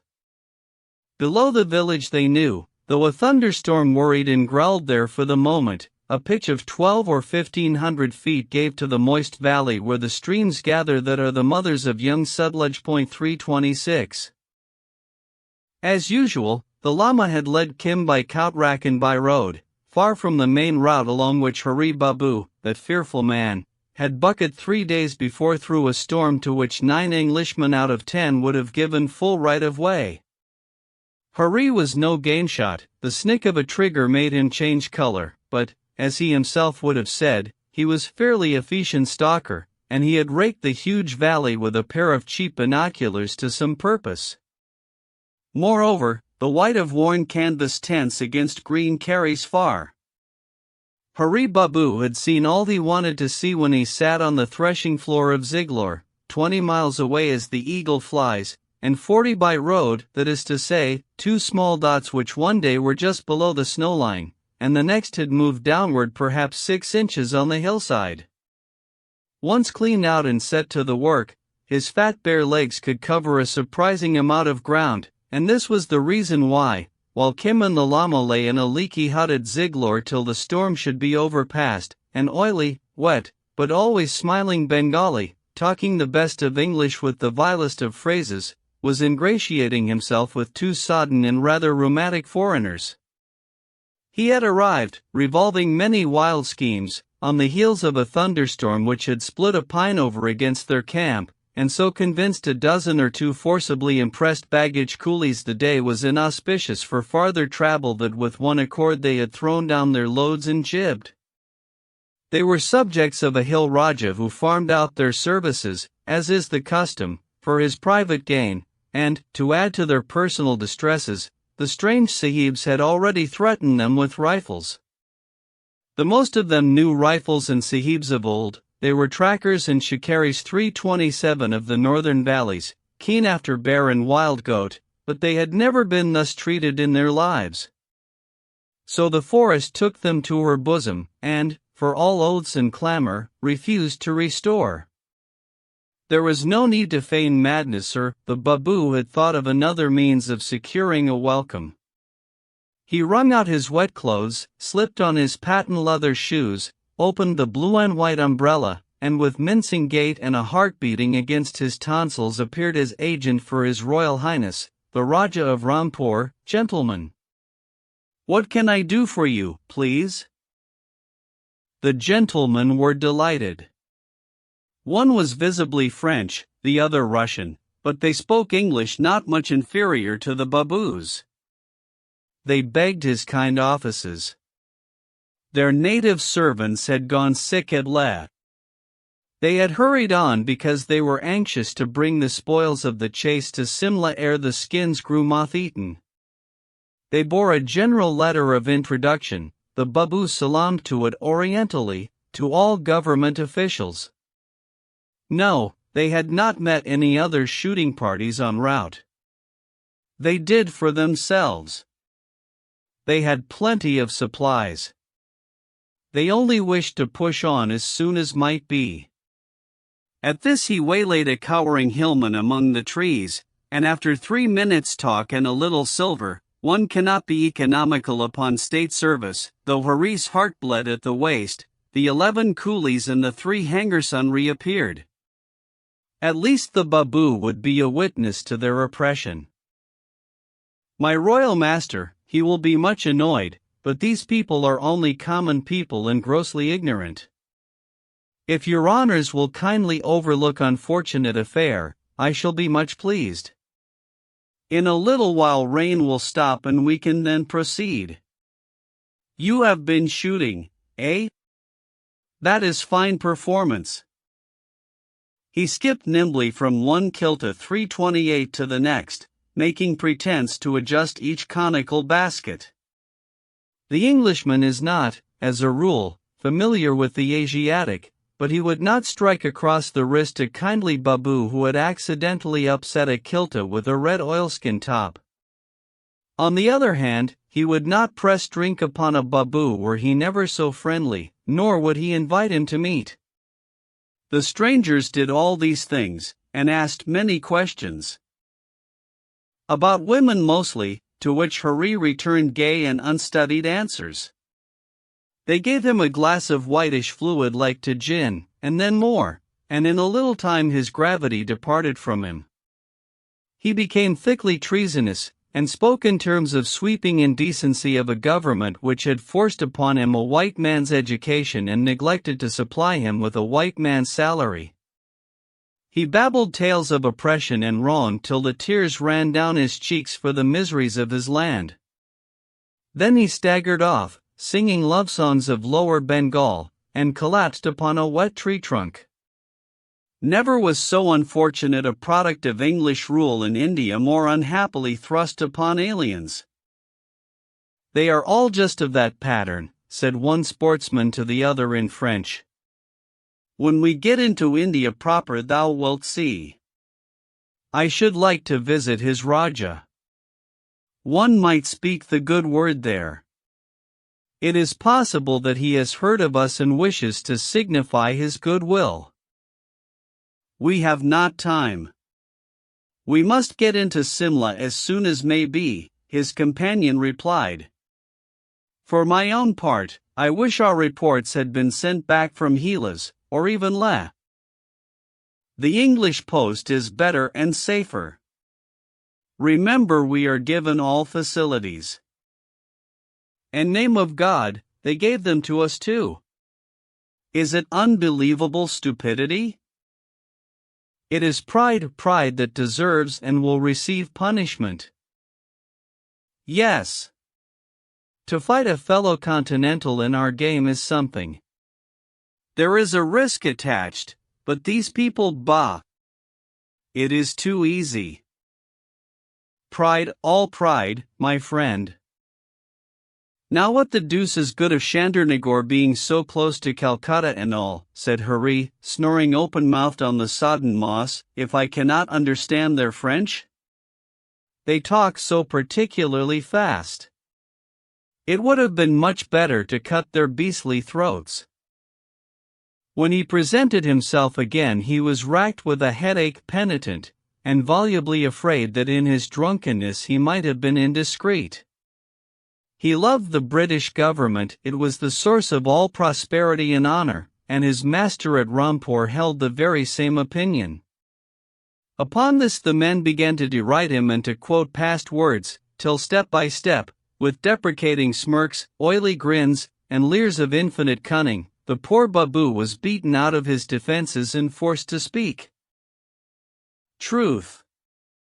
When Leggan was told the tale later, he mourned aloud that he could not have been in the place of the stubborn, inattentive coolies, who with grass mats over their heads and the raindrops puddling in their footprints, waited on the weather. All the sahibs of their acquaintance, rough-clad men joyously returning year after year to their chosen gullies, had servants and cooks and orderlies, very often hillmen. These sahibs travelled without any retinue. Therefore they were poor sahibs, and ignorant, for no sahib in his senses would follow a Bengali's advice. But the Bengali, appearing from somewhere, had given them money, and could make shift with their dialect. Used to comprehensive ill-treatment from their own color, they suspected a trap somewhere, and stood by to run if occasion offered. Then through the new-washed air, steaming with delicious earth smells, the Babu led the way down the slopes, walking ahead of the coolies in pride, walking behind the foreigners in humility. His thoughts were many and various. The least of them would have interested his companions beyond words. But he was an agreeable guide, ever keen to point out the beauties of his royal master's domain. He peopled the hills with anything they had a mind to slay, thar, ibex, or marker, 329 and bear by Elisha's allowance. 330 He discoursed of botany and ethnology with unimpeachable inaccuracy, and his store of local legends, he had been a trusted agent of the state for 15 years, remember, was inexhaustible. Decidedly this fellow is an original, said the taller of the two foreigners. He is like the nightmare of a Viennese courier. He represents in Little India in transition, the monstrous hybridism of East and West, the Russian replied. It is we who can deal with Orientals. He has lost his own country and has not acquired any other. But he has a most complete hatred of his conquerors. Listen. He confided to me last night, said the other. Under the striped umbrella Hari Babu was straining ear and brain to follow the quick-poured French, and keeping both eyes on a kilta full of maps and documents, an extra-large one with a double red oilskin cover. He did not wish to steal anything. He only desired to know what to steal, and, incidentally, how to get away when he had stolen it. He thanked all the gods of Hindustan, and Herbert Spencer, that there remained some valuables to steal. On the second day the road rose steeply to a grass spur above the forest, and it was here, about sunset, that they came across an aged lama, but they called him a bonze 331, sitting cross-legged above a mysterious chart held down by stones, which he was explaining to a young man, evidently a neophyte, of singular, though unwashen, beauty. The striped umbrella had been sighted half a march away, and Kim had suggested a halt till it came up to them. Ah! Said Hari Babu, resourceful as Puss in Boots. That is eminent local holy man. Probably subject of my royal master. What is he doing? It is very curious. He is expounding holy picture, all handworked. The two men stood bareheaded in the wash of the afternoon sunlight low across the gold-colored grass. The sullen coolies, glad of the check, halted and slid down their loads. "Look," said the Frenchman. "It is like a picture for the birth of a religion. The first teacher and the first disciple. Is he a Buddhist?" "Of some debased kind," the other answered. "There are no true Buddhists among the hills. But look at the folds of the drapery. Look at his eyes, how insolent. Why does this make one feel that we are so young a people?" The speaker struck passionately at a tall weed. "We have nowhere left our mark yet. Nowhere. That, do you understand, is what disquiets me." He scowled at the placid face and the monumental calm of the pose. "Have patience. We shall make your mark together, we and you young people. Meantime, draw his picture." The Babu advanced loftily, his back out of all keeping with his deferential speech, or his wink towards Kim. "Holy One, these be Sahibs. My medicines cured one of a flux, and I go into Simla to oversee his recovery. They wish to see thy picture.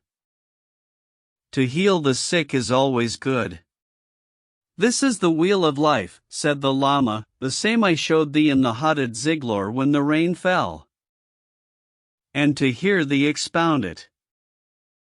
The Lama's eyes lighted at the prospect of new listeners. To expound the most excellent way is good.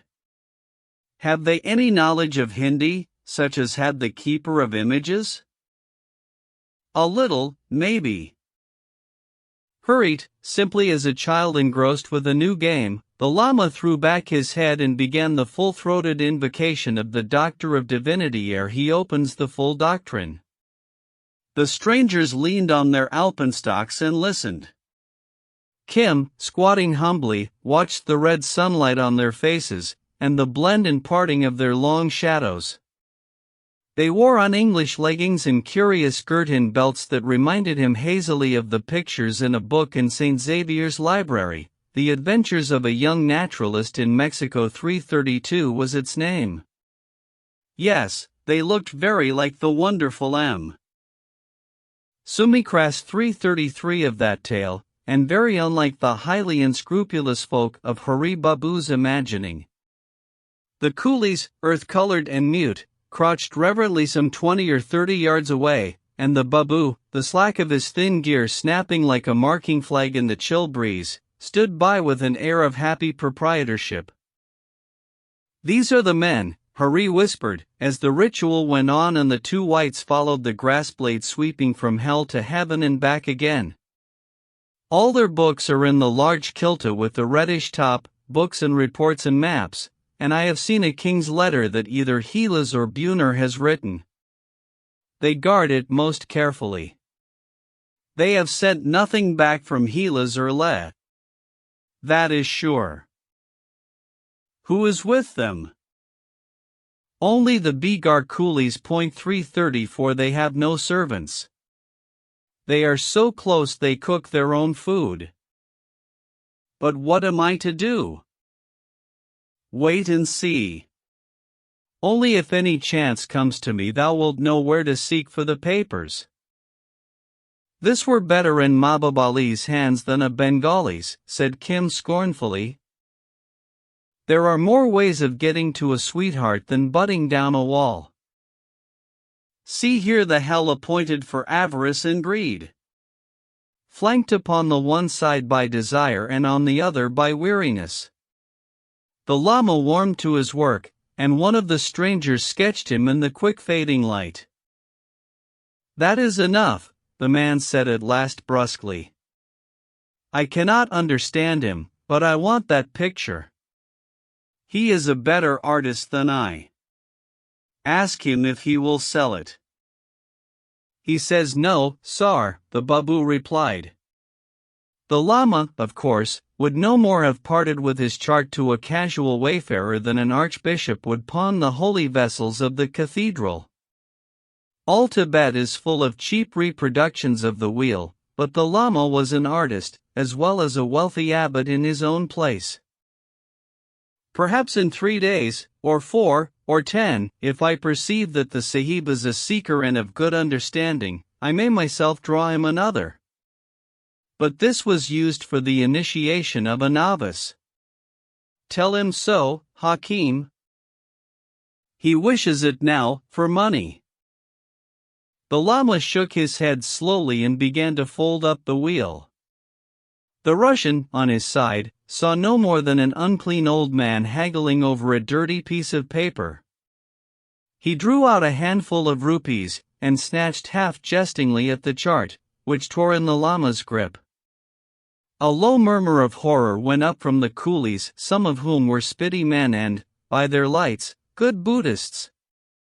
The Lama rose at the insult. His hand went to the heavy iron pencase that is the priest's weapon, and the babu danced in agony. Now you see why I wanted witnesses. They are highly unscrupulous people. Oh, Sar. Sar. You must not hit holy man. Shalla. He has defiled the written word. It was too late. Before Kim could ward him off, the Russian struck the old man full on the face. Next instant he was rolling over and over downhill with Kim at his throat. The blow had waked every unknown Irish devil in the boy's blood, and the sudden fall of his enemy did the rest. The Lama dropped to his knees, half-stunned. The coolies under their loads fled up the hill as fast as plainsmen run across the level. They had seen sacrilege unspeakable, and it behoved them to get away before the gods and devils of the hills took vengeance. The Frenchman ran towards the Lama, fumbling at his revolver with some notion of making him a hostage for his companion. A shower of cutting stones, hillmen or very straight shots, drove him away, and a coolie from Ao Chung 335 snatched the Lama into the stampede. All came about as swiftly as the sudden mountain darkness. They have taken the baggage and all the guns, yelled the Frenchman, firing blindly into the twilight. All right, Sar. All right. Don't shoot. I go to rescue, and Hari, pounding down the slope, cast himself bodily upon the delighted and astonished Kim, who was banging his breathless foe's head against a boulder. Go back to the coolies, whispered the babu in his ear. They have the baggage. The papers are in the kilta with the red top, but look through all. Take their papers, and specially the Marasla, King's letter. Go! The other man comes. Kim tore uphill. A revolver bullet rang on a rock by his side, and he cowered partridge-wise. If you shoot, shouted Hari, they will descend and annihilate us. I have rescued the gentleman, Sar. This is particularly dangerous. By Jove! Kim was thinking hard in English. This is damn tight place, but I think it is self-defense. He felt in his bosom for Mahbub's gift, and uncertainly, save for a few practice shots in the Bikaner desert, he had never used the little gun pulled trigger. What did I say, Sar? The babu seemed to be in tears. Come down here and assist to resuscitate. We are all up a tree, I tell you. The shots ceased. There was a sound of stumbling feet, and Kim hurried upward through the gloom, swearing like a cat or a country bred. Did they wound thee, Chella? Called the Lama above him. No. And thou? He dived into a clump of stunted firs. Unhurt. Come away. We go with these folk to Shamlig under the snow. But not before we have done justice, a voice cried. I have got the Sahib's guns all four. Let us go down. He struck the Holy One, we saw it. Our cattle will be barren, our wives will cease to bear. The snows will slide upon us as we go home. Atop of all other oppression too. The little fur clump filled with clamoring coolies, panic-stricken, and in their terror capable of anything. The man from Aochung clicked the breech bolt of his gun impatiently, and made as to go downhill. Wait a little, Holy One, they cannot go far. Wait till I return, said he. It is this person who has suffered wrong, said the Lama, his hand over his brow. For that very reason, was the reply. If this person overlooks it, your hands are clean. Moreover, ye acquire merit by obedience. Wait, and we will all go to Shamleg together, the man insisted. For a moment, for just so long as it needs to stuff a cartridge into a breech loader, the Lama hesitated. Then he rose to his feet, and laid a finger on the man's shoulder. Hast thou heard? I say there shall be no killing, I who was abbot of such sen. Is it any lust of thine to be reborn as a rat, or a snake under the eaves, a worm in the belly of the most mean beast? Is it thy wish too? The man from Aochung fell to his knees, for the voice boomed like a Tibetan devil gong. Aye! Aye! Cried the spitty men. Do not curse us, do not curse him. It was but his zeal, Holy One. Put down the rifle, fool. Anger on anger. Evil on evil. There will be no killing. Let the priest-beaters go in bondage to their own acts. Just and sure as the wheel, swerving not a hair. They will be born many times in torment. His head drooped, and he leaned heavily on Kim's shoulder. I have come near to great evil, Shella, he whispered in that dead hush under the pines. I was tempted to loose the bullet, and truly, in Tibet there would have been a heavy and a slow death for them. He struck me across the face, upon the flesh, he slid to the ground, breathing heavily, and Kim could hear the overdriven heart bump and check.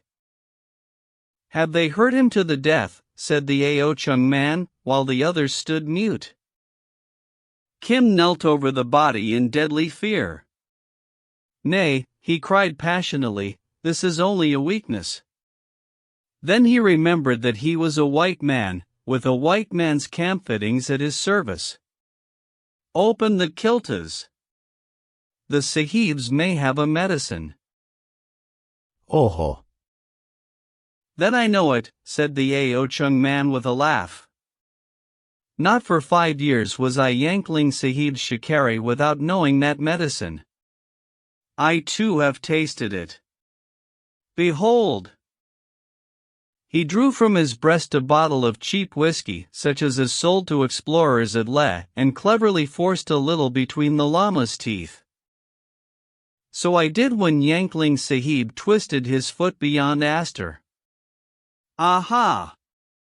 I have already looked into their baskets, but we will make fair division at Shamleg. Give him a little more. It is good medicine. Feel. His heart goes better now. Lay his head down and rub a little on his chest. If he had waited quietly while I accounted for the Sahibs, this would never have come. But perhaps the Sahibs may chase us here. Then it would not be wrong to shoot them with their own guns, hey?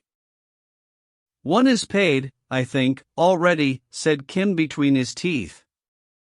I kicked him in the groin as we went downhill. Would I had killed him.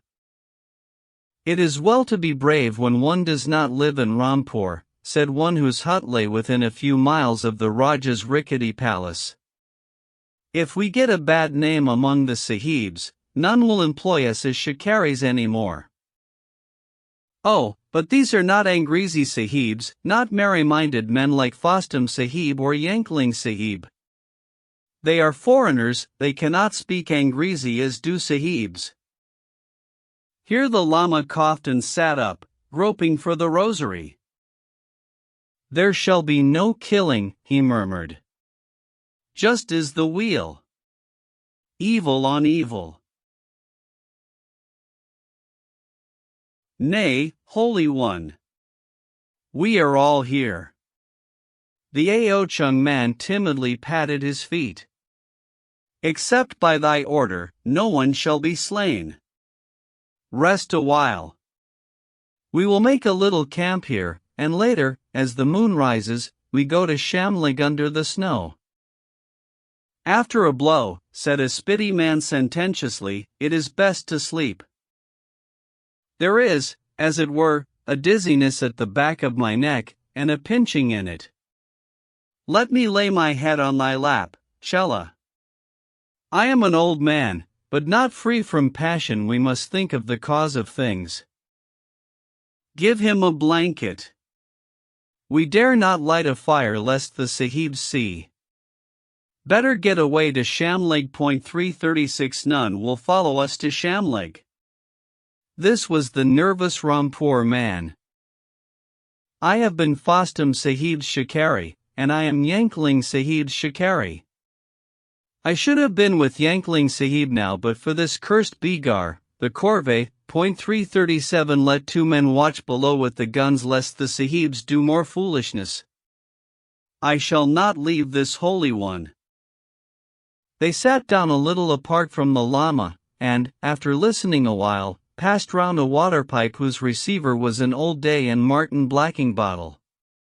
The glow of the red charcoal as it went from hand to hand lit up the narrow, blinking eyes, the high Chinese cheekbones, and the bull throats that melted away into the dark duffel folds round the shoulders. They looked like kobolds 338 from some magic mind gnomes of the hills in conclave. And while they talked, the voices of the snow waters round them diminished one by one as the night frost choked and clogged the runnels. How he stood up against us, said a Spiti man admiring.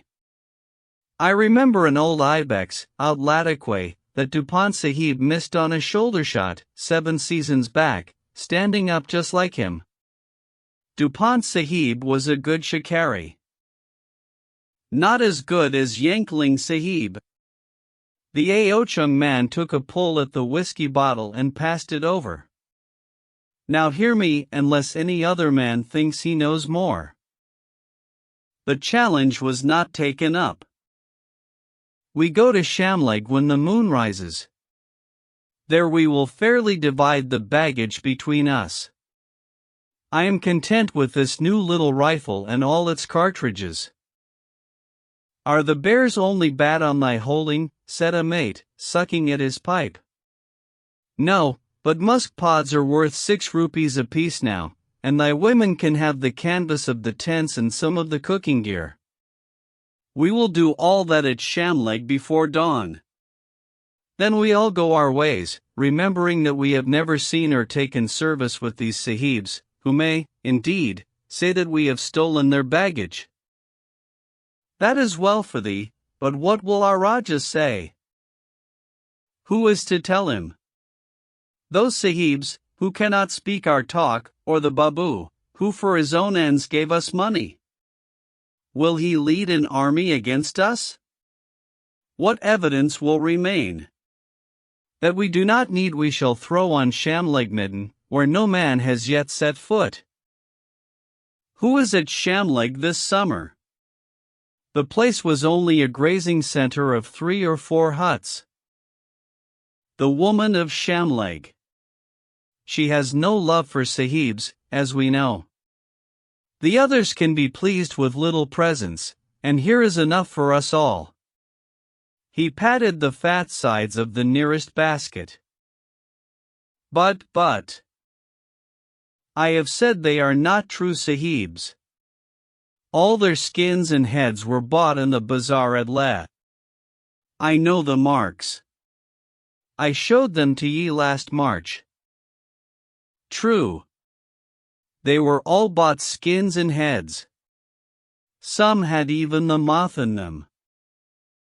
That was a shrewd argument, and the Ao-chung man knew his fellows. If the worst comes to the worst, I shall tell Yankling Sahib, who is a man of a merry mind, and he will laugh. We are not doing any wrong to any Sahibs whom we know. They are priest beaters. They frightened us. We fled. Who knows where we dropped the baggage? Do you think Yankling Sahib will permit down-country police to wander all over the hills, disturbing his game?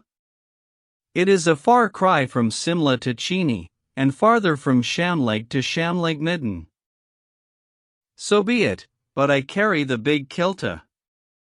The basket with the red top that the Sahibs pack themselves every morning. Thus it is proved, said the Shamleg man adroitly, that they are Sahibs of no account. Whoever heard of Fostum Sahib, or Yankling Sahib, or even the little Peel Sahib that sits up at nights to shoot Suro 339, I say, whoever heard of these Sahibs coming into the hills without a down-country cook, and a bearer, and all manner of well-paid, high-handed, and oppressive folk in their tail? How can they make trouble? What of the kilta? Nothing, but that it is full of the written word books and papers in which they wrote, and strange instruments, as of worship. Shamleg Midden will take them all. True. But how if we insult the Sahib's gods thereby? I do not like to handle the written word in that fashion. And their brass idols are beyond my comprehension. It is no plunder for simple hill folk. The old man still sleeps. HST. We will ask his chela. The Ao-chung man refreshed himself, and swelled with pride of leadership. We have here, he whispered, a kilta whose nature we do not know. But I do, said Kim cautiously. The Lama drew breath in natural, easy sleep, and Kim had been thinking of Hari's last words. As a player of the great game, he was disposed just then to reverence the babu. It is a kilta with a red top full of very wonderful things, not to be handled by fools. I said it, cried the bearer of that burden. Thinkest thou it will betray us? Not if it be given to me. I can draw out its magic. Otherwise it will do great harm. A priest always takes his share. Whiskey was demoralizing the Ao-chung man. It is no matter to me, Kim answered, with the craft of his mother country. Share it among you, and see what comes. Not I. I was only jesting. Give the order. There is more than enough for us all. We go our way from Shamleg in the dawn. They arranged and rearranged their artless little plans for another hour, while Kim shivered with cold and pride. The humor of the situation tickled the Irish and the Oriental in his soul. Here were the emissaries of the dread power of the North, very possibly as great in their own land as Mabub or Colonel Creighton, suddenly smitten helpless. One of them, he privately knew, would be lame for a time. They had made promises to kings. Tonight they lay out somewhere below him, chartless, foodless, tentless, gunless except for Hari Babu, guideless. And this collapse of their great game, Kim wondered to whom they would report it. This panicky bolt into the night had come about through no craft of Hari's or contrivance of Kim's, but simply, beautifully, and inevitably as the capture of Mabub's fakir friends by the zealous young policeman at Ambala. They are there, with nothing, and, by Jove, it is cold. I am here with all their things. Oh, They will be angry? I am sorry for Hari Babu. Kim might have saved his pity, for though at that moment the Bengali suffered acutely in the flesh, his soul was puffed and lofty.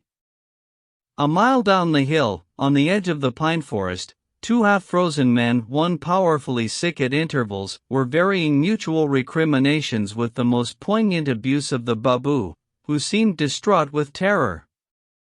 They demanded a plan of action. He explained that they were very lucky to be alive, that their coolies, if not then stalking them, had passed beyond recall, that the Rajah, his master, was 90 miles away, and, so far from lending them money and a retinue for the Simla journey, would surely cast them into prison if he heard that they had hit a priest. He enlarged on this sin and its consequences till they bade him change the subject. Their one hope, said he, was unostentatious flight from village to village till they reached civilization, and, for the 100th time dissolved in tears, he demanded of the high stars why the Sahibs had beaten Holy Man.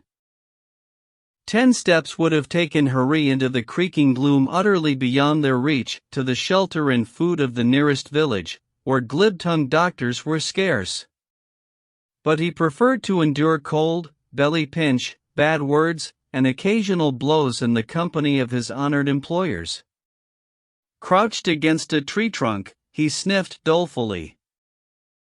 "And have you thought," said the uninjured man hotly, "what sort of spectacle we shall present wandering through these hills among these aborigines?" Hari Babu had thought of little else for some hours, but the remark was not to his address. "We cannot wander." "I can hardly walk," groaned Kim's victim. "Perhaps the holy man will be merciful in loving kindness, sir, otherwise."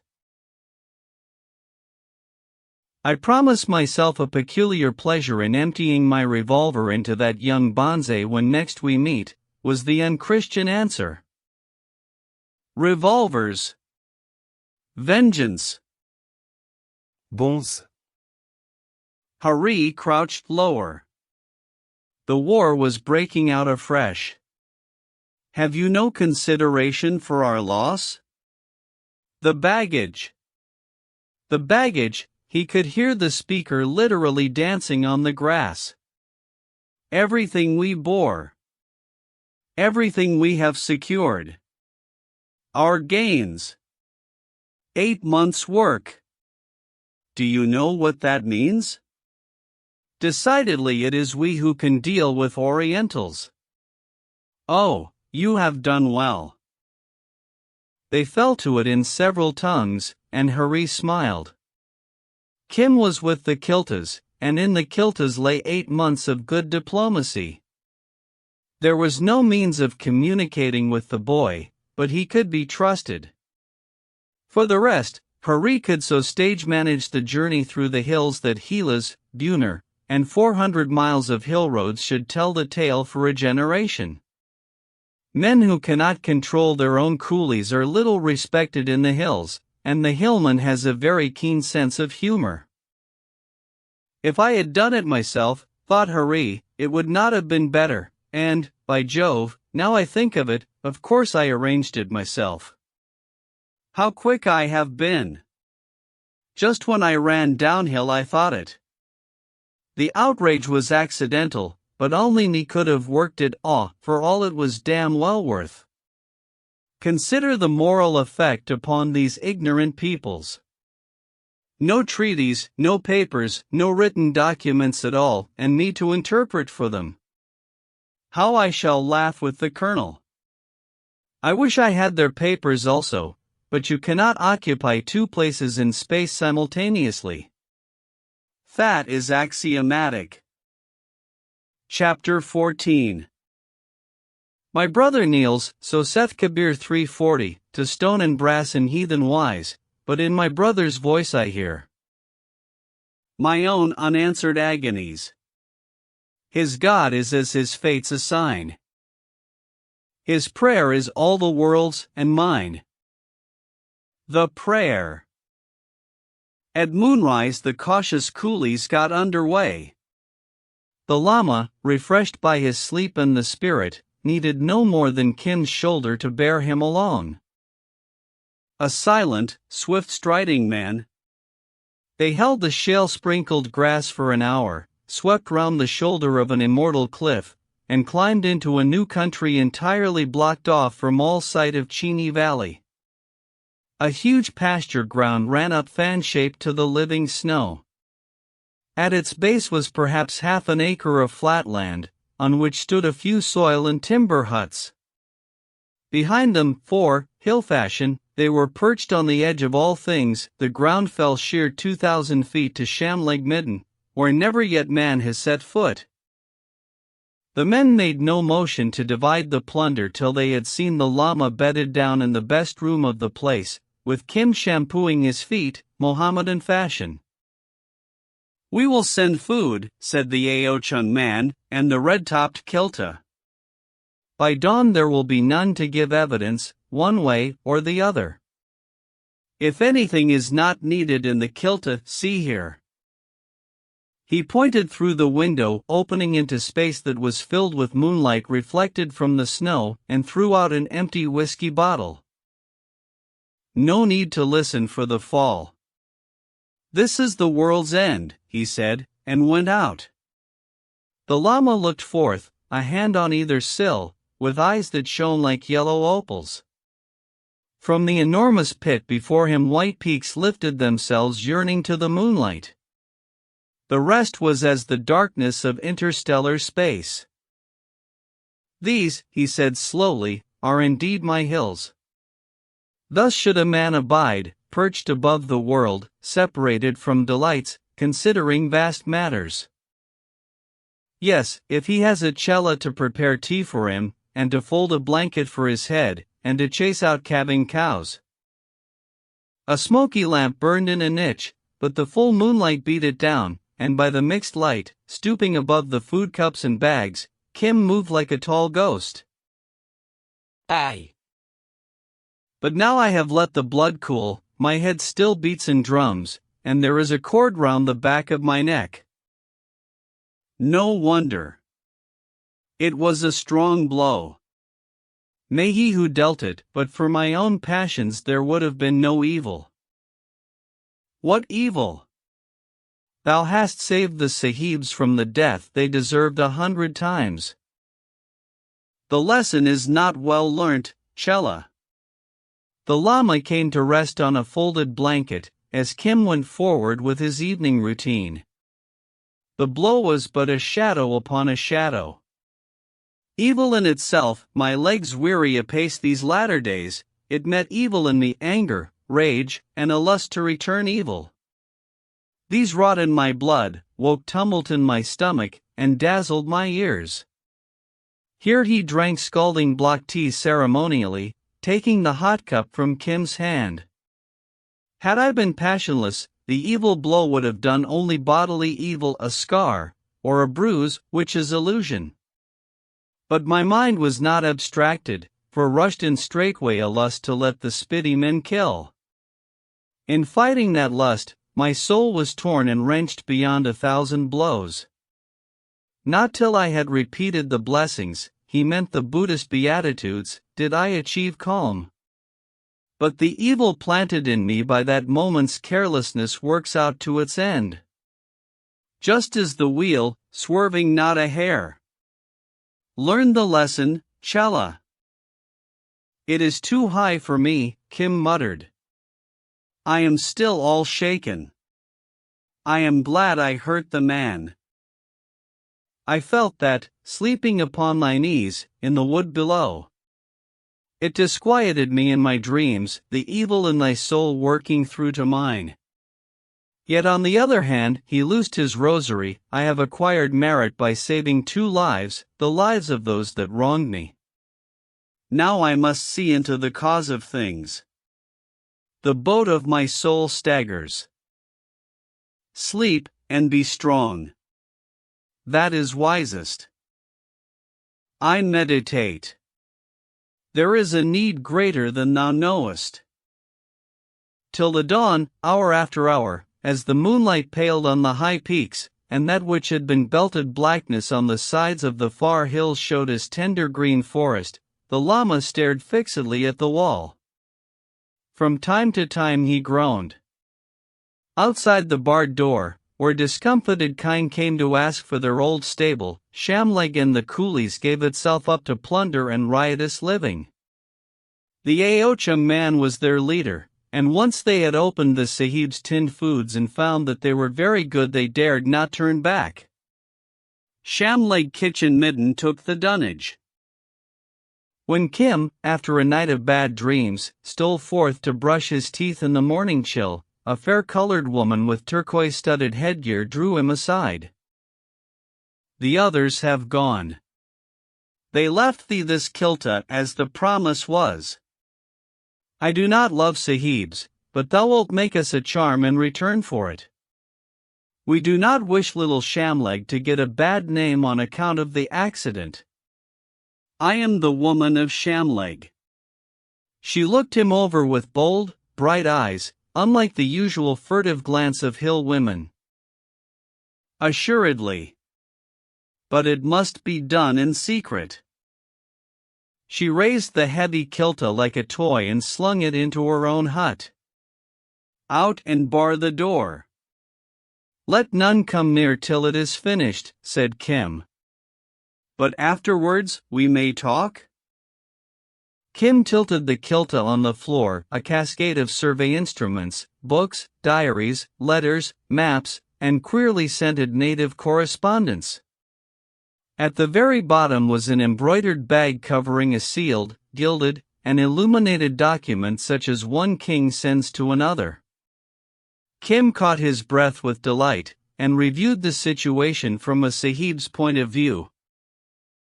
"The books I do not want. Besides, they are logarithms, survey, I suppose."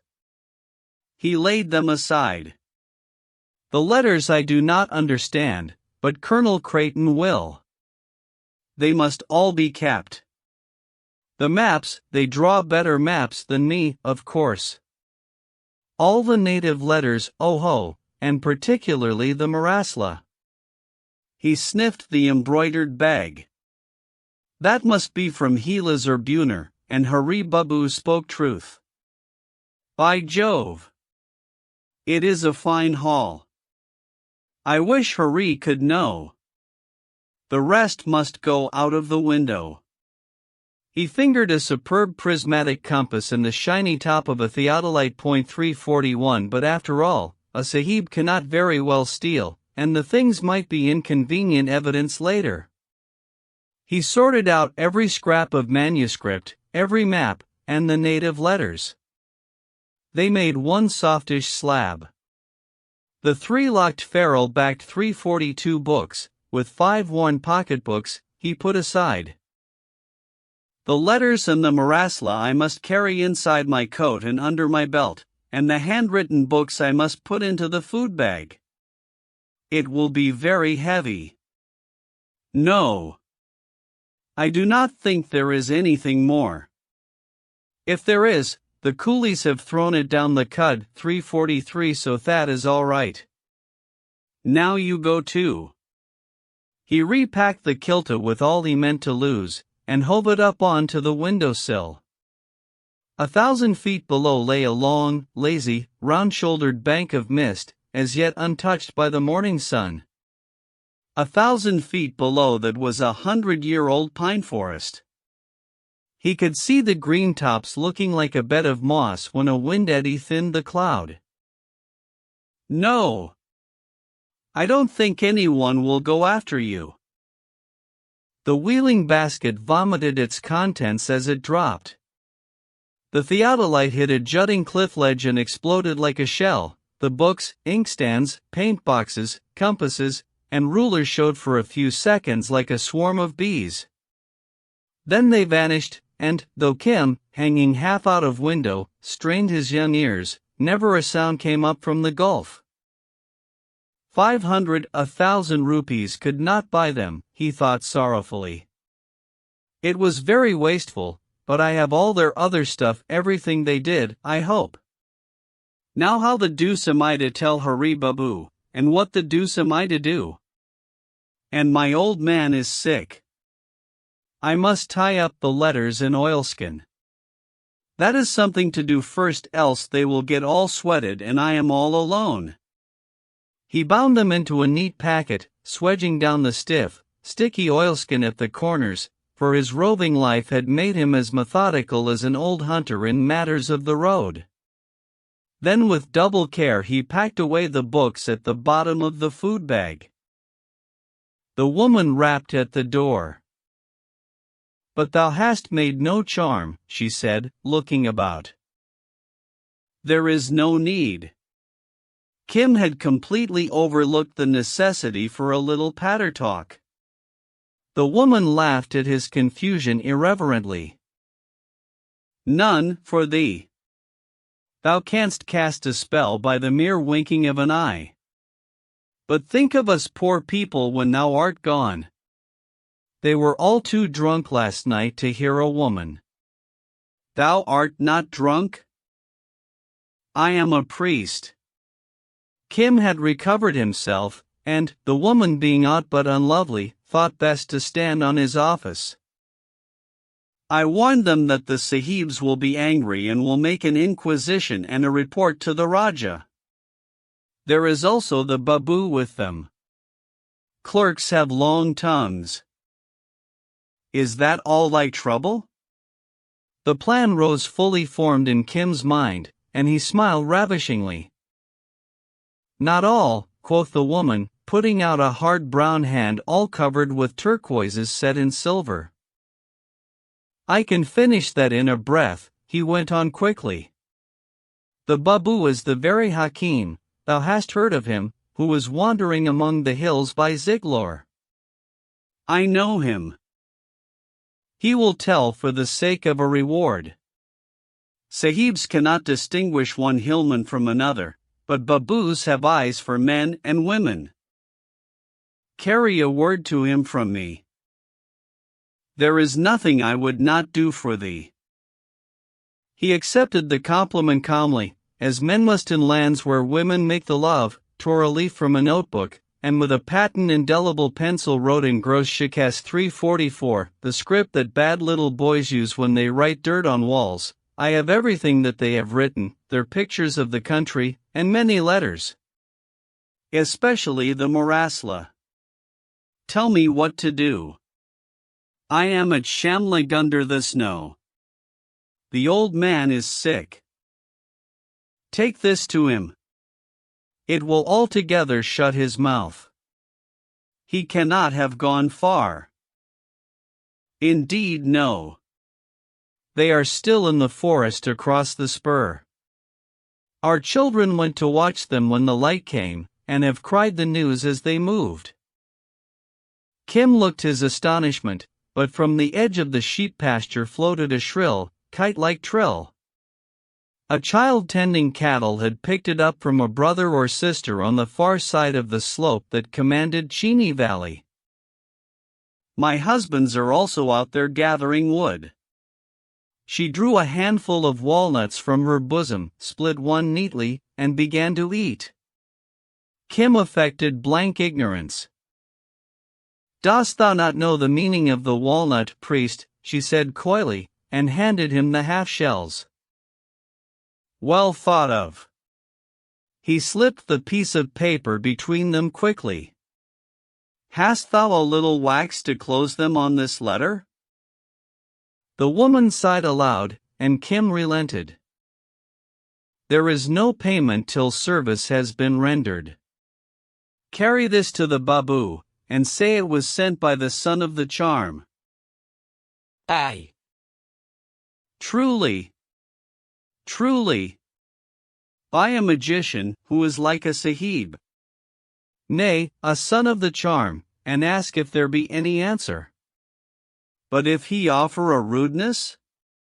I am afraid." Kim laughed. "He is, I have no doubt, very tired and very hungry. The hills make cold bedfellows. Hi, it was on the tip of his tongue to say mother, but he turned it to sister. Thou art a wise and witty woman. By this time all the villages know what has befallen the Sahibs, eh? True.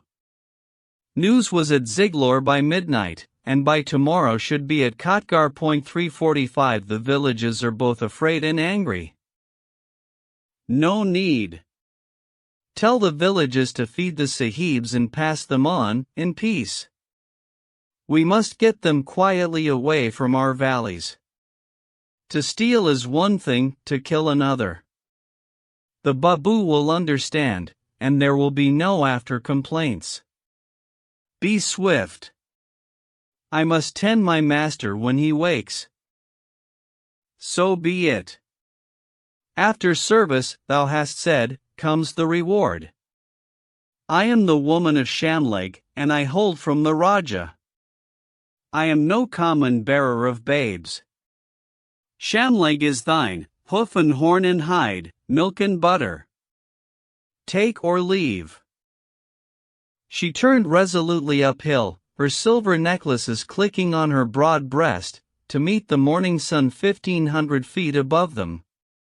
This time Kim thought in the vernacular as he waxed down the oilskin edges of the packets. How can a man follow the way or the great game when he is so always pestered by women? There was the girl at Akrola of the ford, and there was the scullion's wife behind the dovecot, not counting the others, and now comes this one. When I was a child it was well enough, but now I am a man and they will not regard me as a man. Walnuts, indeed. Oh. It is almonds in the plains. He went out to levy on the village, not with a begging bowl, which might do for down country, but in the manner of a prince. Shamleg's summer population is only 3 families, 4 women and 8 or 9 men. They were all full of tinned meats and mixed drinks, from ammoniated quinine to white vodka, for they had taken their full share in the overnight loot. The neat continental tents had been cut up and shared long ago, and there were patent aluminium saucepans abroad. But they considered the Lama's presence a perfect safeguard against all consequences, and impenitently brought Kim of their best even to a drink of Chang, the barley beer that comes from Ladakh. Then they thawed out in the sun, and sat with their legs hanging over infinite abysses, chattering, laughing, and smoking. They judged India and its government solely from their experience of wandering Sahibs who had employed them or their friends as shikaris. Kim heard tales of shots missed upon ibex, serow, or marker, by Sahibs 20 years in their graves, every detail lighted from behind like twigs on treetops seen against lightning. They told him of their little diseases, and, more important, the diseases of their tiny, sure-footed cattle, of trips as far as Kotgar, where the strange missionaries live, and beyond even to marvelous Simla, where the streets are paved with silver, and anyone, look you, can get service with the Sahibs, who ride about in 2-wheeled carts and spend money with a spade. Presently, grave and aloof, walking very heavily, the Lama joined himself to the chatter under the eaves, and they gave him great room. The thin air refreshed him, and he sat on the edge of precipices with the best of them, and, when talk languished, flung pebbles into the void. 30 miles away, as the eagle flies, lay the next range, seemed enchanneled and pitted with little patches of brush forests, each a day's dark march. Behind the village, Shamleg Hill itself cut off all view to southward. It was like sitting in a swallow's nest under the eaves of the roof of the world. From time to time the Lama stretched out his hand, and with a little low-voiced prompting would point out the road to Spiti and north across the Parungla. Beyond, where the hills lie thickest, lies to Chn, he meant Hanlo, the great monastery. Tag Stan Ras Chn 346 built it, and of him there runs this tale. Whereupon he told it, a fantastic piled narrative of bewitchment and miracles that set Shamleg gasping. Turning west a little, he speared for the green hills of Kulu, and sought Kailung under the glaciers. For thither came I in the old days. From La I came, over the Bariloche, 347. Yes, yes, we know it, said the far-faring people of Shamleg. And I slept 2 nights with the priests of Kailung. These are the hills of my delight. Shadows blessed above all other shadows. There my eyes opened on this world, there my eyes were open to this world, there I found enlightenment, and there I girt my loins for my search. Out of the hills I came, the high hills and the strong winds. Oh, just as the wheel. He blessed them in detail, the great glaciers, the naked rocks, the piled moraines and tumbled shale, dry upland, hidden salt lake, age-old timber and fruitful water-shot valley one after the other, as a dying man blesses his folk, and Kim marveled at his passion. Yes, yes. There is no place like our hills, said the people of Shamleg. And they fell to wondering how a man could live in the hot, terrible plains where the cattle run as big as elephants, unfit to plow on a hillside, where village touches village, they had heard, for 100 miles, where folk went about stealing in gangs, and what the robbers spared the police carried utterly away. So the still forenoon wore through, and at the end of it Kim's messenger dropped from the steep pasture as unbreathed as when she had set out. I sent a word to the Hakim, Kim explained, while she made reverence. He joined himself to the idolaters? Nay, I remember he did a healing upon one of them. He has acquired merit, though the healed employed his strength for evil. Just as the wheel. What of the Hakim? I feared that thou hadst been bruised and I knew he was wise. Kim took the waxed walnut shell and read in English on the back of his note, your favor received. Cannot get away from present company at present, but shall take them into Simla. After which, hope to rejoin you. Inexpedient to follow angry gentlemen. Return by same road you came, and will overtake. Highly gratified about correspondence due to my forethought. He says, Holy One, that he will escape from the idolaters, and will return to us. Shall we wait a while at Shamleg, then? The Lama looked long and lovingly upon the hills and shook his head. That may not be, Shella. From my bones outward I do desire it, but it is forbidden. I have seen the cause of things. Why? When the hills give thee back thy strength day by day? Remember we were weak and fainting down below there in the dune. I became strong to do evil and to forget. A brawler and a swashbuckler upon the hillsides was I. Kim bit back a smile. Just and perfect is the wheel, swerving not a hair. When I was a man a long time ago, I did pilgrimage to Guru Ch1 348 among the poplars. He pointed Botanwards, 349 where they keep the sacred horse. Quiet, be quiet, said Shamleg, all a row. He speaks of Jamlanin K or, the horse that can go round the world in a day. I speak to my Chela only, said the Lama, in gentle reproof, and they scattered like frost on south eves of a morning. I did not seek truth in those days, but the talk of doctrine. All illusion. I drank the beer and ate the bread of Guru Ch1. Next day one said, we go out to fight Sangar Guttuk down the valley to discover, mark again how lust is tied to anger. Which abbot shall bear rule in the valley and take the profit of the prayers they print at Sangar Guttuk? I went, and we fought a day. But how, Holy One? With our long pen cases, as I could have shown. I say, we fought under the poplars, both abbots and all the monks, and one laid open my forehead to the bone. See? He tilted back his cap and showed a puckered silvery scar. Just and perfect is the wheel. Yesterday the scar itched, and after 50 years I recalled how it was dealt in the face of him who dealt it, dwelling a little in illusion. Followed that which thou didst see, strife and stupidity. Just is the wheel.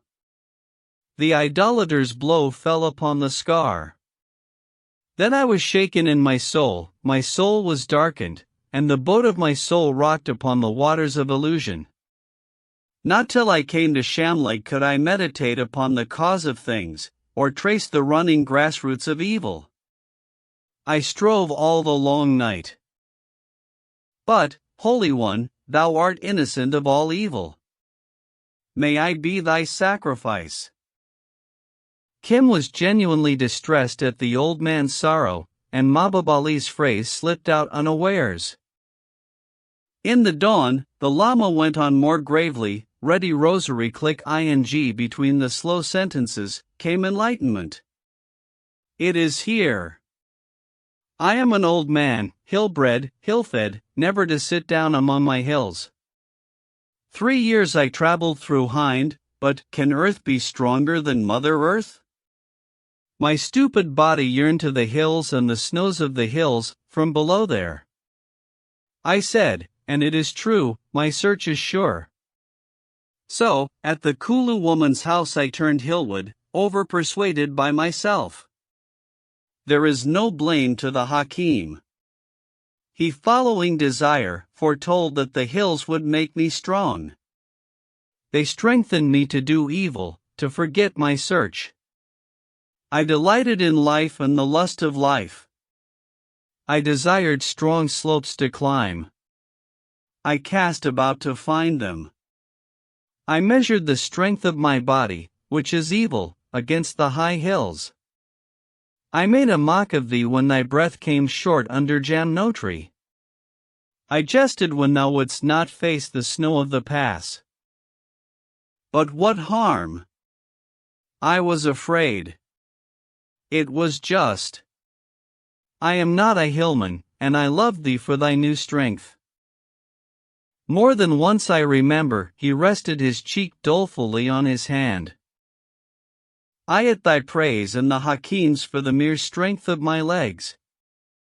Thus evil followed evil till the cup was full. Just is the wheel. All Hind for 3 years did me all honor. From the fountain of wisdom and the wonder house to he smiled a little child playing by a big gun, the world prepared my road and why? Because we loved thee.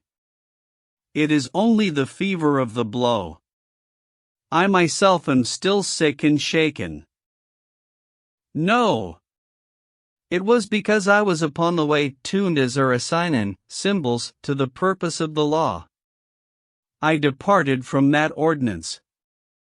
The tune was broken, followed the punishment. In my own hills, on the edge of my own country, in the very place of my evil desire, comes the buffet here. He touched his brow. As a novice is beaten when he misplaces the cups, so am I beaten, who is abbot of such Zen. No word, look you, but a blow, Shella. But the Sahibs did not know thee, Holy One? We were well matched. Ignorance and lust met ignorance and lust upon the road, and they begot anger. The blow was assigned to me, who am no better than a strayed yak, that my place is not here. Who can read the cause of an act is halfway to freedom. Back to the path, says the blow. The hills are not for thee. Thou canst not choose freedom and go in bondage to the delight of life. Would we had never met that cursed Russian? Our Lord himself cannot make the wheel swing backward. And for my merit that I had acquired I gain yet another sign. He put his hand in his bosom, and drew forth the wheel of life. Look! I considered this after I had meditated. There remains untorn by the idolater no more than the breadth of my fingernail. I see. So much, then, is the span of my life in this body. I have served the wheel all my days. Now the wheel serves me. But for the merit I have acquired in guiding thee upon the way, there would have been added to me yet another life ere I had found my river. Is it plain, Shella? Kim stared at the brutally disfigured chart. From left to right diagonally the rent ran from the 11th house where desire gives birth to the child, as it is drawn by Tibetans, across the human and animal worlds, to the 5th house, the empty house of the senses. The logic was unanswerable. Before our Lord won enlightenment, the Lama folded all away with reverence. He was tempted. I too have been tempted, but it is finished. The arrow fell in the plains, not in the hills. Therefore, what make we here? Shall we at least wait for the Hakim? I know how long I shall live in this body. What can a Hakim do? But thou art all sick and shaken. Thou canst not walk. How can I be sick if I see freedom? He rose unsteadily to his feet. Then I must get food from the village. Oh, the weary road. Kim felt that he too needed rest. That is lawful. Let us eat and go. The arrow fell in the plains, but I yielded to desire. Make ready, Shella. Kim turned to the woman with the turquoise headgear who had been idly pitching pebbles over the cliff. She smiled very kindly. I found him like a strayed buffalo in a cornfield, the babu, snorting and sneezing with cold. He was so hungry that he forgot his dignity and gave me sweet words. The sahibs have nothing. She flung out in empty palms. One is very sick about the stomach. Thy work? Kim nodded, with a bright eye. I spoke to the Bengali first and to the people of a nearby village after. The sahibs will be given food as they need it, nor will the people ask money. The plunder is already distributed. The babu makes lying speeches to the sahibs. Why does he not leave them? Out of the greatness of his heart. Was never a Bengali yet had one bigger than a dried walnut. But it is no matter. Now as to walnuts. After service comes reward. I have said the village is thine. It is my loss, Kim began. Even now I had planned desirable things in my heart which there is no need to go through the compliments proper to these occasions. He sighed deeply, but my master, led by a vision. Ha! What can old eyes see except a full begging bowl? Turns from this village to the plains again. Bid him stay. Kim shook his head. I know my Holy One, and his rage if he be crossed, he replied impressively. His curses shake the hills. Pity they did not save him from a broken head. I heard that thou wast the tiger-hearted one who smote the sahib. Let him dream a little longer. Stay. Hillwoman, said Kim, with austerity that could not harden the outlines of his young oval face, these matters are too high for thee. The gods be good to us. Since when have men and women been other than men and women? A priest is a priest. He says he will go upon this hour. I am his chela, and I go with him. We need food for the road. He is an honored guest in all the villages, but, he broke into a pure boy's grin, the food here is good. Give me some. What if I do not give it thee? I am the woman of this village. Then I curse thee a little, not greatly, but enough to remember. He could not help smiling. Thou hast cursed me already by the down-dropped eyelash and the uplifted chin. Curses? What should I care for mere words? She clenched her hands upon her bosom.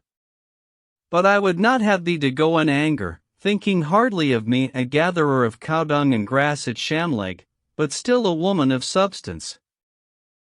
I think nothing, said Kim, but that I am grieved to go, for I am very weary, and that we need food. Here is the bag. The woman snatched it angrily. I was foolish, said she. Who is thy woman in the plains? Fair or black?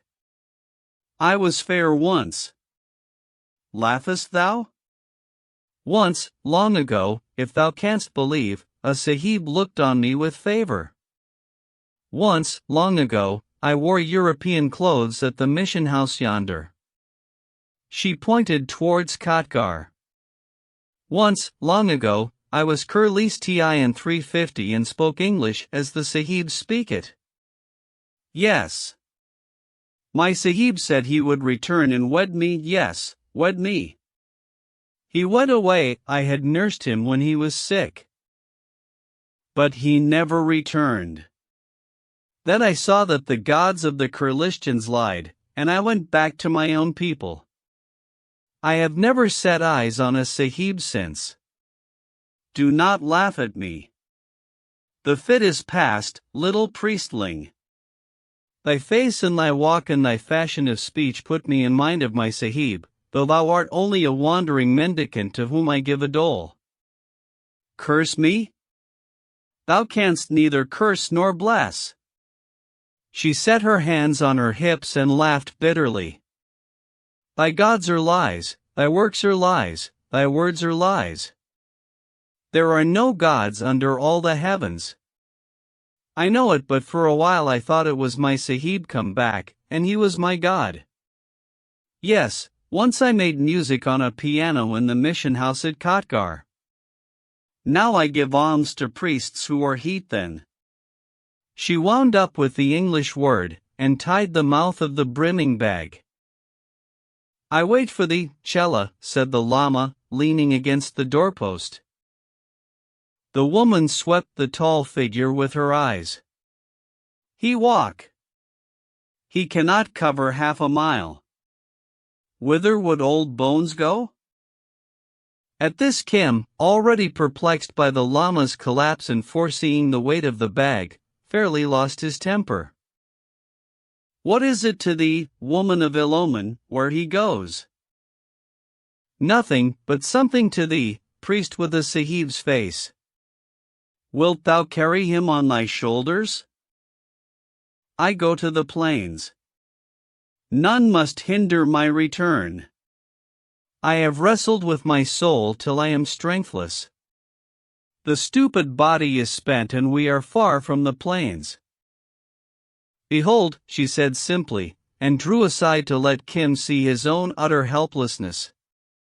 Curse me. Maybe it will give him strength. Make a charm. Call on thy great God. Thou art a priest. She turned away. The Lama had squatted limply, still holding by the doorpost. One cannot strike down an old man that he recovers again like a boy in a night. Weakness bowed him to the earth, but his eyes that hung on Kim were alive and imploring. It is all well, said Kim. It is the thin air that weakens thee. In a little while we go. It is the mountain sickness. I too am a little sick at stomach. And he knelt and comforted with such poor words as came first to his lips. Then the woman returned, more erect than ever. Thy God's useless, hey? Try mine. I am the woman of Shamleg. She hailed hoarsely, and there came out of a cowpen her 2 husbands and 3 others with a dully, the rude native litter of the hills, that they use for carrying the sick and for visits of state. These cattle, she did not condescend to look at them, are thine for so long as thou shalt need. But we will not go Simla way. We will not go near the Sahibs, cried the first husband. They will not run away as the others did, nor will they steal baggage. 2 I know for weaklings. Stand to the rear pole, Sanu and Terry.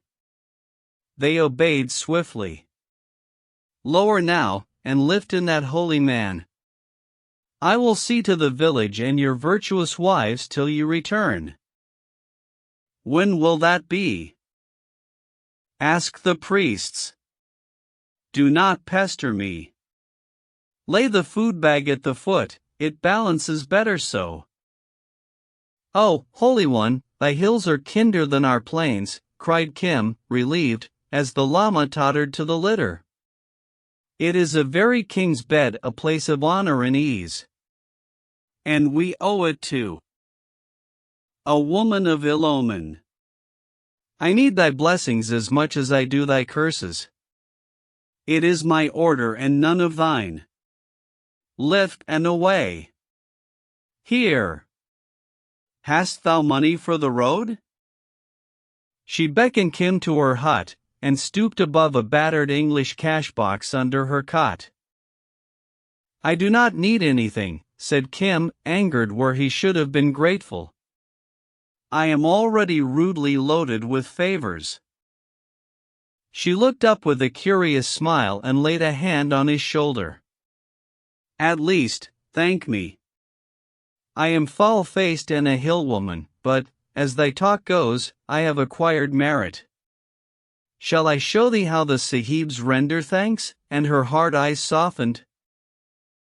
I am but a wandering priest, said Kim, his eyes lighting in answer. Thou needest neither my blessings nor my curses. Nay. But for one little moment thou canst overtake the Duli in 10 strides if thou wast a Sahib. Shall I show thee what thou wouldst do? How if I guess, though, said Kim, and putting his arm round her waist, he kissed her on the cheek, adding in English, Thank you very much, my dear. Kissing is practically unknown among Asiatics, which may have been the reason that she leaned back with wide-open eyes and a face of panic. Next time, Kim went on, you must not be so sure of your heathen priests. Now I say goodbye. He held out his hand English fashion. She took it mechanically. Goodbye, my dear. Goodbye, and she was remembering her English words one by one. You will come back again? Goodbye, and thee God bless you. Half an hour later, as the creaking litter jolted up the hill path that leads southeasterly from Shamleg, Kim saw a tiny figure at the hut door waving a white rag. She has acquired merit beyond all others, said the Lama. For to set a man upon the way to freedom is half as great as though she herself had found it. Said Kim thoughtfully, considering the past. It may be that I have acquired merit also. At least she did not treat me like a child. He hitched the front of his robe, where lay the slab of documents and maps, restowed the precious food bag at the Lama's feet, laid his hand on the litter's edge, and buckled down to the slow pace of the grunting husbands. These also acquire merit, said the Lama, after 3 miles. More than that, they shall be paid in silver, quoth Kim. The woman of Shamleg had given it to him, and it was only fair, he argued, that her men should earn it back again. Chapter 15. I'd not give room for an emperor, I'd hold my road for a king. To the triple crown I'd not bow down, but this is a different thing. I'll not fight with the powers of air, sentry, pass him through. Drawbridge let fall, he's the lord of us all, the dreamer whose dream came true. The Siege of the Fairies. 200 miles north of Chini, on the blue shale of Ladakh, lies Yankling Sahib, the merry-minded man, spyglassing wrathfully across the ridges for some sign of his pet tracker, a man from Aochung. But that renegade, with a new Mannlicher rifle and 200 cartridges, is elsewhere, shooting musk deer for the market, and Yankling Sahib will learn next season how very ill he has been. Up the valleys of Bushehr, the far-beholding eagles of the Himalayas swerve at his new blue and white gourd umbrella. Hurries a Bengali, once fat and well-looking, now lean and weather-worn. He has received the thanks of 2 foreigners of distinction, piloted not unskillfully to Mashobra 351 tunnel, which leads to the great and gay capital of India. It was not his fault that, blanketed by wet mists, he conveyed them past the telegraph station and European colony of Khatgar. It was not his fault, but that of the gods, of whom he discoursed so engagingly, that he led them into the borders of Nahan 352, where the Raja of that state mistook them for deserting British soldiery. Hari Babu explained the greatness and glory, in their own country, of his companions, till the drowsy kinglet smiled. He explained it to everyone who asked, many times, aloud, variously. He begged food, arranged accommodation, proved a skillful leech for an injury of the groin, such a blow as one may receive rolling down a rock-covered hillside in the dark, and in all things indispensable. The reason of his friendliness did him credit. With millions of fellow serfs, he had learned to look upon Russia as the great deliverer from the north. He was a fearful man. He had been afraid that he could not save his illustrious employers from the anger of an excited peasantry. He himself would just as lief hit a holy man as not, but he was deeply grateful and sincerely rejoiced that he had done his little possible towards bringing their venture to barring the lost baggage a successful issue. He had forgotten the blows, denied that any blows had been dealt that unseemly first night under the pines. He asked neither pension nor retaining fee, but, if they deemed him worthy, would they write him a testimonial? It might be useful to him later, if others, their friends, came over the passes. He begged them to remember him in their future greatnesses, for he opined subtly that he, even he, Mohendro Lal Dutt, M.A. of Calcutta, had done the state some service. 353. They gave him a certificate praising his courtesy, helpfulness, and unerring skill as a guide. He put it in his waistbelt and sobbed with emotion. They had endured so many dangers together. He led them at high noon along crowded Simla Mall to the Alliance Bank of Simla, where they wished to establish their identity. Thence he vanished like a dawn cloud on Jacko. Behold him, too fine-drawn to sweat, too pressed to vaunt the drugs in his little brass-bound box, ascending sham-length slope, a just man made perfect. Watch him, all Bobutum laid aside, smoking at noon on a cot, while a woman with turquoise-studded headgear points southeasterly across the bare grass.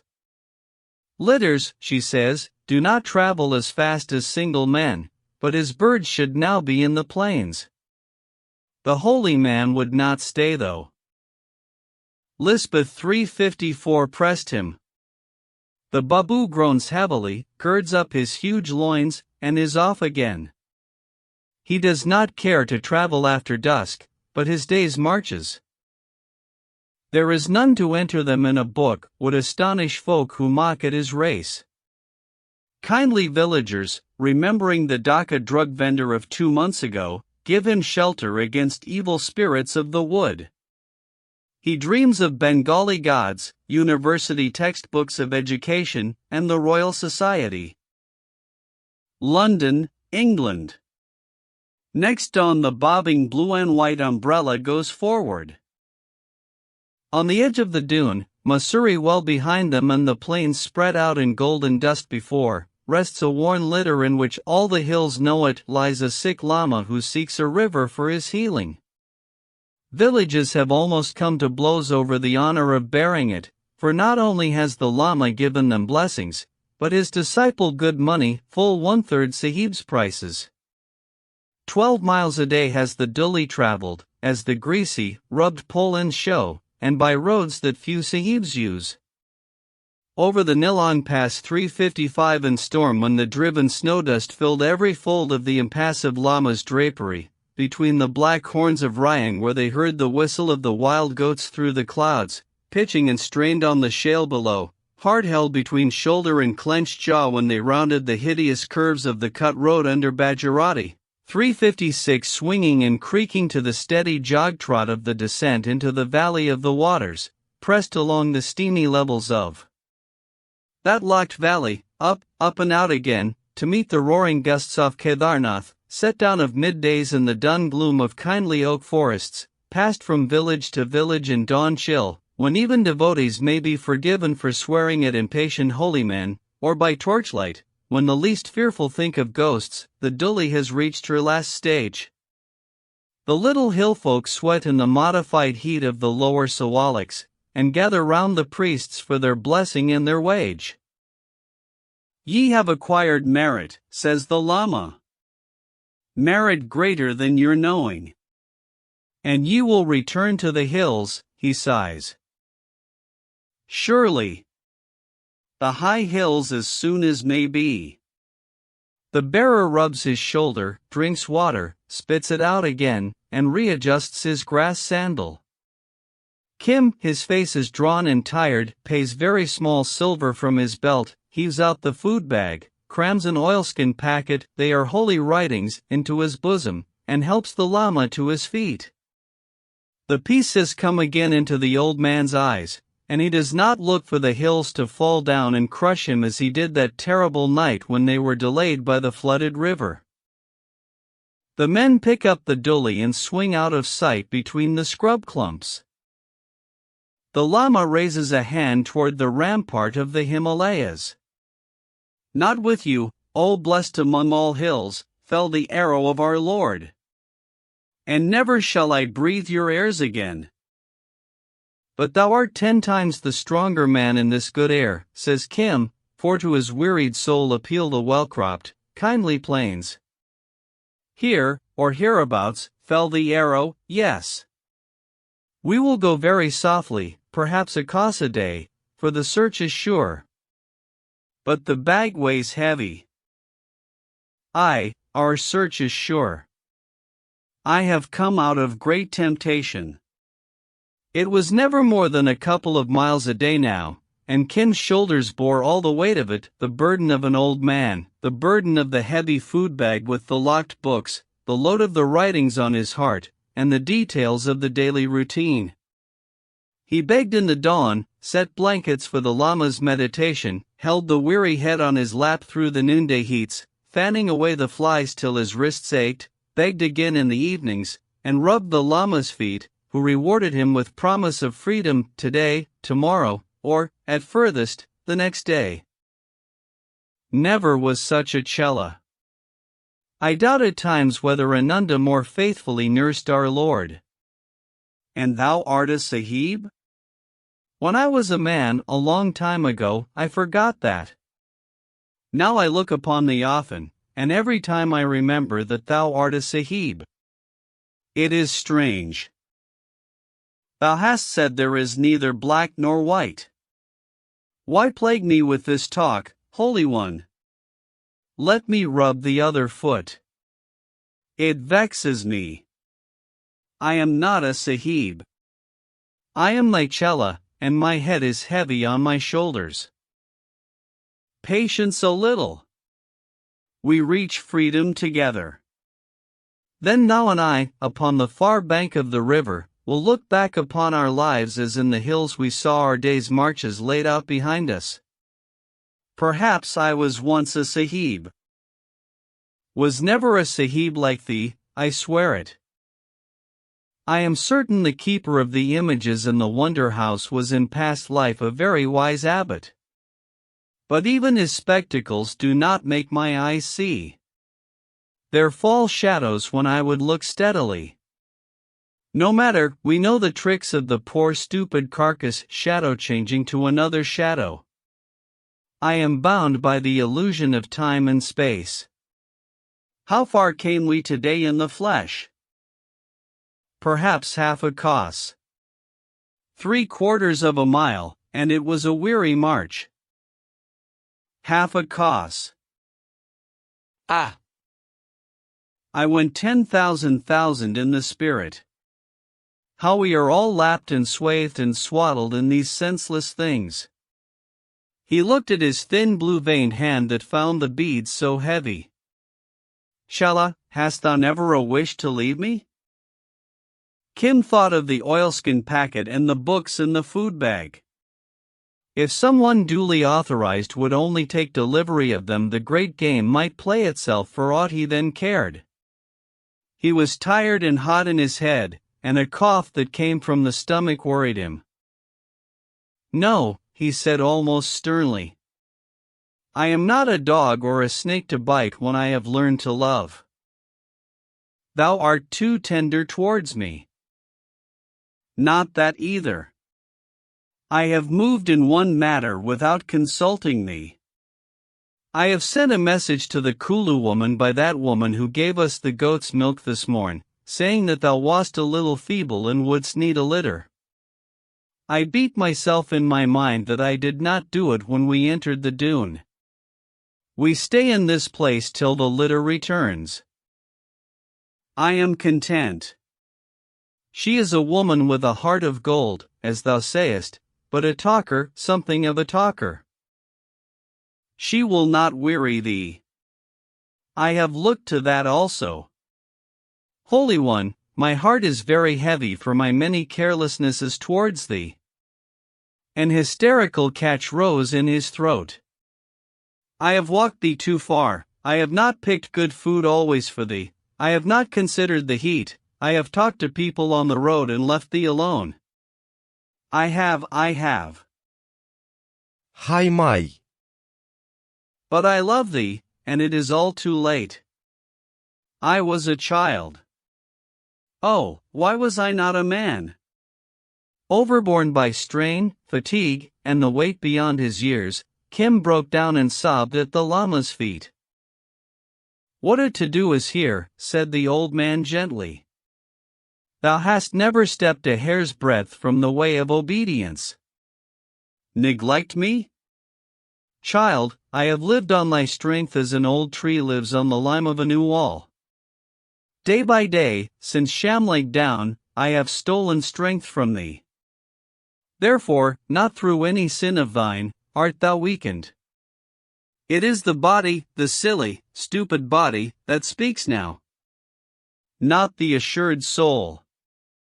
Be comforted. Know at least the devils that thou fightest. They are earthborn children of illusion.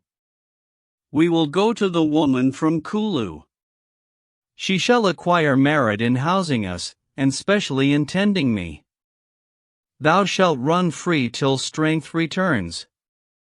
I had forgotten the stupid body. If there be any blame, I bear it. But we are too close to the gates of deliverance to weigh blame. I could praise thee, but what need? In a very little, we shall sit beyond all needs. And so he petted and comforted Kim with wise saws and grave texts on that little understood beast, our body, who, being but a delusion, insists on posing as the soul, to the darkening of the way, and the immense multiplication of unnecessary devils. Hi! Let us talk of the woman from Kulu. Think you she will ask for another charm for her grandsons? When I was a young man, a very long time ago, I was plagued with these vapors and some others, and I went to an abbot, a very holy man and a seeker after truth, though that I knew it not. Sit up and listen, child of my soul. My tale was told. Said he to me, Shella, know this. There are many lies in the world, and not a few liars, but there are no liars like our bodies, except it be the sensations of our bodies. Considering this I was comforted, and of his great favor he suffered me to drink tea in his presence. Suffer me now to drink tea, for I am thirsty. With a laugh across his tears, Kim kissed the Lama's feet and set about the tea-making. Thou leanest on me in the body, Holy One, but I lean on thee for some other things. Dost know it? I have guessed maybe, and the Lama's eyes twinkled. We must change that. So, when with scufflings and scrapings and a hot air of importance, paddled up nothing less than the Sahiba's pet palanquin sent 20 miles, with that same grizzled old Oriya servant in charge, and when they reached the disorderly order of the long white rambling house behind Saharanpur, the Lama took his own measures.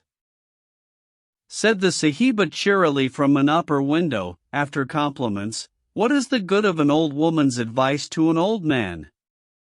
I told thee, Holy One, to keep an eye upon the cella. How didst thou do it? Never answer me. I know. He has been running among the women. Look at his eyes, hollow and sunk, and the betraying line from the nose down. He has been sifted out. Fie! Fie! And a priest, too." Kim looked up, overweary to smile, shaking his head in denial. "Do not jest," said the Lama. "That time is done. We are here upon great matters. A sickness of soul took me in the hills, and him a sickness of the body. Since then I have lived upon his strength, eating him. Children together, young and old," she sniffed, but forbore to make any new jokes. "May this present hospitality restore ye. Hold a while and I will come to gossip of the high good hills." At evening time, her son-in-law was returned, so she did not need to go on inspection round the farm. She won to the meat of the matter, explained low-voicedly by the Lama. The two old heads nodded wisely together. Kim had reeled to a room with a cot in it, and was dozing soddenly. The Lama had forbidden him to set blankets or get food. I know. Who but I?" she cackled. "We who go down to the burning gods clutch at the hands of those coming up from the river of life with full water jars, yes, brimming water jars. I did the boy wrong. He lent thee his strength? It is true that the old eat the young daily. Stands now we must restore him. Thou hast many times acquired merit." "My merit? What is it? Old bag of bones making curries for men who do not ask who cooked this? Now if it were stored up for my grandson. He that had the belly pain? To think the Holy One remembers that. I must tell his mother. It is most singular honor. He that had the belly pain, straightway the Holy One remembered. She will be proud. My Chela is to me as is a son to the unenlightened. Say grandson, rather. Mothers have not the wisdom of our years. If a child cries, they say the heavens are falling. Now a grandmother is far enough separated from the pain of bearing and the pleasure of giving the breast to consider whether a cry is wickedness pure or the wind. And since thou speakest once again of wind, when last the Holy One was here, maybe I offended in pressing for charms." "Sister," said the Lama, using that form of address a Buddhist monk may sometimes employ towards a nun, "if charms comfort thee, they are better than 10,000 doctors. I say, if they comfort thee, I who was abbot of such Zen, will make as many as thou mayest desire. I have never seen thy face. That even the monkeys who steal our loquats count for a gain. He. But as he who sleeps there said, he nodded at the shut door of the guest chamber across the forecourt, "Thou hast a heart of gold. And he is in the spirit my very grandson to me. Good. I am the Holy One's cow." This was pure Hinduism, but the Lama never heeded. "I am old. I have borne sons in the body. Oh, once I could please men. Now I can cure them. He heard her armlets tinkle as though she bared arms for action. I will take over the boy and dose him, and stuff him, and make him all whole. Hi! Hi! We old people know something yet. Wherefore when Kim, aching in every bone, opened his eyes, and would go to the cookhouse to get his master's food, he found strong coercion about him, and a veiled old figure at the door, flanked by the grizzled manservant, who told him very precisely the things that he was on no account to do. Thou must have? Thou shalt have nothing.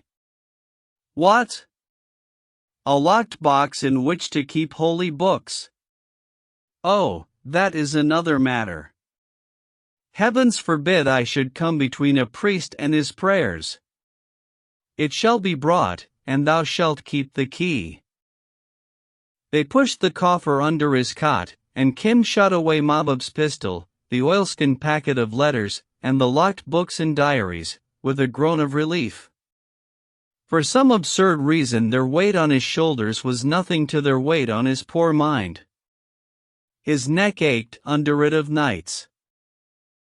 Thine is a sickness uncommon in youth these days, since young folk have given up tending their betters. The remedy is sleep, and certain drugs, said the Sahiba, and he was glad to give himself up to the blankness that half menaced and half soothed him. She brewed drinks, in some mysterious Asiatic equivalent to the still room drenches that smelt pestilently and tasted worse.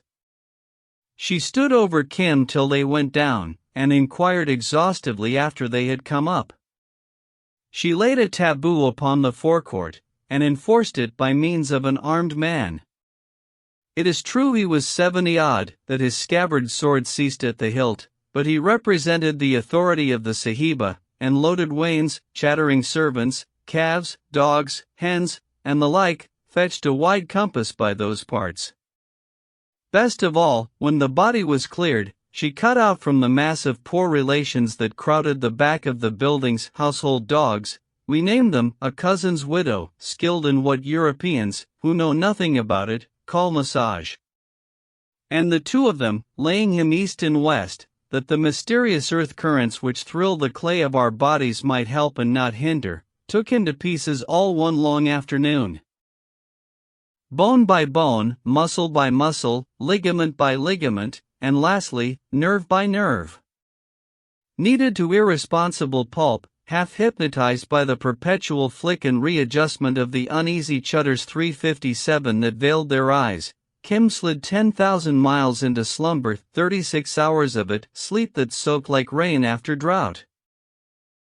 Then she fed him, and the house spun to her clamor. She caused fowls to be slain, she sent for vegetables, and the sober, slow-thinking gardener, nigh as old as she, sweated for it. She took spices, and milk, and onion, with little fish from the brooks, anon limes for sherbets, fat quails from the pits, then chicken livers upon a skewer, with sliced ginger between. I have seen something of this world, she said over the crowded trays, and there are but two sorts of women in it, those who take the strength out of a man and those who put it back. Once I was that one, and now I am this. Nay, do not play the priestling with me. Mine was but a jest. If it does not hold good now, it will when thou takest the road again. Cousin, this to the poor relation, never wearied of extolling her patroness's charity, he is getting a bloom on the skin of a new curried horse. Our work is like polishing jewels to be thrown to a dance girl, eh? Kim sat up and smiled. The terrible weakness had dropped from him like an old shoe. His tongue itched for free speech again, and but a week back the lightest word clogged it like ashes. The pain in his neck, he must have caught it from the llama, had gone with the heavy dengue 358 aches and the evil taste in the mouth. The two old women, a little, but not much, more careful about their veils now, clucked as merrily as the hens that had entered pecking through the open door. "Where is my Holy One?" he demanded. "Hear him." "Thy Holy One is well," she snapped viciously. "Though that is none of his merit. Knew I a charm to make him wise, I'd sell my jewels and buy it. To refuse good food that I cooked myself, and go roving into the fields for 2 nights on an empty belly, and to tumble into a brook at the end of it, call you that holiness? Then, when he has nearly broken what thou hast left of my heart with anxiety, he tells me that he has acquired merit. Oh, how like are all men! No, that was not it. He tells me that he is freed from all sin. I could have told him that before he wetted himself all over. He is well now. This happened a week ago, but burn me such holiness! A babe of 3 would do better. Do not fret thyself for the Holy One. He keeps both eyes on thee when he is not wading our brooks. I do not remember to have seen him. I remember that the days and nights passed like bars of white and black, opening and shutting. I was not sick, I was but tired. A lethargy that comes by right some few score years later. But it is done now. Maharani, Kim began, but led by the look in her eye, changed it to the title of plain love. Mother, I owe my life to thee. How shall I make thanks? 10,000 blessings upon thy house and the house be unblessed. It is impossible to give exactly the old lady's word. Thank the gods as a priest if thou wilt, but thank me, if thou carest, as a son. Heavens above! Have I shifted thee and lifted thee and slapped and twisted thy 10 toes to find texts flung at my head? Somewhere a mother must have borne thee to break her heart. What used thou to her, son? I had no mother, my mother, said Kim. She died, they tell me, when I was young. Hai mai. Then none can say I have robbed her of any right if, when thou takest the road again and this house is but one of 1,000 used for shelter and forgotten, after an easy-flung blessing. No matter. I need no blessings, but she stamped her foot at the poor relation. Take up the trays to the house. What is the good of stale food in the room, O woman of ill omen? I have borne a son in my time too, but he died, whimpered the bowed sister figure behind the shutter. Thou knowest he died. I only waited for the order to take away the tray. It is I that am the woman of ill omen, cried the old lady penitently. We that go down to the chatries, the big umbrellas above the burning ghats where the priests take their last dues, clutch hard at the bearers of the chat-tis, water jars, young folk full of the pride of life, she meant, but the pun is clumsy. When one cannot dance in the festival one must e'en look out of the window, and grandmothering takes all a woman's time. Thy master gives me all the charms I now desire for my daughter's eldest, by reason is it, that he is wholly free from sin. The Hakim is brought very low these days. He goes about poisoning my servants for lack of their betters. What Hakim, mother? That very Dhaka man who gave me the pill which rent me in 3 pieces. He cast up like a strayed camel a week ago, vowing that he and thou had been blood brothers together up Kulu way, and feigning great anxiety for thy health. He was very thin and hungry, so I gave orders to have him stuffed to him and his anxiety. I would see him if he is here. He eats 5 times a day, and lances boils for my hinds to save himself from an apoplexy. He is so full of anxiety for thy health that he sticks to the cookhouse door and stays himself with scraps. He will keep. We shall never get rid of him. Send him here, mother. The twinkle returned to Kim's eye for a flash. And I will try. I'll send him, but to chase him off is an ill turn. At least he had the sense to fish the Holy One out of the brook, thus, as the Holy One did not say, acquiring merit. He is a very wise Hakim. Send him, mother. Priest praising priest? A miracle. If he is any friend of thine, ye squabbled at your last meeting, I'll hail him here with horse ropes and give him a cast dinner afterwards. My son, get up and see the world. This lying Abed is the mother of 70 devils, my son. My son. She trotted forth to raise a typhoon off the cookhouse, and almost on her shadow rolled in the babu, robed as to the shoulders like a Roman emperor, jowled like Titus, 359 bareheaded, with new patent leather shoes, in highest condition of fat, exuding joy and salutations. By Jove, Mr. O'Hara, but I am jolly glad to see you. I will kindly shut the door. It is a pity you are sick. Are you very sick?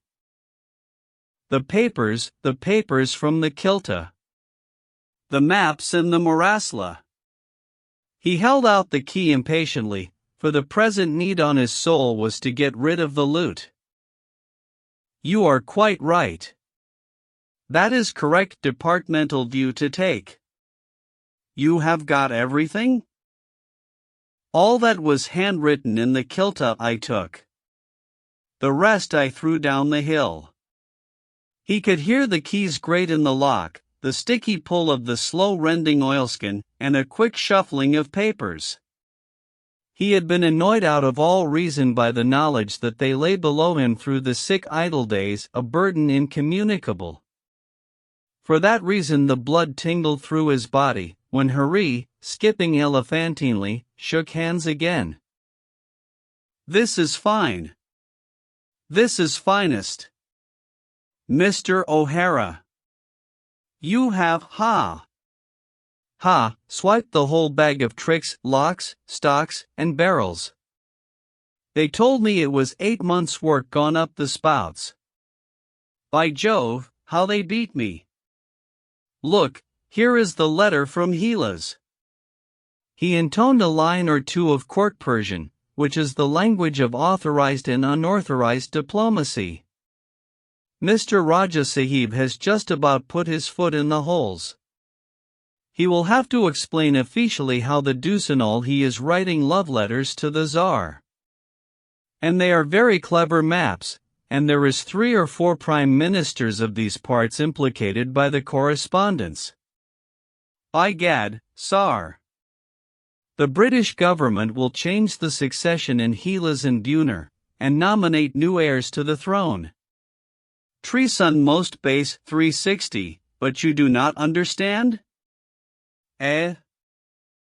Are they in thy hands? Said Kim. It was all he cared for. Just you jolly well bet yourself they are. He stowed the entire trove about his body, as only Orientals can. They are going up to the office too. The old lady thinks I am a permanent fixture here, but I shall go away with these straight off immediately.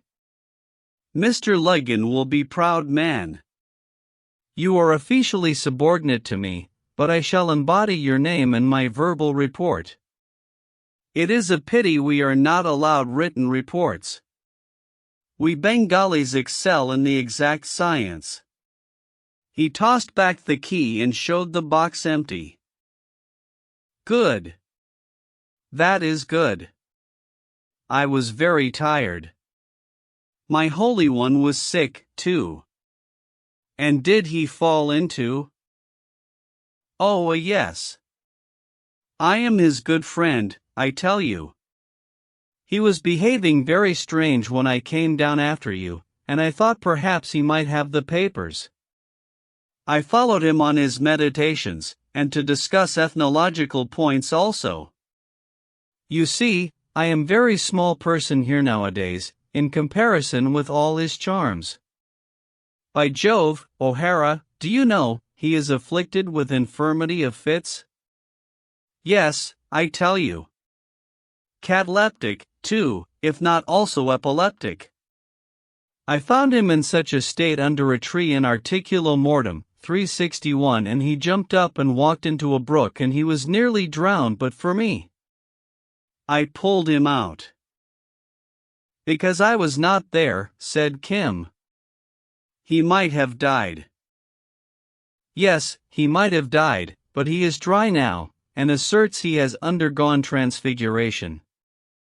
The Babu tapped his forehead knowingly. I took notes of his statements for Royal Society. In Posse Point 362 you must make haste and be quite well and come back to Simla, and I will tell you all my tale at Liggins. It was splendid. The bottoms of their trousers were quite torn, and old Nahan Raja, he thought they were European soldiers deserting. Oh, the Russians? How long were they with thee? One was a Frenchman. Oh, days and days and days. Now all the hill people believe all Russians are all beggars. By Jove! They had not one damn thing that I did not get them. And I told the common people such tales and anecdotes. I will tell you at Old Liggins when you come up. We will have a night out. It is feathering both our caps. Yes, and they gave me a certificate. That is creaming joke. You should have seen them at the Alliance Bank identifying themselves. And thank Almighty God you got their papers so well. You do not laugh very much, but you shall laugh when you are well. Now I will go straight to the railway and get out. You shall have all sorts of credits for your game. When do you come along? We are very proud of you, though you gave us great frights. And especially Mahbub. Mahbub. And where is he? Selling horses in this vicinity, of course. Here. Why? Speak slowly. There is a thickness in my head still. The Babu looked shyly down his nose. Well, you see, I am a fearful man, and I do not like responsibility. You were sick, you see, and I did not know where deucin all the papers were, and if so, how many? So when I had come down here I slipped in private wire to Mahbub. He was at Merit 363 for races, and I tell him how case stands. He comes up with his men and he consorts with the Lama, and then he calls me a fool, and is very rude, but wherefore? That is what I ask. I only suggest that if anyone steals the papers I should like some good strong, brave men to rob them back again. You see, they are vitally important, and Mahbub Ali he did not know where you were. Mahbub Ali to rob the Sahiba's house? Thou art mad, Babu, said Kim with indignation. I wanted the papers. Suppose she had stole them? It was only practical suggestion, I think. You are not pleased, eh? A native proverb unquotable showed the blackness of Kim's disapproval. Well, Hari shrugged his shoulders, there is no accounting for the taste. Mahbub was angry too. He has sold horses all about here, and he says old lady is pukka, thorough, old lady and would not condescend to such ungentlemanly things. I do not care. I have got the papers, and I was very glad of moral support from Mahbub. I tell you, I am fearful man, but, somehow or other, the more fearful I am the more damn tight places I get into. So I was glad you came with me to Chini, and I am glad Mahbub was close by. The old lady she is sometimes very rude to me and my beautiful pills. Allah be merciful, said Kim on his elbow, rejoicing. What a beast of wonder is a Babu! And that man walked alone, if he did walk, with robbed and angry foreigners. Oh, that was nothing, after they had done beating me, but if I lost the papers it was pretty jolly serious. Mabub he nearly beat me too, and he went and consorted with the llama no end. I shall stick to ethnological investigations henceforwards. Now goodbye, Mr. O'Hara. I can catch for 25 p.m. to Umballa if I am quick. It will be good times when we all tell the tale up at Mr. Liggins. I shall report you officially better. Goodbye, my dear fellow, and when next you are under the emotions please do not use the Mohammedan terms with the Tibetan dress. He shook hands twice a babu to his boot heels and opened the door.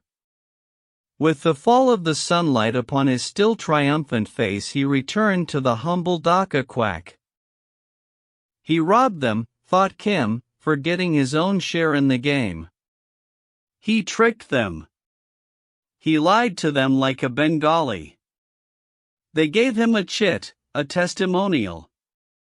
He makes them a mock at the risk of his life. I never would have gone down to them after the pistol shots, and then he says he is a fearful man and he is a fearful man.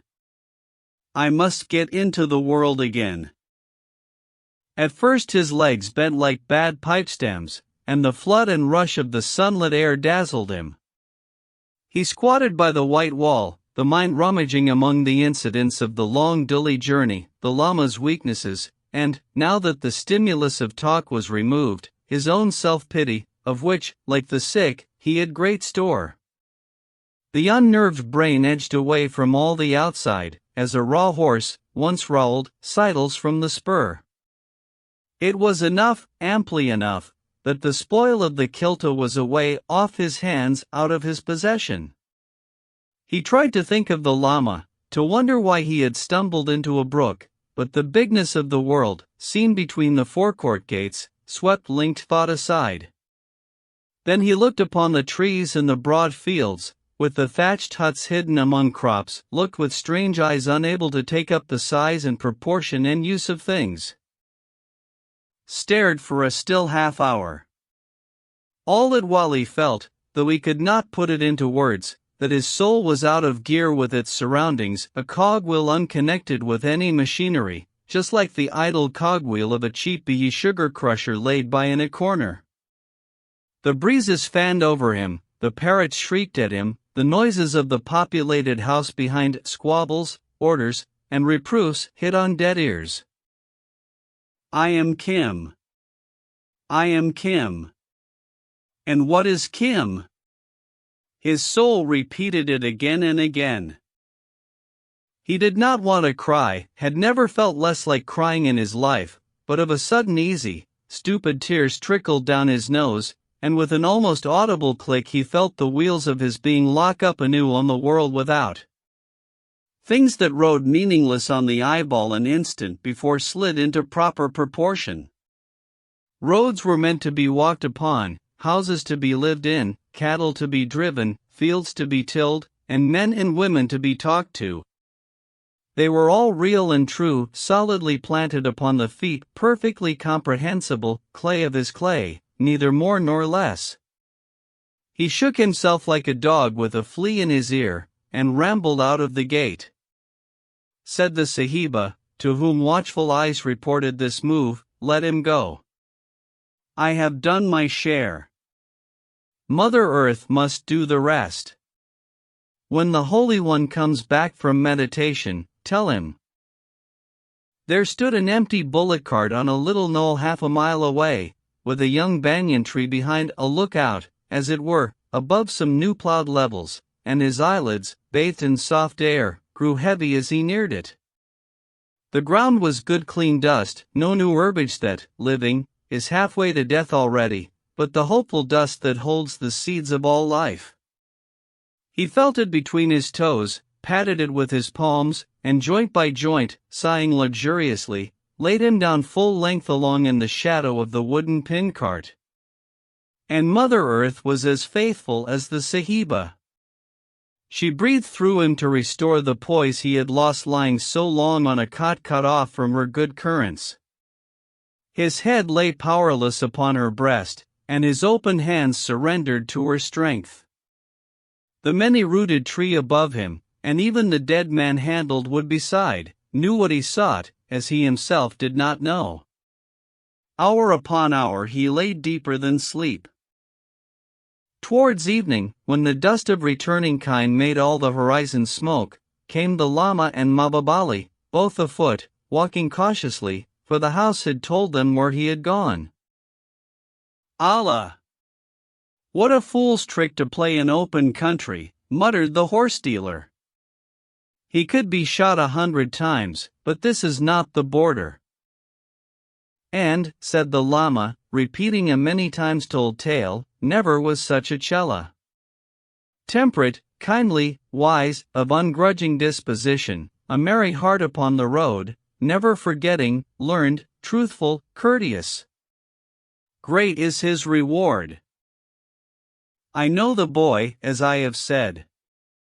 And he was all of those things? Some of them, but I have not yet found a red hat's charm for making him overly truthful. He has certainly been well nursed. The Sahiba is a heart of gold, said the Lama earnestly. She looks upon him as her son. Humph. Half hind seems that way disposed. I only wished to see that the boy had come to no harm and was a free agent. As thou knowest, he and I were old friends in the first days of your pilgrimage together. That is a bond between us. The Lama sat down. We are at the end of the pilgrimage. No thanks to thee, thine was not cut off for good and all a week back. I heard what the Sahiba said to thee when we bore thee up on the cot. Mabab laughed, and tugged his newly dyed beard. I was meditating upon other matters that tide. It was the Hakim from Dhaka broke my meditations. Otherwise, this was in Pashto 364 for decency's sake, thou wouldst have ended thy meditations upon the sultry side of hell, being an unbeliever and an idolater for all thy child's simplicity. But now, Red Hat, what is to be done? This very night, the words came slowly, vibrating with triumph, this very night he will be as free as I am from all taint of sin, assured as I am, when he quits this body, a freedom from the wheel of things. I have a sign, he laid his hand above the torn chart in his bosom, that my time is short, but I shall have safeguarded him throughout the years. Remember, I have reached knowledge, as I told thee only 3 nights back. It must be true, as the Tyra priest said when I stole his cousin's wife, that I am a Sufi, a freethinker, for here I sit, said Mabab to himself, drinking in blasphemy unthinkable. I remember the tale. On that, then, he goes to Jannatu al-Adn, the gardens of Eden. But how? Wilt thou slay him or drown him in that wonderful river from which the Babu dragged thee? I was dragged from no river, said the Lama simply. Thou hast forgotten what befell. I found it by knowledge. Oh, aye. True, stammered Mabab, divided between high indignation and enormous mirth. I had forgotten the exact run of what happened. Thou didst find it knowingly. And to say that I would take life is not a sin, but a madness simple. My Chela aided me to the river. It is his right to be cleansed from sin with me. Aye, he needs cleansing. But afterwards, old man, afterwards? What matter under all the heavens? He is sure of Nibban enlightened. As I am. Well said. I had a fear he might mount Mohammed's horse 365 and fly away. Nay, he must go forth as a teacher. Aha! Now I see. That is the right gait for the colt. Certainly he must go forth as a teacher. He is somewhat urgently needed as a scribe by the state, for instance. To that end he was prepared. I acquired merit in that I gave alms for his sake. A good deed does not die. He aided me in my search. I aided him in his. Just as the wheel, O horse seller from the north. Let him be a teacher, let him be a scribe, what matter? He will have attained freedom at the end. The rest is illusion. What matter? When I must have him with me beyond Balk in 6 months. I come up with 10 lame horses and 3 strong-backed men, thanks to that chicken of a babu, to break a sick boy by force out of an old trot's house. It seems that I stand by while a young sahib is hoisted into Allah knows what of an idolater's heaven by means of old red hat. And I am reckoned something of a player of the game myself. But the madman is fond of the boy, and I must be very reasonably mad too. What is the prayer? Said the Lama, as the rough Pashto rumbled into the red beard. No matter at all, but now I understand that the boy, sure of paradise, can yet enter government service. My mind is easier. I must get to my horses. It grows dark. Do not wake him. I have no wish to hear him call thee master. But he is my disciple. What else? He has told me. Mahbub choked down his touch of spleen and rose laughing. I am not altogether of thy faith, Red Hat, if so small a matter concern thee. It is nothing, said the Lama. I thought not.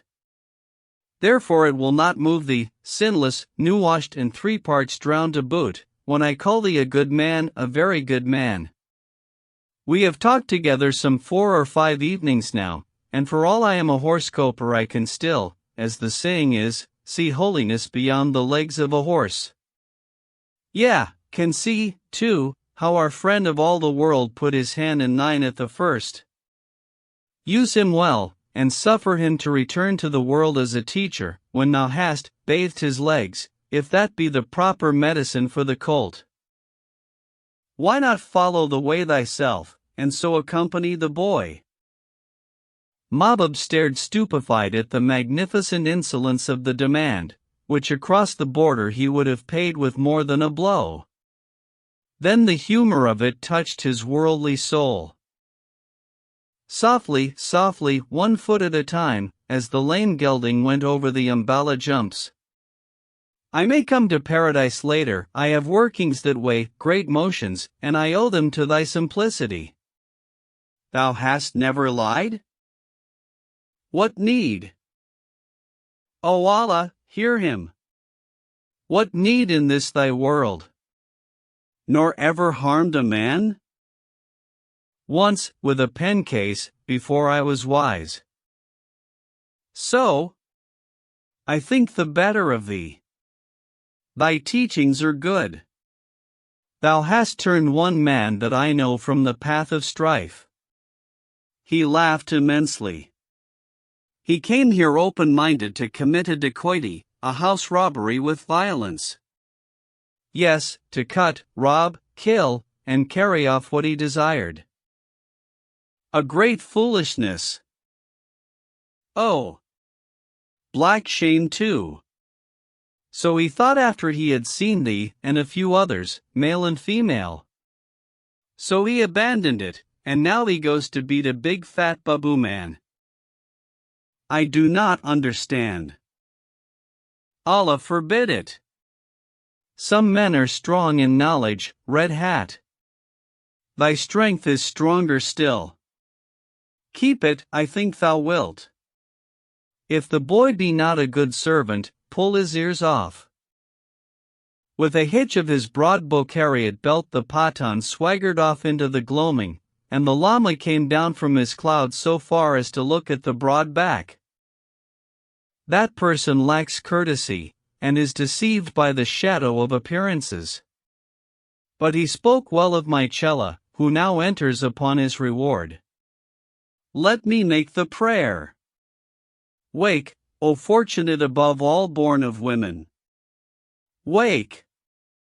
It is found.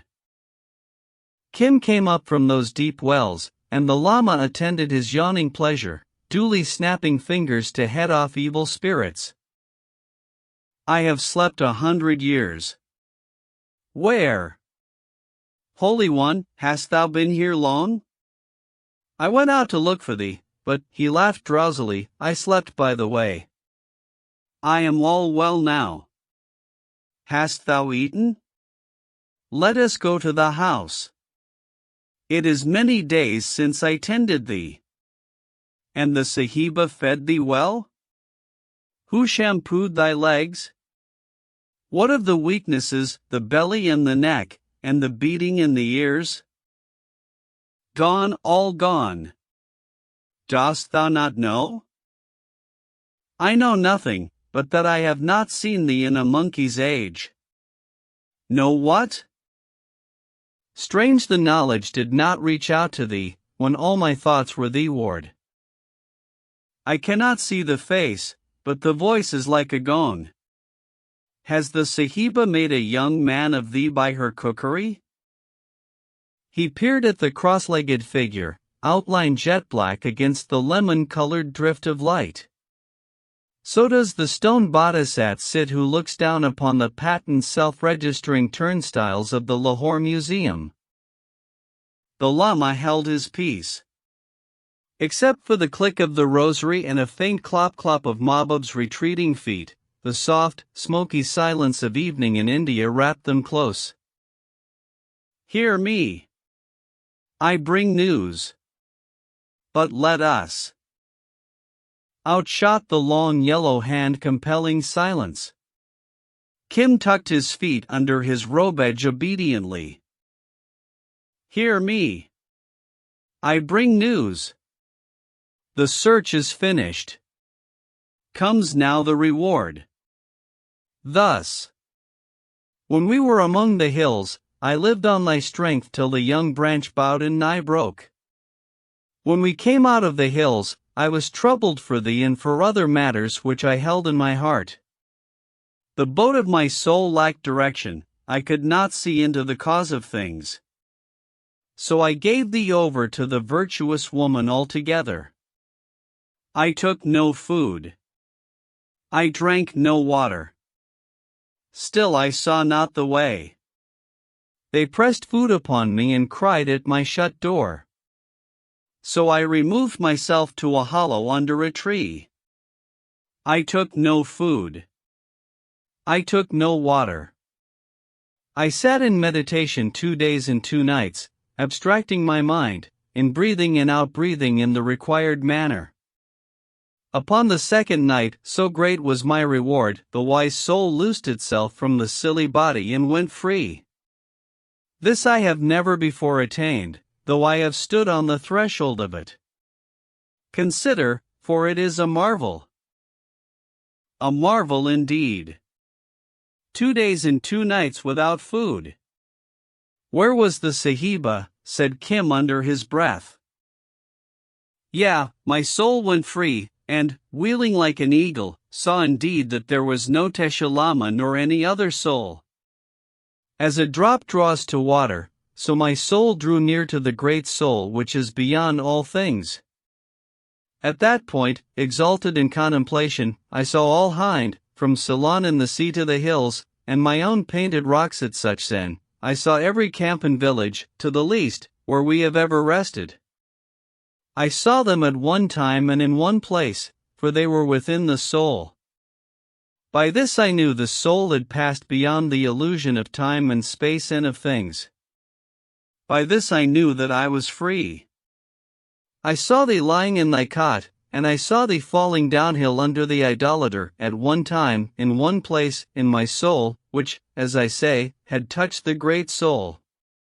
Also I saw the stupid body of Tesha Lama lying down, and the Hakim from Dhaka kneeled beside, shouting in its ear. Then my soul was all alone, and I saw nothing, for I was all things, having reached the great soul. And I meditated 1,000 years, passionless, well aware of the causes of all things. Then a voice cried, "What shall come to the boy if thou art dead?" And I was shaken back and forth in myself with pity for thee, and I said, I will return to my cella, lest he miss the way. Upon this my soul, which is the soul of Tesha Lama, withdrew itself from the great soul with strivings and yearnings and retchings and agonies not to be told. As the egg from the fish, as the fish from the water from the cloud, as the cloud from the thick air, so put forth, so leaped out, so drew away, so fumed up the soul of Tesha Lama from the great soul. Then a voice cried, "The river! Take heed to the river," and I looked down upon all the world, which was as I had seen it before, one in time, one in place, and I saw plainly the river of the arrow at my feet. At that hour my soul was hampered by some evil or other whereof I was not wholly cleansed, and it lay upon my arms and coiled round my waist, but I put it aside, and I cast forth as an eagle in my flight for the very place of the river. I pushed aside world upon world for thy sake. I saw the river below me, the river of the arrow, and, descending, the waters of it closed over me, and behold I was again in the body of Tesha Lama, but free from sin, and the Hakim from Dhaka bore up my head in the waters of the river. It is here. It is behind the mango tope here. Even here. Allah Karam. Oh, well that the Babu was by. Wast thou very wet? Why should I regard? I remember the Hakim was concerned for the body of Tesha Lama. He haled it out of the holy water in his hands, and there came afterwards thy horse seller from the north with a cot and men, and they put the body on the cot and bore it up to the Sahiba's house. What said the Sahiba? I was meditating in that body, and did not hear. So thus the search is ended. For the merit that I have acquired, the river of the arrow is here. It broke forth at our feet, as I have said. I have found it. Son of my soul, I have wrenched my soul back from the threshold of freedom to free thee from all sin, as I am free and sinless. Just is the wheel. Certain is our deliverance. Come. He crossed his hands on his lap and smiled, as a man may who has won salvation for himself and his beloved. Finus. About the author. Rudyard Kipling, 1865–1936. Joseph Rudyard Kipling was an English author, poet, and journalist, one of the most widely read and respected writers of the late Victorian era. Born in Bombay, now Mumbai, India, Kipling absorbed from childhood the languages, colors, and rhythms of the subcontinent, experiences that would shape the heart of his work. He rose to fame with Plain Tales from the Hills, 1888, The Jungle Book, 1894–1895, and Kim, 1901, works that combined adventure, morality, and a deep fascination with the meeting of East and West. His prose and poetry, marked by sharp observation and musical precision, celebrate the courage, curiosity, and contradictions of empire and humanity alike. In 1907, Kipling became the first English-language writer to receive the Nobel Prize in Literature, recognized for his power of imagination and his gift for storytelling. Though often debated for his imperial perspectives, his literary genius remains undeniable, his stories brimming with empathy, wit, and timeless wisdom. Kipling's enduring legacy is one of wonder and complexity, a writer who gave voice to the spirit of adventure, the moral struggles of his age, and the eternal search for purpose in a world of many paths. This audiobook was produced by Pigeon Publishing House. Dedicated to the preservation of timeless literature. Copyright 2025, Pigeon Publishing House. All rights reserved to the narration and audio production. Pigeon Publishing House is an independent label dedicated to public domain works. Public domain text used with attribution. Unauthorized reproduction or distribution of this recording is prohibited. Pigeon Publishing House presented. Kim. Author Rudyard Kipling. Thank you for listening to this audiobook. We hope you enjoyed it.